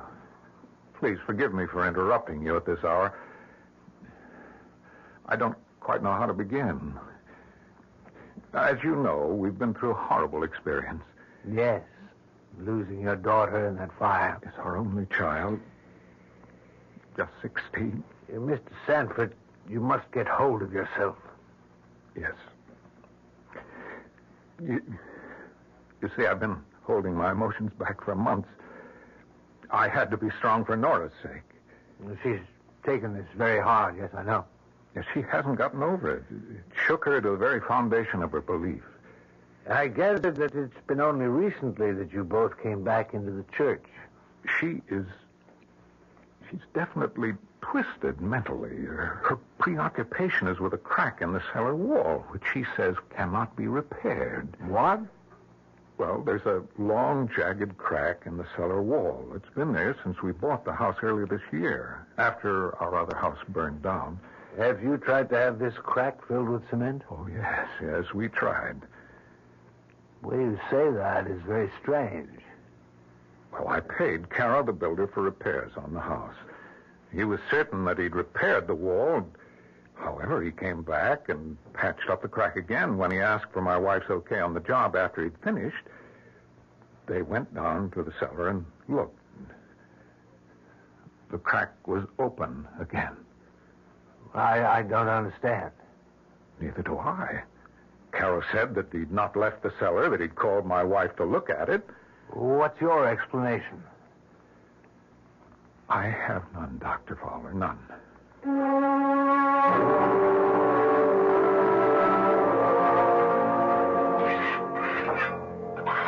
Is that you down in the cellar, Paul?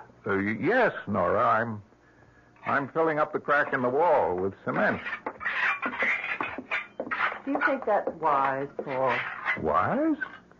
Well, I thought you wanted the wall repaired. Kara won't come here anymore, so... Well, that's what I mean.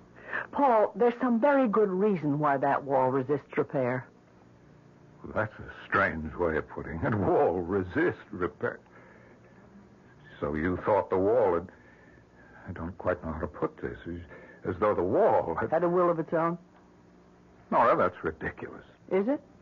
Mr. Carroll tried twice to fill that crack. He gave up. I know.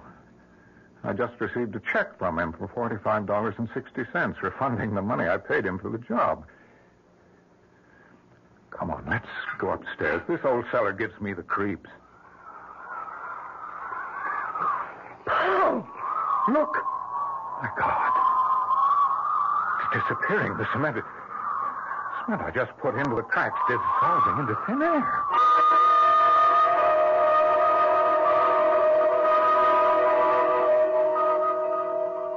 Mr. Edmund, I'm calling about this house you sold us. No, it's a good, solid old house. It's just that my wife isn't happy here. We're all alone, as you know. It just isn't right for us. Yes, I know. I'll have to take a loss if I change now, but I'm prepared for that. Okay, I'll see you tomorrow, around 5. Okay? Good. Goodbye, Mr. Edmonds. Paul, who was that on the phone? Oh, Nora, I called Mr. Edmonds. The real estate man? That's right. You're thinking of selling? Well, I thought you'd want to get out of here, too, Nora. Whatever gave you that idea?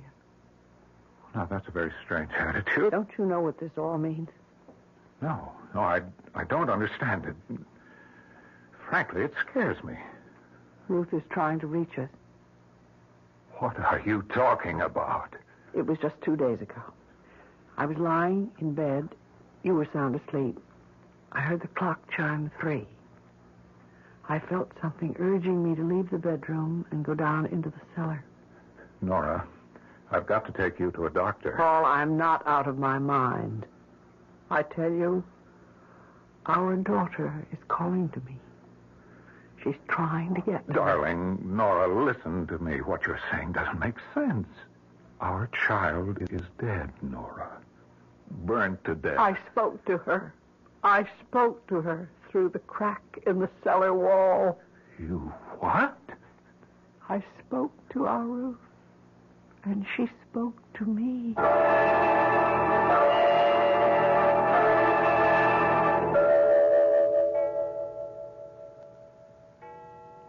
Paul, wake up. Huh? Wake up. Nora, what time is it? Quiet. Now, do you hear? Hear what? She's calling to me. Our little girl. She wants us. She needs us. Nora, listen to me. You don't hear anything. You just think you hear because Listen. you want to hear. Listen. I don't hear anything. There it is again. It's very faint, but you can hear it. If you try hard enough. Please, darling, try to rest. I've made an appointment for you with Dr. I Cooper. don't need a doctor.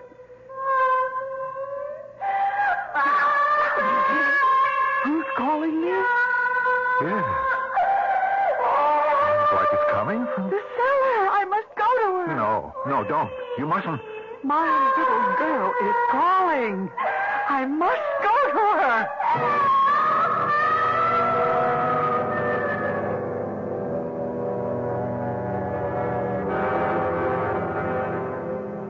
Was Ruth calling to her mother, or was Paul Sandfort falling into the clouded supernatural obsession that controlled Nora's life? He thought he heard the voice of his dead child calling to her mother. He couldn't be sure, but Nora's certainty was so strong that he was almost convinced that he heard it too.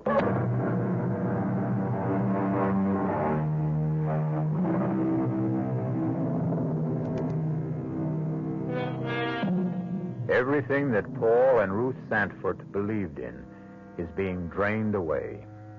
They are living in a nightmare of twisted emotions, pulled farther and farther from the normal life they had known into a tangled, dreamlike world in which they hear the voice of their dead child calling to them. You're not going down into that cellar, Nora. It was Ruth's voice calling. Are you coming with me, Paul, or shall I go down alone? Nora, please. Now, we're dreaming this. It isn't happening. I heard her voice. You said you heard it. She was calling to me for help. Are you coming with me, or shall I go alone? I'll come with you, dear. Just to prove to you that there's nothing there. Nothing. How could there be? I know there is something there. Come. Now, wait. Don't try to go down those steep cellar stairs in the dark. Turn on the light. It's out. It's not working. Here, let me try. Oh, I'm not going down there in the dark. There's some candles in the cupboard just outside the door. Get them. Well, candles won't do any good. Get them. I just remembered. I've got a flashlight in the kitchen table drawer. Hurry! Here we are. Now, stay right behind me. I'll go first. Flash the light around. Oh, there's nothing. Nothing but that crack in the wall. Let's go back upstairs, Nora. Good evening. Oh, what? Who are you? Oh, I'm sorry if I frightened you. What? Who are you? What are you doing in our house? I am inspecting the wall that needs repair. And who are you? Why, I'm the helper. What are you talking about, helper? Whom are you helping? You? I don't like this, Paul. Please make him go away. If you want me to, I'll go. But I thought you needed me. Now, I want you out of here, or... I see you have a hammer in your hand. You're afraid of me. Well, believe me, I came to help you. Who sent you? My, employer. Who? Your friend. Your friend who knows of your sorrows. He sent me to seal up the crack in the wall. Well, I've tried. Several people have tried to do that. It won't stay closed. I can close it for you if you want me to. I repeat, if you want me to. You may not want it. Why? You will not hear the voice of your daughter ever again. No. Don't seal it. Please. Nora. Now, maybe it would be better. No. No, this is insanity. Nora, our daughter is dead. Dead and buried. And you think that is the end? Of course. It's the end of mortal life. And do you share your husband's beliefs, Nora? No. Ruth was calling to me. I want her back. I want to hold her in my arms. Am I dreaming? This can't be happening. What are we doing standing here talking to this... Paul, please, don't. There's no one here. He was here? Where is he? He couldn't get past us up the stairs. Nora, where did he go? Who? Oh. Nora, darling. What's happened to you? Speak to me, dear. Speak. Paul. What are we doing here in the cellar? How did we get here?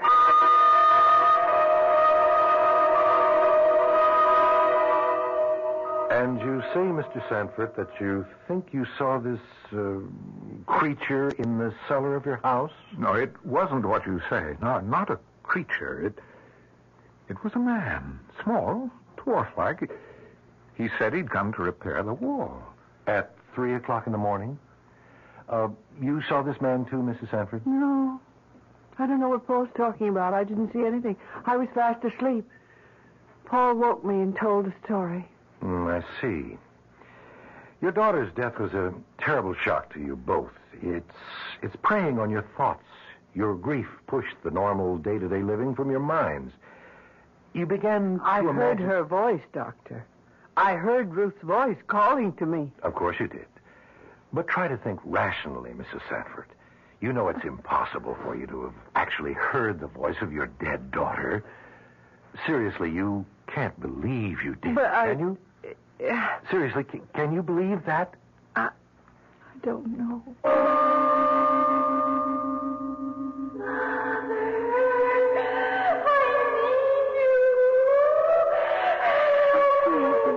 My little girl. It's all so simple if you will recognize the true authority. Who are you? I am merely a conveyor of ideas, a messenger. Then you are sent by the devil? Perhaps. Perhaps I'm your friend. Call me the helper. Can you help me? Can you bring my daughter back to me? Under certain conditions, but you might find the cost too high. What? Tell me. Nothing is too costly, too terrible. I'll agree to anything. Even if it meant that you would lose everything? Everything you've been taught about life and death since you were a child? Oh, yes, I agree. I agree to anything just to help me save my child. Help me. Help me. Nora, wake up, Nora. You're having a bad dream, darling. Anything. I'll agree to anything. Darling, Nora. Oh, Paul. You were crying out in your sleep. I woke you. Paul, he came to see me and told me that Who, darling? That ugly little creature. I'd seen him before, but I can't remember where. The helper. That's what he calls himself. I heard Ruth calling to me. Then he appeared. I don't know what it is. I don't want to know. We're getting out of this house, and we're not coming back. Oh, you go, Paul, but I can't. But don't you see what's happening to us here? Something evil is pursuing us, either to destroy us or drive us insane. No, I can have my daughter back. He'll help me. You can't believe that. I believe it. What does he expect in exchange? I can't tell you, Paul. I just can't tell you.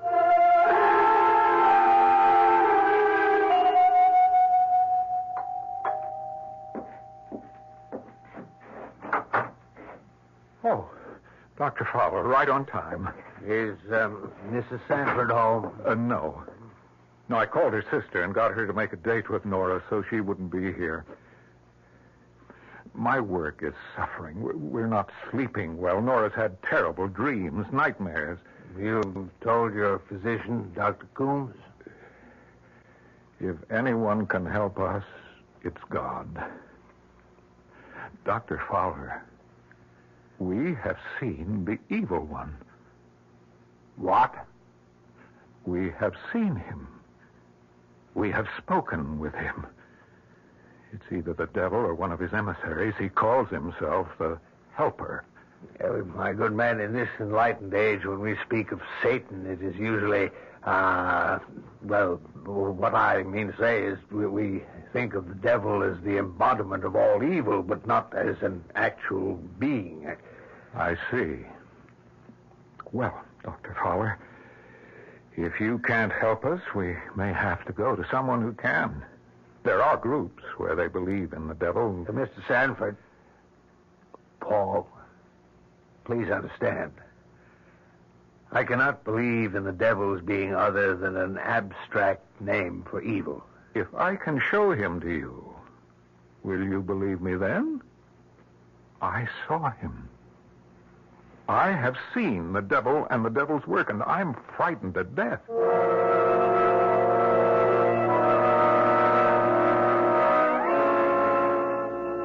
Sorry to bother you, Dr. Coombs, but something very disturbing has happened. Yes? You know the two people I referred to you, the Sanfords? Yes? In your opinion, Dr. Coombs, would you say that they were insane? Well, I don't know, Dr. Fowler. The word insane is a legal one, not a medical one. Well, deranged and mentally ill. Well, I would say from a very cursory examination that they were both suffering from severe emotional stresses brought on by the untimely death of their only child. Well, would that explain their hallucinations? Hallucination? To put it bluntly, Doctor, they think they have been speaking with the devil. Have seen him, in fact. not exactly a common delusion in this day and age. If they need medical help, they must come to me. I can't solicit... Yes, I realize that, Dr. Coombs. Perhaps a sanitarium would be the best place for them. They could be taken care of and have a change of scene to get over the grief that they feel. An excellent idea, Fowler, but who's going to commit them? Can you get them to commit themselves voluntarily? I don't know.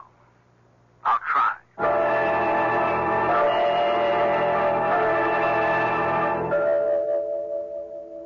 Have you come to any decision? I've been thinking about it.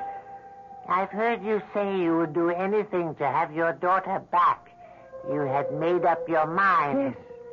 Oh, yes, but still, you hesitate. What you've asked of me is almost... Well, I'm almost afraid to think of it. It's been in my mind, awake and asleep. I can't tell the difference anymore. You hesitate. Thinking of yourself while your daughter suffers. Oh, no. I will leave you now, perhaps never to return. This is your last chance. No. Nora. Nora, darling, listen to me. You're having bad dreams. I'll do anything. Wake up, please. Nora, it's me, Paul. What? Open your eyes. No. You're all No, right. no. You're safe with me. Darling, it's me, Paul. Yes. It's all right now. Paul, I've made my decision What decision? about Ruth. I am going to bring her back. Bring her back? What are you saying? I'm going to bring her back no matter what the cost, no matter what the consequences are.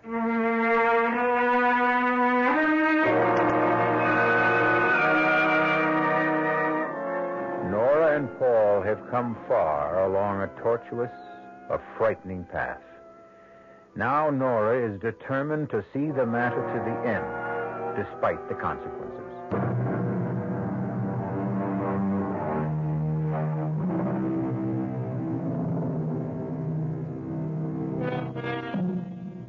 Forces are tearing at the sanity of Paul and Nora Santfort. Nora's sleeping and waking worlds are so much the same that she can no longer differentiate between them. In her thoughts, in her ears, are the words of her dead daughter calling to her for help. Paul thinks he has heard the child, too, but is uncertain. He is not sure whether or not it is the driving influence of his wife's obsession or what he has actually heard and seen himself.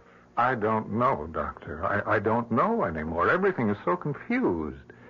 I want you to sign commitment papers for your wife.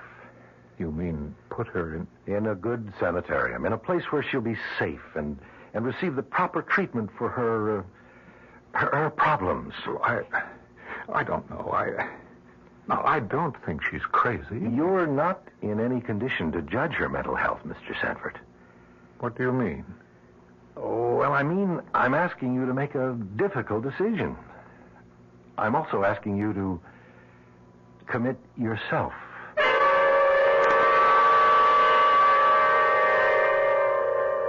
No, I won't think of it. Send him away. Send the doctor away. Paul, how can you do this to me? You know I'm not insane. You heard her. That night, we both went down into the cellar, and that little man, you remember? The helper? You saw him, too. You know I'm not crazy. I won't go. I won't. You can't make me. She's gone into the bedroom, Dr. Coombs. Is there a lock on the door? No. Well, suppose I go in. Perhaps a sedative to quiet her. No, please, Doctor. Let me speak to her first. She'll listen to me. Very well. I'll wait out in the car if you want me. Yes, please go. I think she'll listen to me if you're not here. Nora? Nora? May I come in? Is that doctor still here? No, he's outside in his car. Paul, how could you do this to me? deceive me, try to put me away. But I explained everything to you. I will never consent. I'm going with you, dear. I'm going in, too. What? Why? Paul, why do you want to do such a thing? Because I'm frightened. I've never been afraid in my life before, but this is all beyond me, beyond any rational explanation. And you think you'll be away from your fear in that place? Oh, Paul, I'm not out of my mind, and neither are you.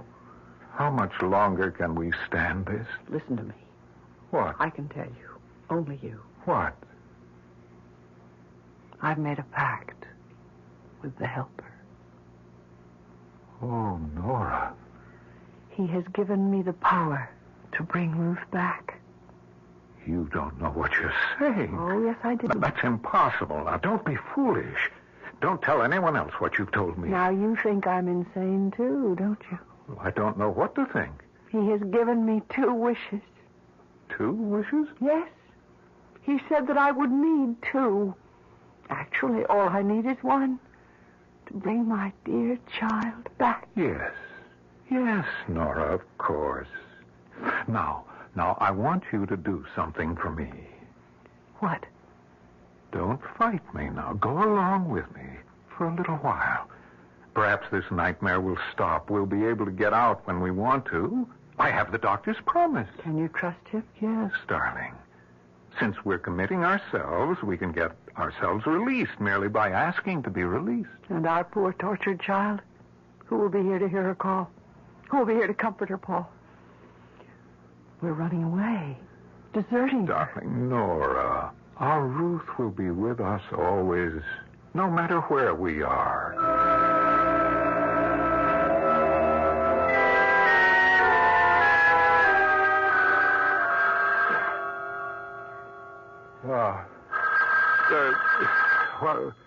The phone.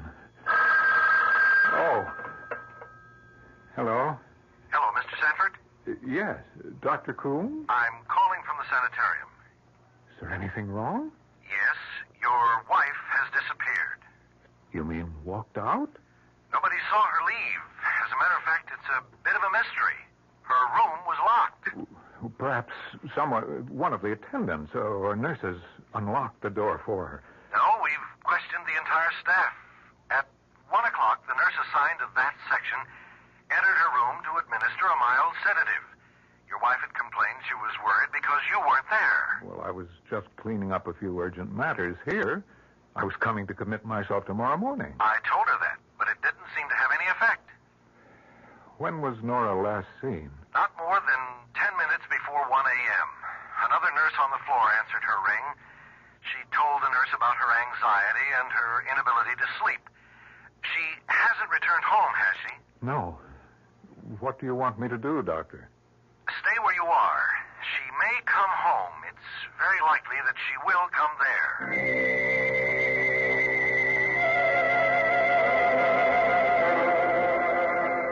Emily, I'm sorry to be calling you at this hour, but Nora has disappeared. She walked out of the hospital.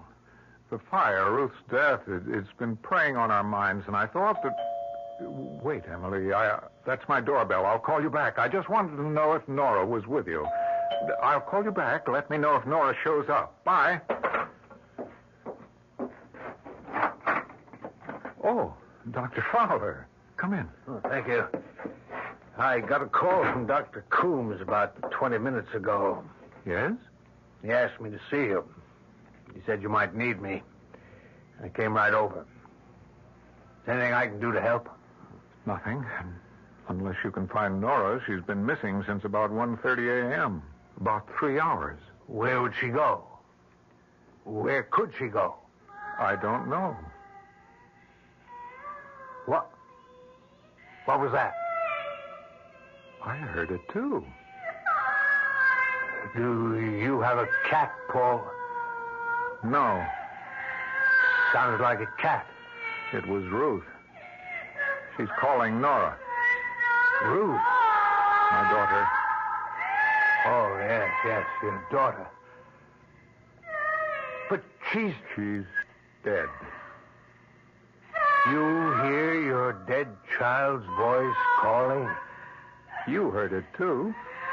No, it can't be. That's superstitious nonsense. That's what I thought.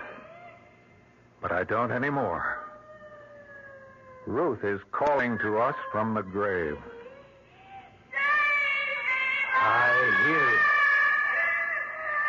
I hear it. Paul, pray with me. Pray to God to make her go back. No. Nora will be here. She will come here and answer to her child's cries. Her mother's love is so strong that Ruth's outstretched hand will reach across the void of death and touch the hand of her mother.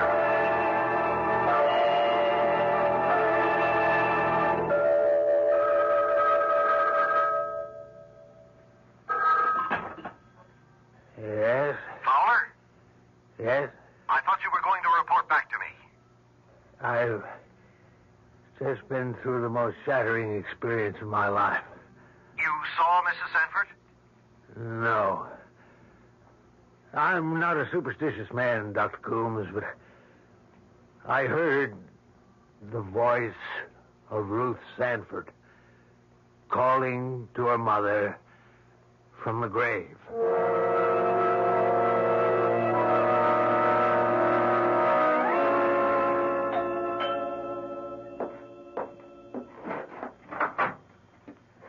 Oh, Dr. Coombs. I thought it was Nora. She hasn't returned yet, huh? I was talking with your minister, Dr. Fowler. He seemed quite upset. Any word from the police? Nothing. They've gotten several false telephone tips from cranks. Only one man identified himself by name, a Mr. Helper. Helper? You know him? Yes, I know him. The police asked him for his address. He gave them one, but it proved to be a phony. Do you know where to find him? You won't believe this, Doctor. But the last place I saw him was in my cellar. What? I don't know how he got there. I didn't see him leave, although I was standing talking to him at the moment. He vanished. Vanished? Disappeared. I see. Disappeared right before your eyes. Oh, yes, I remember your telling me about that incident when you both came to my office. Hello, who's there? Paul? I've come home. What is he doing here? I won't go back to that place. He can't make me go back. Nora, dear. Send him away, Paul. Paul, make him leave. We don't need him. Mrs. Sanford, as your doctor... You're not my doctor anymore. Please go. Leave us alone. Please, Dr. Coombs, your being here will just make her worse. Very well, if you think you can manage. Yes, I can manage. I'm sorry you feel this way about me. Good morning. He was trying to do what he thought best for you, for us. He has no way of knowing what is best for us. He was just interfering, keeping us from Ruth. Nora, please give up that mad notion. Give it up? Oh, no. Paul, I will not give it up.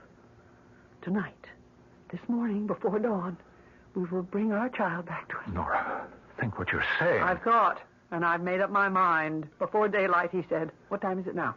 It's 20 after 4. It won't be light before 6. We must do it now. Come. We'll go together. Go? Where? To the place I first heard her voice, calling to me, the cellar, the crack in the wall. Are you sure you want to go through with this? I think, Nora. I've come too far to turn back now. I don't care what happens to me. It's Ruth we must think of. All right, Nora, I'll go along. I'd better get my flashlight. The light's still out in the cellar. No, Paul. What I must do must be done in darkness. No lights. Now, let's go down the stairs.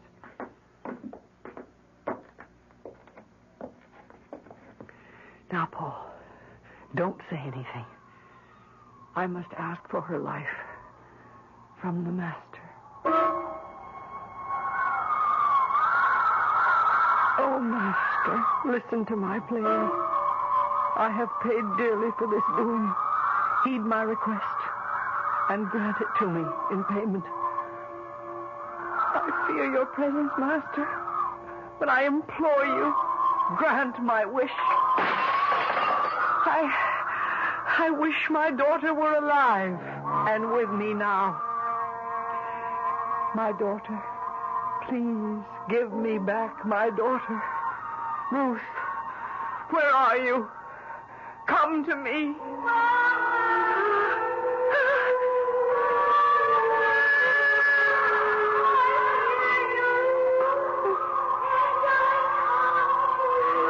That's Ruth's voice.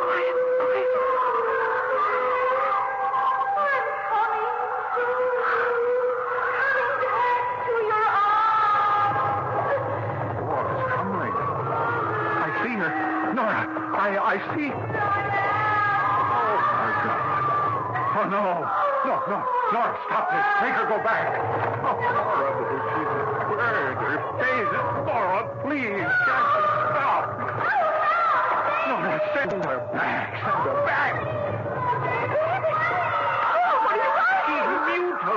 She's mutilated. Disfigured. Nora, you can't bring her back into the world. You must send her back to her grave.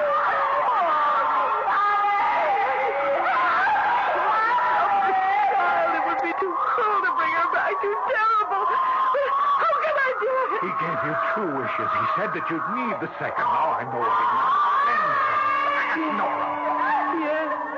I wish my dear daughter were dead and back in her grave.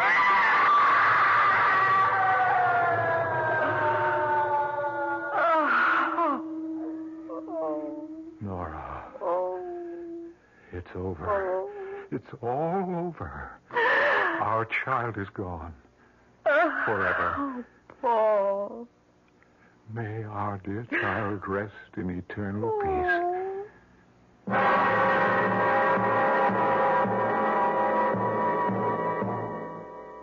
And so Paul and Nora were left to pick up the fragments of their lives and go on.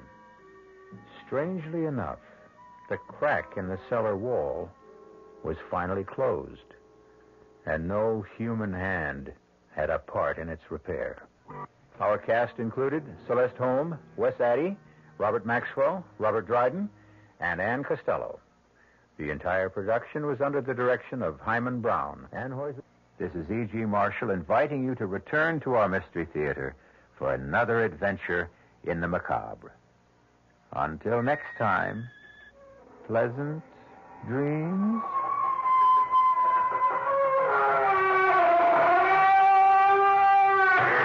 The preceding Mystery Theater program was furnished by the CBS Radio Network. This is WOR New York and RKO General Station. At the WOR time signal, exactly 8 o'clock, here's John Scott with the news. The CBS Radio Mystery Theater presents...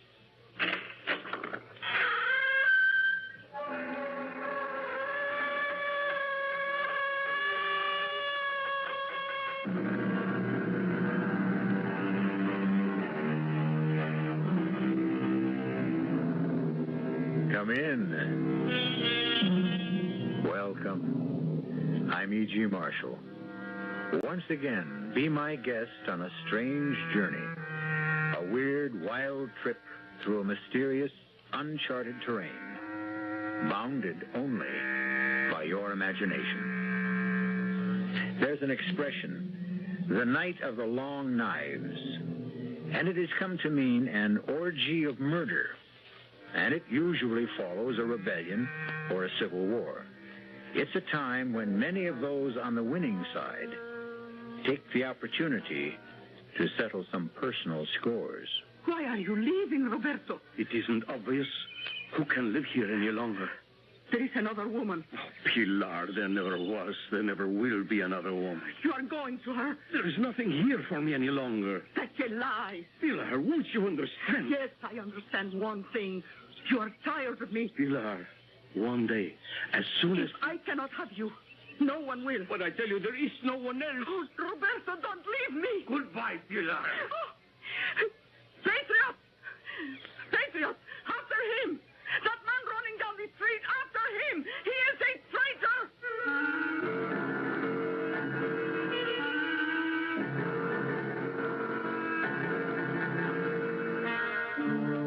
Our mystery drama, The Longest Night was written especially for the Mystery Theater by Sam Dan and stars Bryna Rayburn. It is sponsored in part by the Kellogg Company, makers of Kellogg's Special K cereal and new sugar-free Diet 7-Up.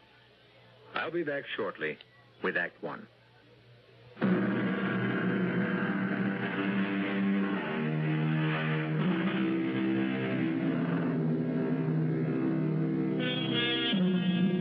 You're about to discover one of those little-known, out-of-the-way restaurants where the food can only be described as heavenly. It's a safe bet you've never heard of a place called Mama Pilar's. It is located in a tiny seaport village called Puerto San Jorge in an obscure Latin American country. It's a long way to travel for dinner, but be assured it's worth it. Mama Pilar's doesn't look like very much. It's small, dark, narrow, but don't let that put you off. Seated at his usual table near the door is a chubby, pleasant-looking middle-aged man named Ciriaco. Ciriaco is unable to talk, but his guitar speaks for him. Tonight, the only customers in the place are Pete and Marge Miller, and they are obviously young, North American, and newly married. This is the finest restaurant in the entire world? Darling, taste is the test. Now, come on, bear with me. Me? Whose picture is that on the wall? He's just like one of those funny admirals in a Gilbert and Sullivan operetta. Marge, come on, don't talk like that, as if... As if what? Well, as if you're back home in a free country. Well, you see that picture everywhere. Is he some local wheel? Angel, he is the wheel. No kidding. He is the generalissimo, numero uno, our maximum leader. Even so, he looks like a pig. Marge, now you can't talk like that in public. Besides, he's the client. He's the man I was sent here to sell, and you better pray for him. How can I pray for him? Instinctively, I hate him. You can see evil all over his face. Well, he's a very sick man. Oh, really? I understand he has severe ulcers, yet eats like a pig. Ah, now you said the word. Here she comes. Who? The great lady, Mama Pilar herself. Welcome to this house. You don't remember me, Mama Pilar? Oh, of course I remember you, Senor Miller, but, well, I thought it best not to say so. Oh, why? Well, I see this charming young lady as your wife. Perhaps she is not supposed to know you were here before. Now, what would you like for your dinner? Mama Pilar, we are in your hands. Good. I hope you are hungry. He's quite a character. It's amazing. This dictator, what's his name? Oh, General Zorilla. Zorilla. He actually does look like a pig. Now, Marge, you simply cannot... Darling, I come from Iowa. I know a hog when I see one. You are a guest in a foreign country, and you should have enough good sense You're always so afraid I'll say something to embarrass you. We will have to socialize with this man. Be proud of me. I'll chatter so charmingly no one ever will suspect that I've got a brain in my head. Oh. What is that? Oh, divine aroma. Uh-huh. Well, you taste it. Now, good friends, your dinner. Oh, what is that? Food, that is all. That's all. What's a song? Notes. But it's how these things are put together. Oh, thank you, Senora. You have been married long? Well, this is our honeymoon. And also a business trip. Oh, well, can the two be combined? You will be here a while?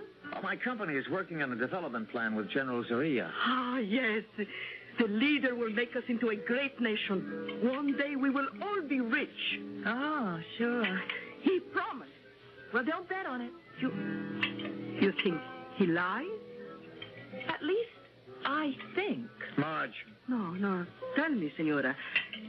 Who has poisoned you against our leader? The traitors? The cowards and doubters who fear to believe? Oh, you are a foreigner, so How can you understand that I love my leader because I love my country? When he fought the old government, that unholy alliance of thieves and oppressors, when he called for volunteers, I gave this man, my only son. Go, I said to Ramon, follow him. And today, my Ramon is a captain. And one day he will invite me to the capital city and present me to the leader. Forgive me, I talk too much. Well, see what the wind blew in, a beggar. Maman Pilar. Yes, old woman, you found me. If you are Maman Pilar, I have a letter for you. A letter? For me? From your son. From Ramon? How is he? When did you last see Ramon? I have no time here. Take your letter. But I want to talk to you. Oh, well. A letter. Oh, the devil, Ramon. You'd think he'd come by to visit his old mother. No. Well, he is busy. Senora, you read, I am sure. Me, I never did learn. Would you be... I'm sure that it must be something private between you and your son. Oh, no, Ramon, no. Someone will have to read it to me. It would be a favor, Senora. All right.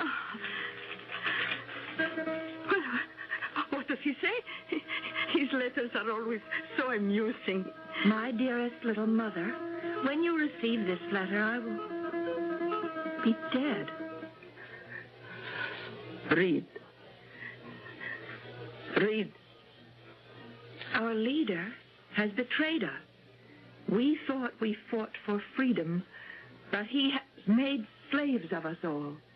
Mama, he is a madman, and now that he realizes I know him, he will kill me with his own hands. Avenge me, Mama. Avenge me. My last thoughts are of you, the loving son, Ramon. You lie. You make up this ugly falsehood because you hate the leader. I'm sorry. But Mama Pilar, can we help you? Leave me. Well, if you need anything, we'll be in the capital city. Goodbye, Mama Pilar.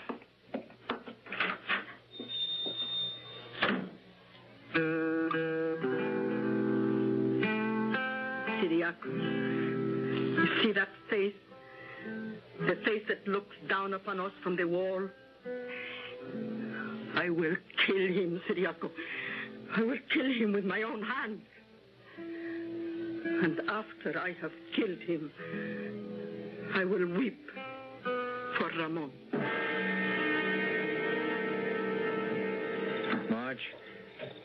Marge, darling, I'm sorry a thing like this had to happen. Pete, I know you have a job to do in this country, but I can't take any part in it. I will not socialize with that man. I will not visit his palace. He will not be invited to my home. But, darling... I refuse to discuss it. All right, dear. All right.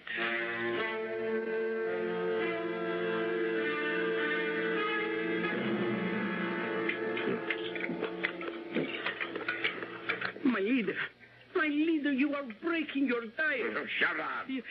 Yes, my leader. What appointments have I this afternoon, Escobar? Dr. Suarez is due here at any moment. Then the young North American engineer, Senor Peter Miller. Is there more meat? My leader, what will Dr. Suarez say when he sees you have broken your diet? I am starved. Dr. Suarez. Get rid of that slop. I gave you a diet.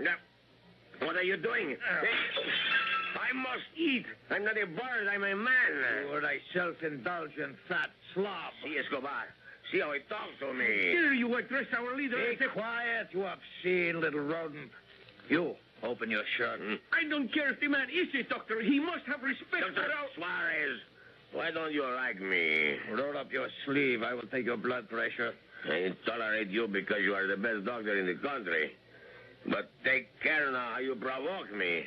Be moderate. Exactly my prescription for you. But I cannot live without good food, wine. Then die. You're not the only doctor in the nation.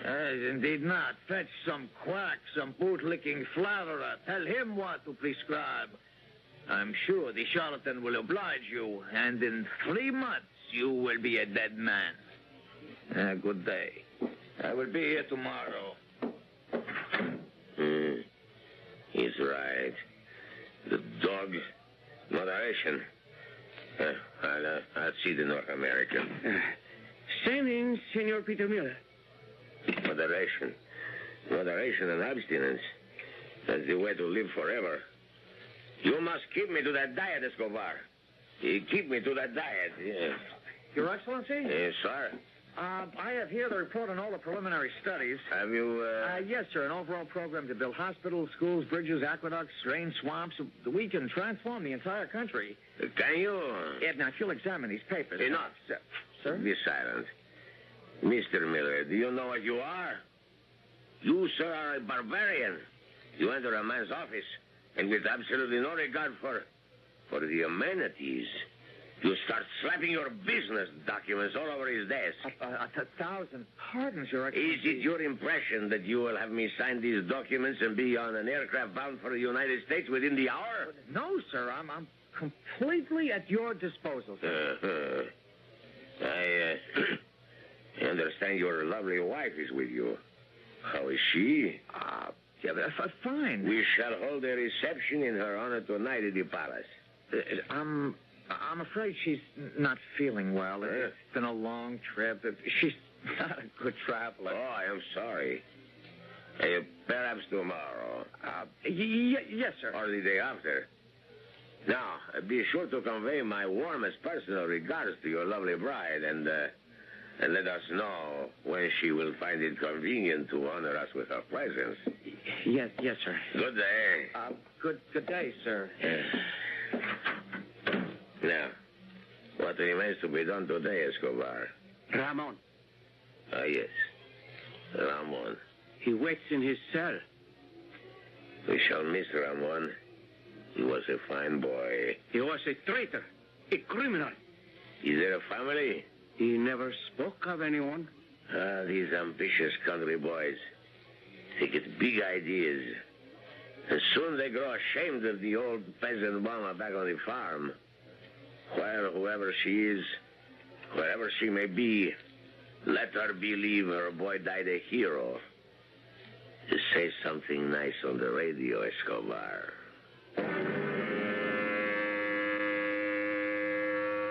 Yes, my friends, this brilliant young soldier, a hero of the Holy Revolution, was one of our leader's closest companions. Patriots, mourn for the man our leader called my friend Ramon. Swine. Oh, I will avenge you, my little Ramon. I will avenge you. Oh, Siriaco, did you get the flowers? Oh, what a beautiful bouquet. Oh, thank you, Siriaco. Oh, thank you. And now, dear friend, we must practice. I will stand outside the palace gate and wait for him to come. Now, you pretend to be the pig.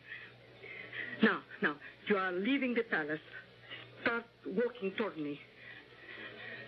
I call out, my leader! You hear a woman's voice. You look. You see a peasant. Her face, it shines with adoration. I hold out this bouquet, and because you are a depraved and evil man, the sight of sincerity must always amuse you. You step forward to receive my homage, my gift. I extend it eagerly, lovingly. And as you reach out to take it, my right hand withdraws the knife from inside the flowers, and I step and thrust.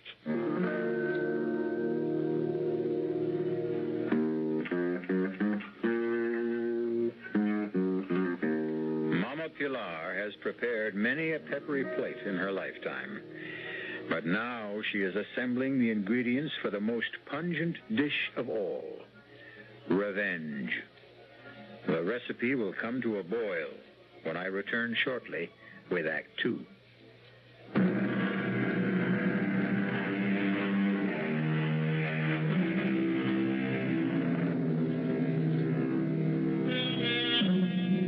Intense love, violent hate.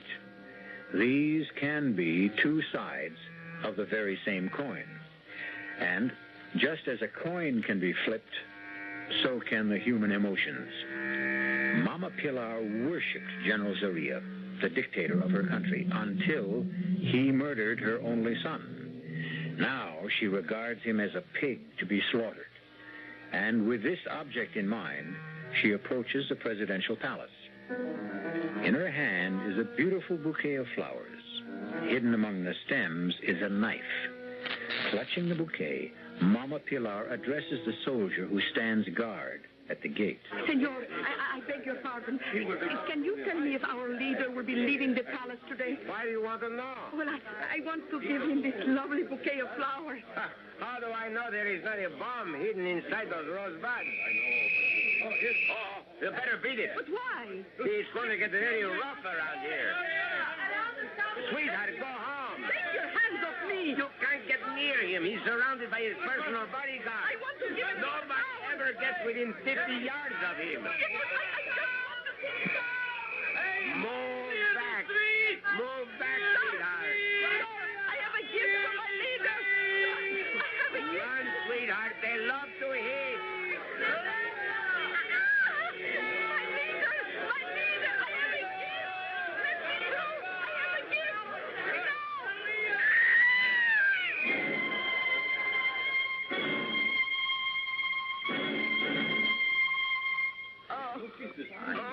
Let me help you. Don't touch me. You'll be okay. You just fainted. No. Oh, now don't cry. Don't cry. Let me alone. You're pretty lucky, you know. We used to have a captain of the guard. He'd give orders to kill people. Don't cry. Don't cry. Why don't you just go home?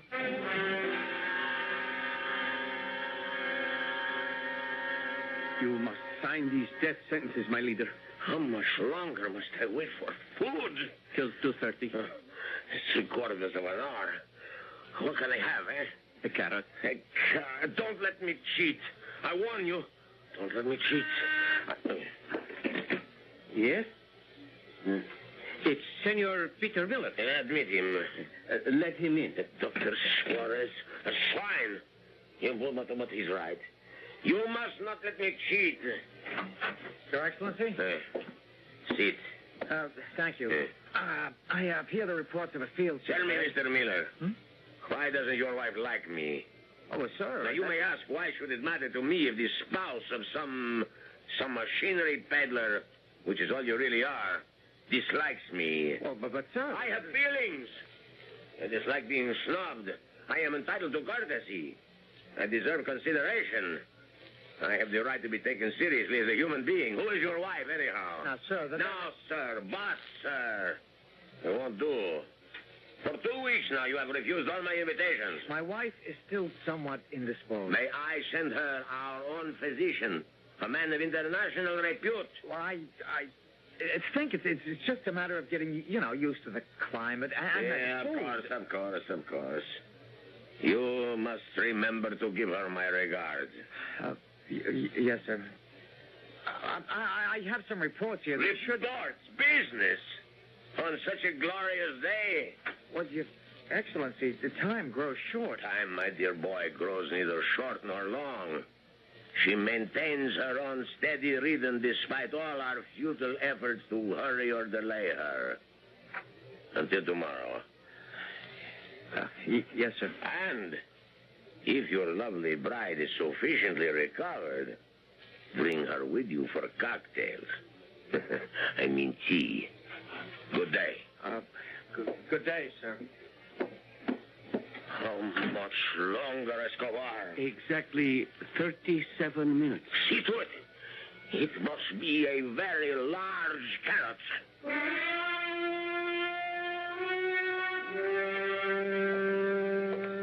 Hello, Robert. Hello, Pilar. Human beings. What an astonishing lot we are. After all that has happened, we meet by chance, and it's hello, Roberto. Hello, Pilar. We have not met by chance, Roberto. I have come here to talk to you. Oh? The last time you talked to me, you denounced me as an enemy of the revolution. It was here, right here, on this very street. Please, Roberto. Well, you did. I lost my job, my property, most of my teeth. But that's no matter. There's not much to eat nowadays, anyhow. Roberto. Are you going to denounce me again, Pilar? You have every right to make this difficult for me. Roberto, read this letter. Read it. I don't read anymore. It's from Ramon. Yes? For the love of God, Roberto, read it. Very well, Pilar. Read and realize it is Ramon who writes. Yes, I see. It is Ramon who has written. And now that I have read it... Is that all you can say? What is there to say? I say I am going to kill the pig. Don't let me delay you. Roberto, listen. I cannot do it alone. He's surrounded by his guards, but I don't have to do it alone. I can join the resistance. Roberto, please, let me join the resistance. What have I to do with the resistance? But you need me. The resistance needs me. I am tired. I am strong. I fear nobody. And I have grown old. And I can help the resistance. Pity me, Roberto, pity me. Fighting resistance will meet tonight. Oh, thank you, Roberto. In your cafe. In my... Why not? It's the safest place in the city.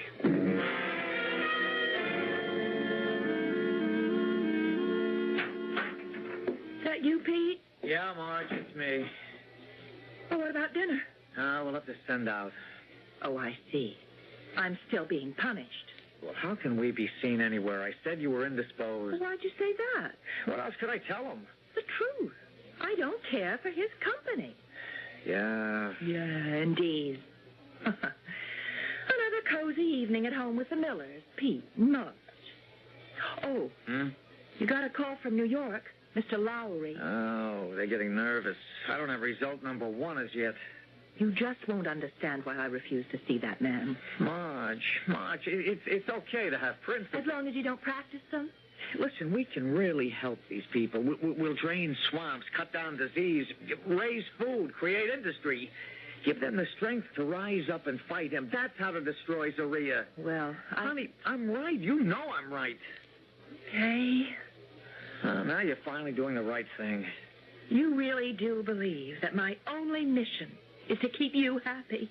I'm not a human being in my own right. Oh, for crying out loud, there you go again. What do you mean? There I go again. Marge. I have no thoughts, no feelings of my own. I'm even required to give up my own honeymoon because you don't have the backbone to stand up to a two-bit would-be Hitler who needs your machinery more than you need his business. I didn't say I would. Said enough. Where are you going? I'm indisposed.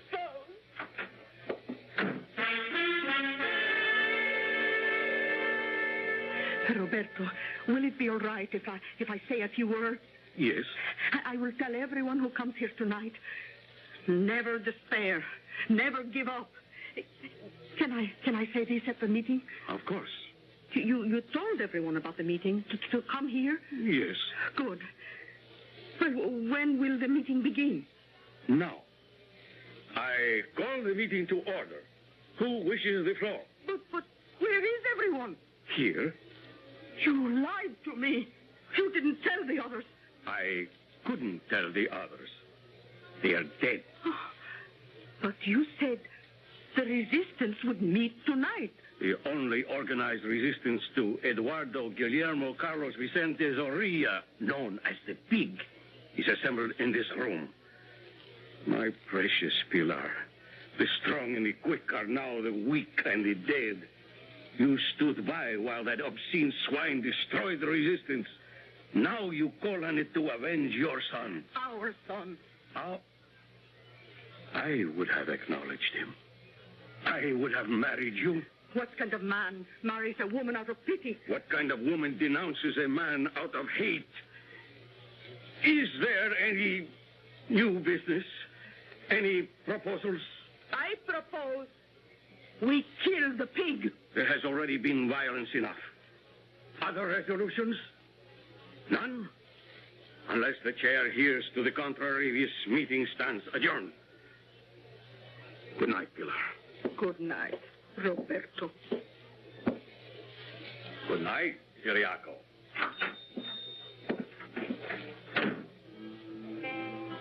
Oh. Remember, Ciriaco, the little American girl who read me the letter? He looks like a pig, she said. Just like that. A skinny little girl looks at his picture and says, pig. You know what makes her so wise, Ciriaco? She thinks. Oh, there you have it. She and Roberto, thinkers. They would say, we have a problem. What is the most effective way to kill a pig? But what do they know about killing pigs? They are thinkers, philosophers, aristocrats. Oh, no, I know how to kill a pig. Tell me, Ciriaco, tell me, do I know how to kill a pig?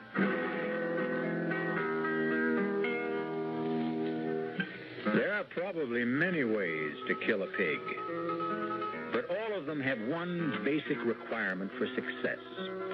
It is necessary first to have your pig firmly in hand. Till now, this has been Mama Pilar's fundamental problem. However, we can depend on her to solve it when we return shortly with Act 3. Yes, when you say Budweiser. One thing you can't fool American beer drinkers about, and that's taste. When it comes to beer, they know what they like. Yes, when you say Budweiser. And so many millions of American beer drinkers prefer and choose the Budweiser taste that it's the largest selling beer in the history of the world. And that's a fact. Pick up a six-pack of Bud and taste why. You'll see that brewing beer right does make a difference. And that when you say Budweiser, you said it all. Yes, when you say Budweiser, you said it all. Yes. Anheuser-Busch, St. Louis.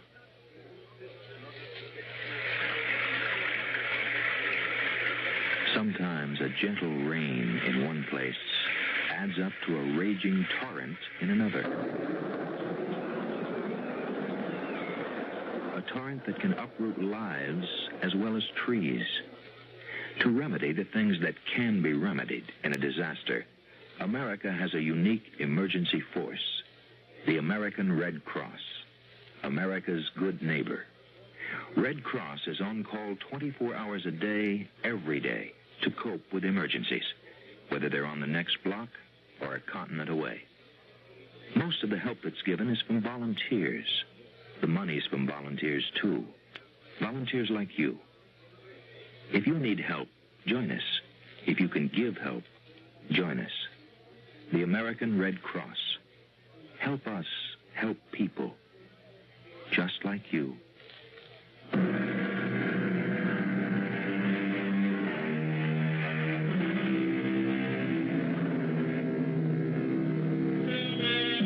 Marge Miller is a young newlywed who is having the first fight of her marriage. And permit us to say, it's a beaut. The reason may sound familiar. She refuses to socialize with her husband's client. It acquires deeper dimension when we consider that the client also happens to be the absolute dictator of a small nation. However, here comes Mama Pilar with her own score to settle. And does she bring salvation or disaster? No, I'm sorry, Pilar. It's out of the question. Why does the senora insist I wish to kill somebody? It's not just somebody. Zorilla. Me? Kill my leader? Oh, why else would you want to prepare a dinner for him? Oh, senora, I am growing old. Running a restaurant is too much for me. I'm looking for a job, and your husband's work, senora, requires you to entertain. You need a good cook. No, we don't entertain at all. Oh, but you should, senora. Don't you start that. Besides, if I let you cook a meal for old Zorilla, you'll bury a knife in him the minute he walks in. I will not. On my word of honor. Well, you spike his soup with arsenic. I will not. On my word of honor, I will do nothing to... I believe you. But Pete would never buy it. Why not? Why not? Well, let's just say he's very nervous and upset right now. Ah, then you have a problem. Such a man is no good to a woman. No. We must relax him, restore his desire for romance. Amen. Now, just suppose you said to your husband, invite the leader here for dinner. You're trying to sneak up on me. I said, just suppose. Well, what would he do? I guess he'd flip. Well, that must mean something good, eh? But, no, there is no need to tell him I will cook the dinner until everyone arrives. And then it will be too late for him to object. How simple it is. Simple and deceitful. Why do you want to prepare a meal for Zorilla? I have my reason. Sure. I want to help my husband do his job. But I can't very well have his client killed at my dining room table. Senora, this dinner will resurrect your marriage. Makes you think that my marriage needs to be... When a bride sits alone all afternoon, emptying glasses, filling ashtrays... Pilar. Oh, no, little one, don't cry. Oh, no, I promise you, this dinner will bring you both joy and happiness. It will restore your love, revive your honeymoon. But you word of honor, you won't kill him here. My word of honor. I won't kill him anywhere.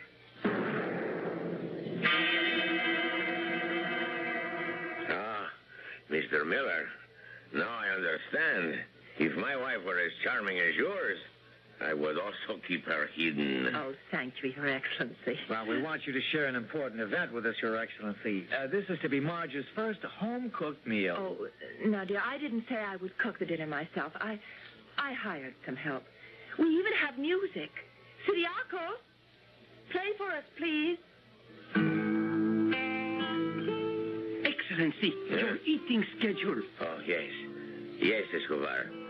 Thank you. My dearest Mrs. Miller, someone to cook. Oh, certainly. Pilar! Marge, what are you doing? Relax. No matter what happens, remember, I love you. Your Excellency. Your name is Pilar? Yes, my leader. You are not from the city. I would know that hill country accent anywhere. Now, don't tell me. Puerto San Jorge. I was born there, my leader. That's the real country. Those are the real people. No. Now, my good Pilar, prepare for me 2 boiled eggs, 3 minutes. You tell the time? Yes, my leader. 3 minutes, no more, no less. Tea with 1 teaspoon of skim milk. Toast.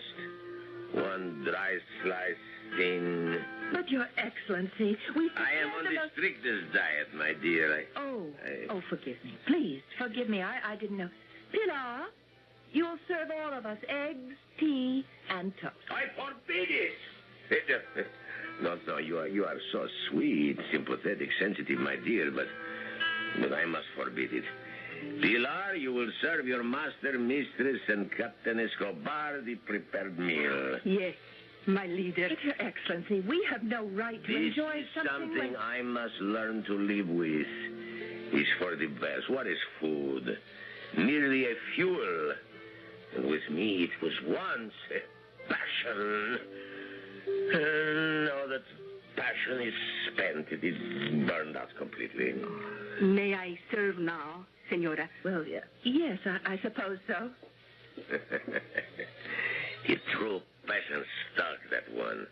Where on earth did you find her? Oh, sir, you must never ask a lady where she finds her help. These must remain our little secret. Oh, smell that. Oh, smell that. I have not seen beef marinated San Jorge style in years. Oh, Pilar, you are a genius. Thank you, my leader. I don't know if I'm hungry. Come on, you to eat. But we have no right to enjoy gourmet cooking while you My dear, this is not gourmet cooking. This is hill country cooking. Oh, I was weaned on it. That meat before you. Let me tell you how that divine fragrance and flavor is achieved. The meat is first soaked in specially spiced wine, then marinated in a special spice and garlic sauce. The exact recipe is a secret handed down from mother to daughter. But, Your Excellency, we have no right to do this to you. We should send it back to the kitchen. No, I curb my passions. And so enjoy yourselves. I command you to enjoy yourselves. My leader, your eggs, tea, and toast. Thank you, my dear Pilar. Thank you. There you are. See? We'll see how quickly I have fueled my engine. Half a dozen bites, a couple of swallows, and I am done. You will scarcely begun. You will fritter away your lives at the table. Whereas I shall have endless hours free for work, for study, and for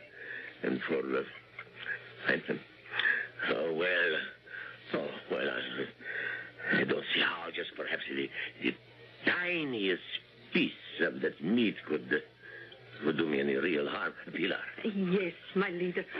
Let go of her arm, Escobar. My leader, I am only doing my duty. You deserve a decoration. Make note of it. Now, Pilar, that piece, and that's one. Oh, fine.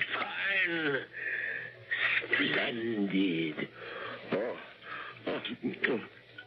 Oh, this is every bit the way I remember. Oh, this is the foods of the gods. The gods. Pilar. My leader? Special spiced wine is always served with this. Oh, I have it here, my leader. Yes, this is... Oh, good. I'm renewing myself. More meat, Pilar. Where did he put it, Pete? Where? I don't know. Your Excellency, your diet. You shouldn't eat this much in a week, a month. Pilar. Yes, my leader. My glass is empty. My plate's empty. Oh, this is heavenly. Where has the shining light been hidden?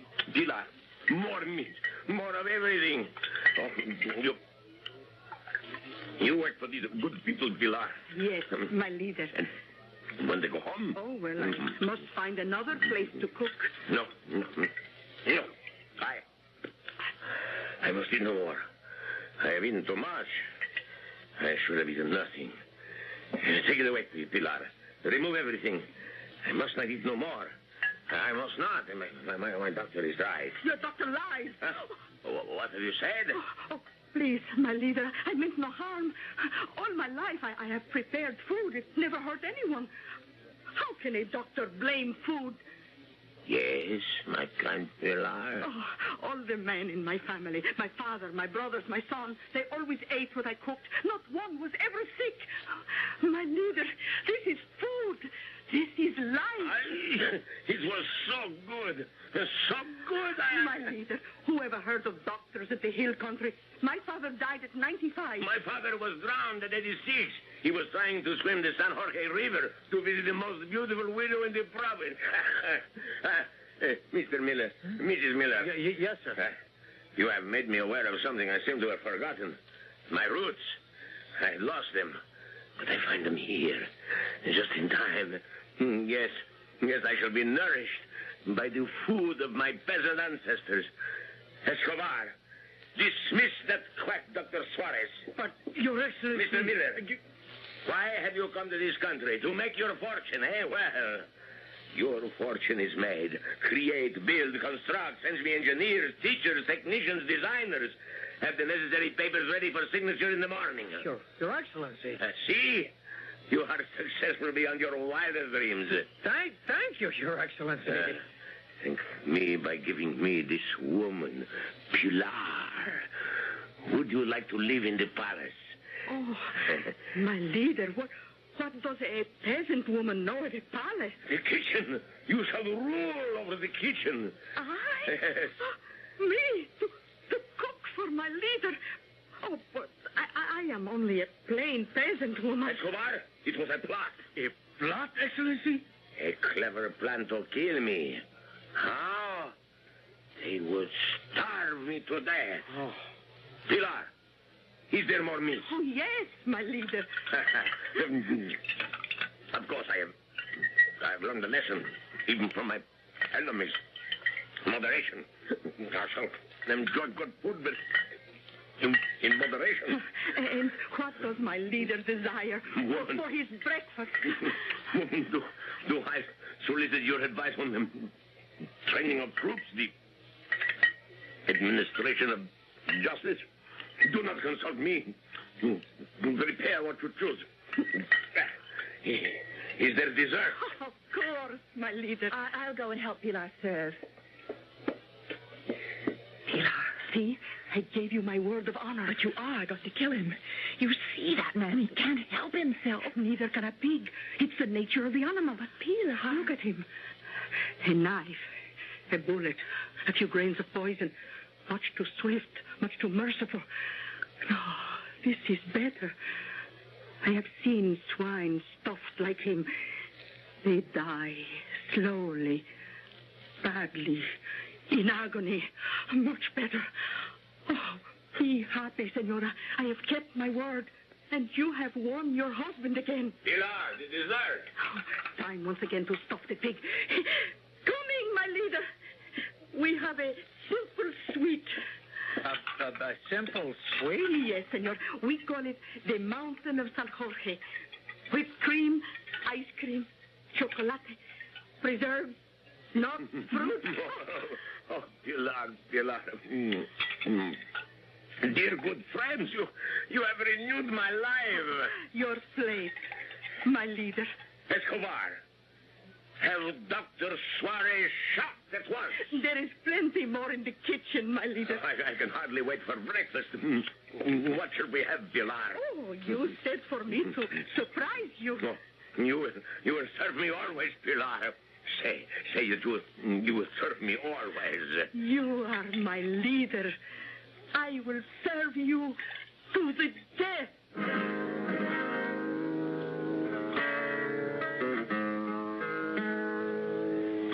As some people might say, what a way to go. But this is something the Mama Pilars of the world understand. If you can't get to a man's heart with a knife, another way, and a better way, is to get there through his stomach. I shall return shortly.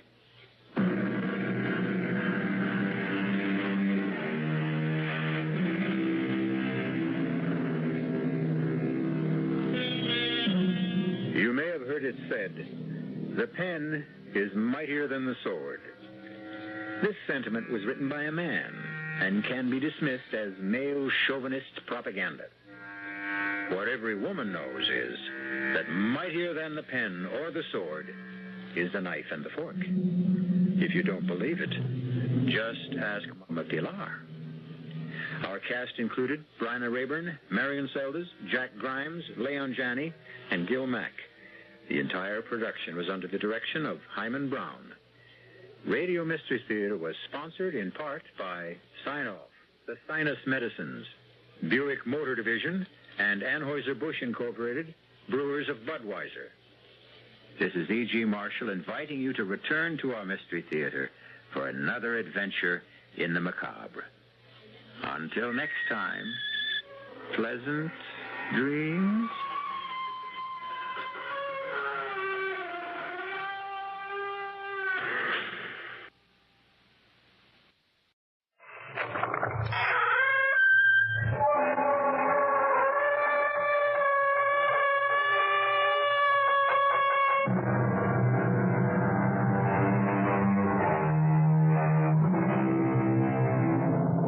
Come in. Welcome. I'm E.G. Marshall. Once again, it's time for that journey through the world's most mysterious landscape. the complex mind of a human being. What does the mirror show you? Does the mirror know more than appears on the surface? How deeply can it probe? Consider a lady named Helen Stewart. Fred! Fred! What is it? Tell me, what is it? Look!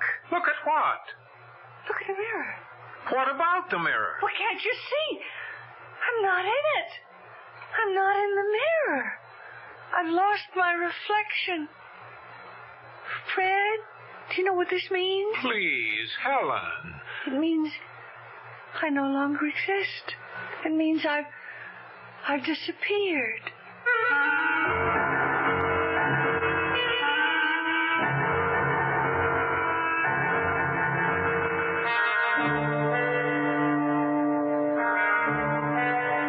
Our mystery drama, Mirror for Murder, was written especially for the Mystery Theater by Sam Dan and stars Celeste Holm.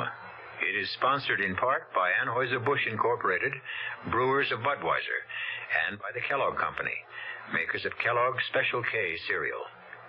I'll be back shortly with Act One.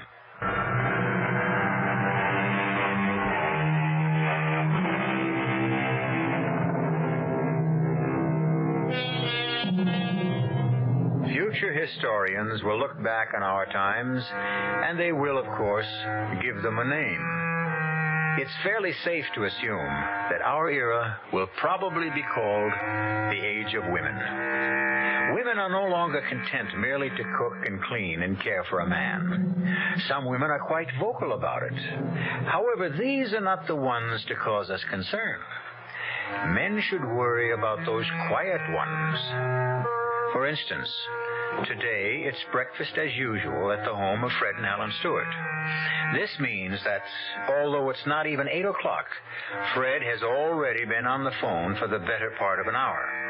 But on this particular morning, quiet, uncomplaining Helen Stewart does something shocking. She suddenly reaches over and, for no apparent reason, disconnects the telephone. Helen, why? Why did you do that? Why did you cut me off? I don't know. But, Helen, you knew that I was talking to Senator Warren. You cut us off. Senator Warren is an old drunk. James J. Warren is the majority leader. Oh, yes, he is. He certainly is. Senator Warren is the majority leader because he makes a great many major leads, especially with his hands under the table when we're out to dinner. What are you talking about? You know, 15 years ago, if I'd told you that, you'd have punched the senator in the nose. Now you look at me and say, what are you talking about? Helen. Oh, Jim. Yeah, cut off, I guess. Certainly, Jim, I'll hold on. Helen, I simply have to talk to the senator before he leaves. You might want to talk to me before I leave, too. Now, what is that supposed to mean? Just what it sounds like. Look, we can't afford an argument just before I go. When can we afford it? Darling, be sensible. The committee's considering the entire budget. You know what's at stake. Of course. And, Jim, yeah, great. Tonight? No trouble at all. I'll be there. You bet. Thanks, Jim. Bye. Am I to assume from that conversation that you won't be home to dinner tonight either? Senator Warren wants me to meet with the Finance Committee people for dinner. I see. Well, they have to be brief. Naturally. I'll try to cut it as short as I can. We have tickets for the opera tonight. Remember? Oh. Well, look, why don't you go, and I could pick you up after. If I'm going to go to places alone, I don't have to be married. Oh, Helen, just as soon as all this pressure is off... Oh, Fred, you're having so much trouble trying to fit me into your schedule. What are you doing New Year's Eve? I resent that. Do you? If you didn't want me to go into politics, you should have said so. I don't recall that you ever asked me. Darling, this is the big break. Jim Warren is letting me write this bill. It'll be known as the Stewart Act. It'll revolutionize the concept of education throughout the state. From here, I can run for national office. First the House, then the Senate. Mm-hmm. Yes, well, write me a letter. Let me know how you make out. Well, I want you to help me. Help you? How? Well, just don't add to my... To your problems. Is that what you're trying to say? No. Just be a nice, quiet, obedient little lady. Is that what you mean? Oh, Helen, you can twist the meaning of everything Fred, you say. I'm having a problem. Oh, good Lord. It's 8:30. Fred, we have to talk about it. Yes, but does it have to be this minute? Well, sometimes you have to sit here and just look at me and talk to me and concentrate on me as if I were a human being worthy of your time and your attention. Helen, you know that I love you. Yeah, but that's not enough. You see, something's happening to me, and I'm frightened. What could be happening? I'm scared. I feel as if I'm disappearing. Disappearing? Yes, disappearing, as if I'm fading away, fading out. What does that mean? As if I've become nothing, nobody. Oh, but that's what. I can prove it. There are times, many times, more and more times lately, when I look into a mirror and I sort of become hazy, blurry, and then my image, my reflection, isn't there. It's just gone. Helen. I'm gone. Look, you've got to see Dr. Gordon. Why do you keep sending me to other men, Fred? I know what's happening. I am disappearing. I'm fading out of your life. Now, that is not true. I need you more than ever. For what? We'll talk about it tonight. But you won't be here tonight. Tomorrow morning. I may not be here tomorrow morning. What? I may be gone. Gone? Gone where? I don't know. Where do people go when they disappear? I'll answer it. Hello? Just a moment. It's the senator's office. Should I tell him you're busy and you'll call back? How can I tell him I'm busy? Give me the phone. I see. Hello? Yes, I'll hold on. Helen, Goodbye, Fred. Where are you going? Where am I going? Fred, look in the mirror. Just look, Fred. In just a minute. Hello? Jim? Yeah. Oh, I've got all the figures, everything we need. Look in the mirror, Fred. I've disappeared. No, Jim, we've got solid proof. Where did I go, Fred? Where did I go? Please, Fred, tell me what happened to me. Jim, the opposition will simply have to throw in the towel. Nobody can afford to vote against this bill. Fred, where did I go? You can control every single dollar. Fred, I'm going to have to find myself. The voters know whom to thank for it. Goodbye, Fred. Goodbye. Jim, the newspapers will eat it up. How can we possibly lose?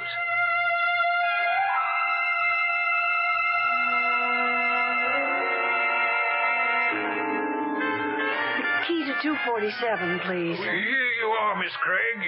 How did you enjoy the skiing this morning? Fine, thank you. Planning to stay with us for a while? Well, I know it's quiet here. We're off the beaten tourist path. I'll see. Oh, you have a message, Miss Craig. A message? That's impossible. Impossible? Well, nobody... I don't see how anybody... A gentleman asked for you. For me?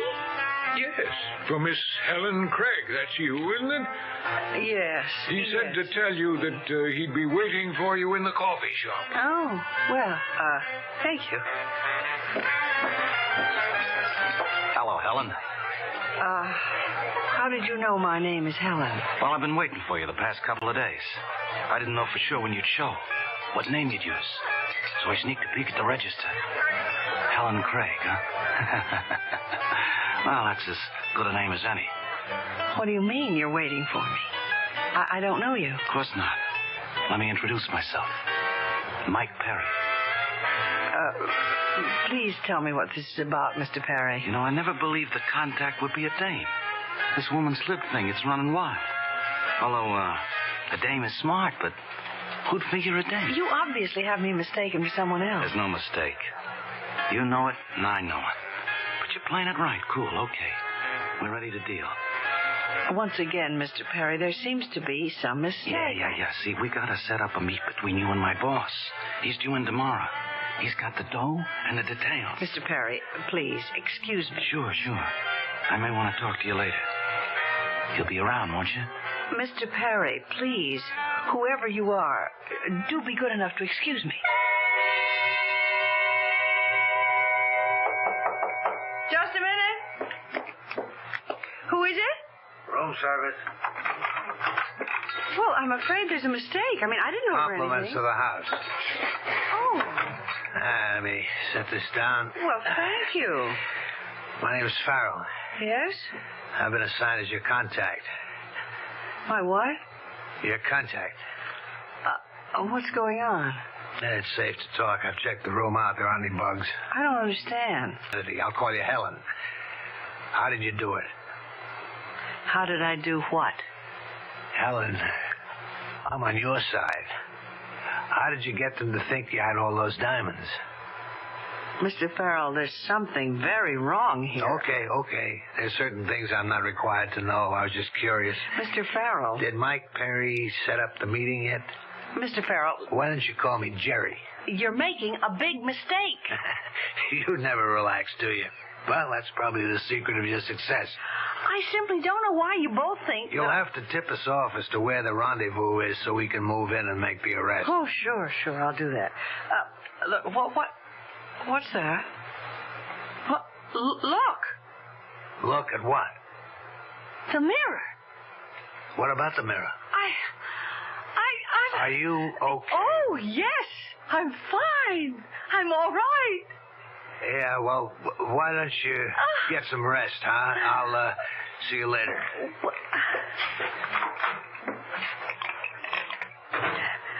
Operator, is there a doctor nearby?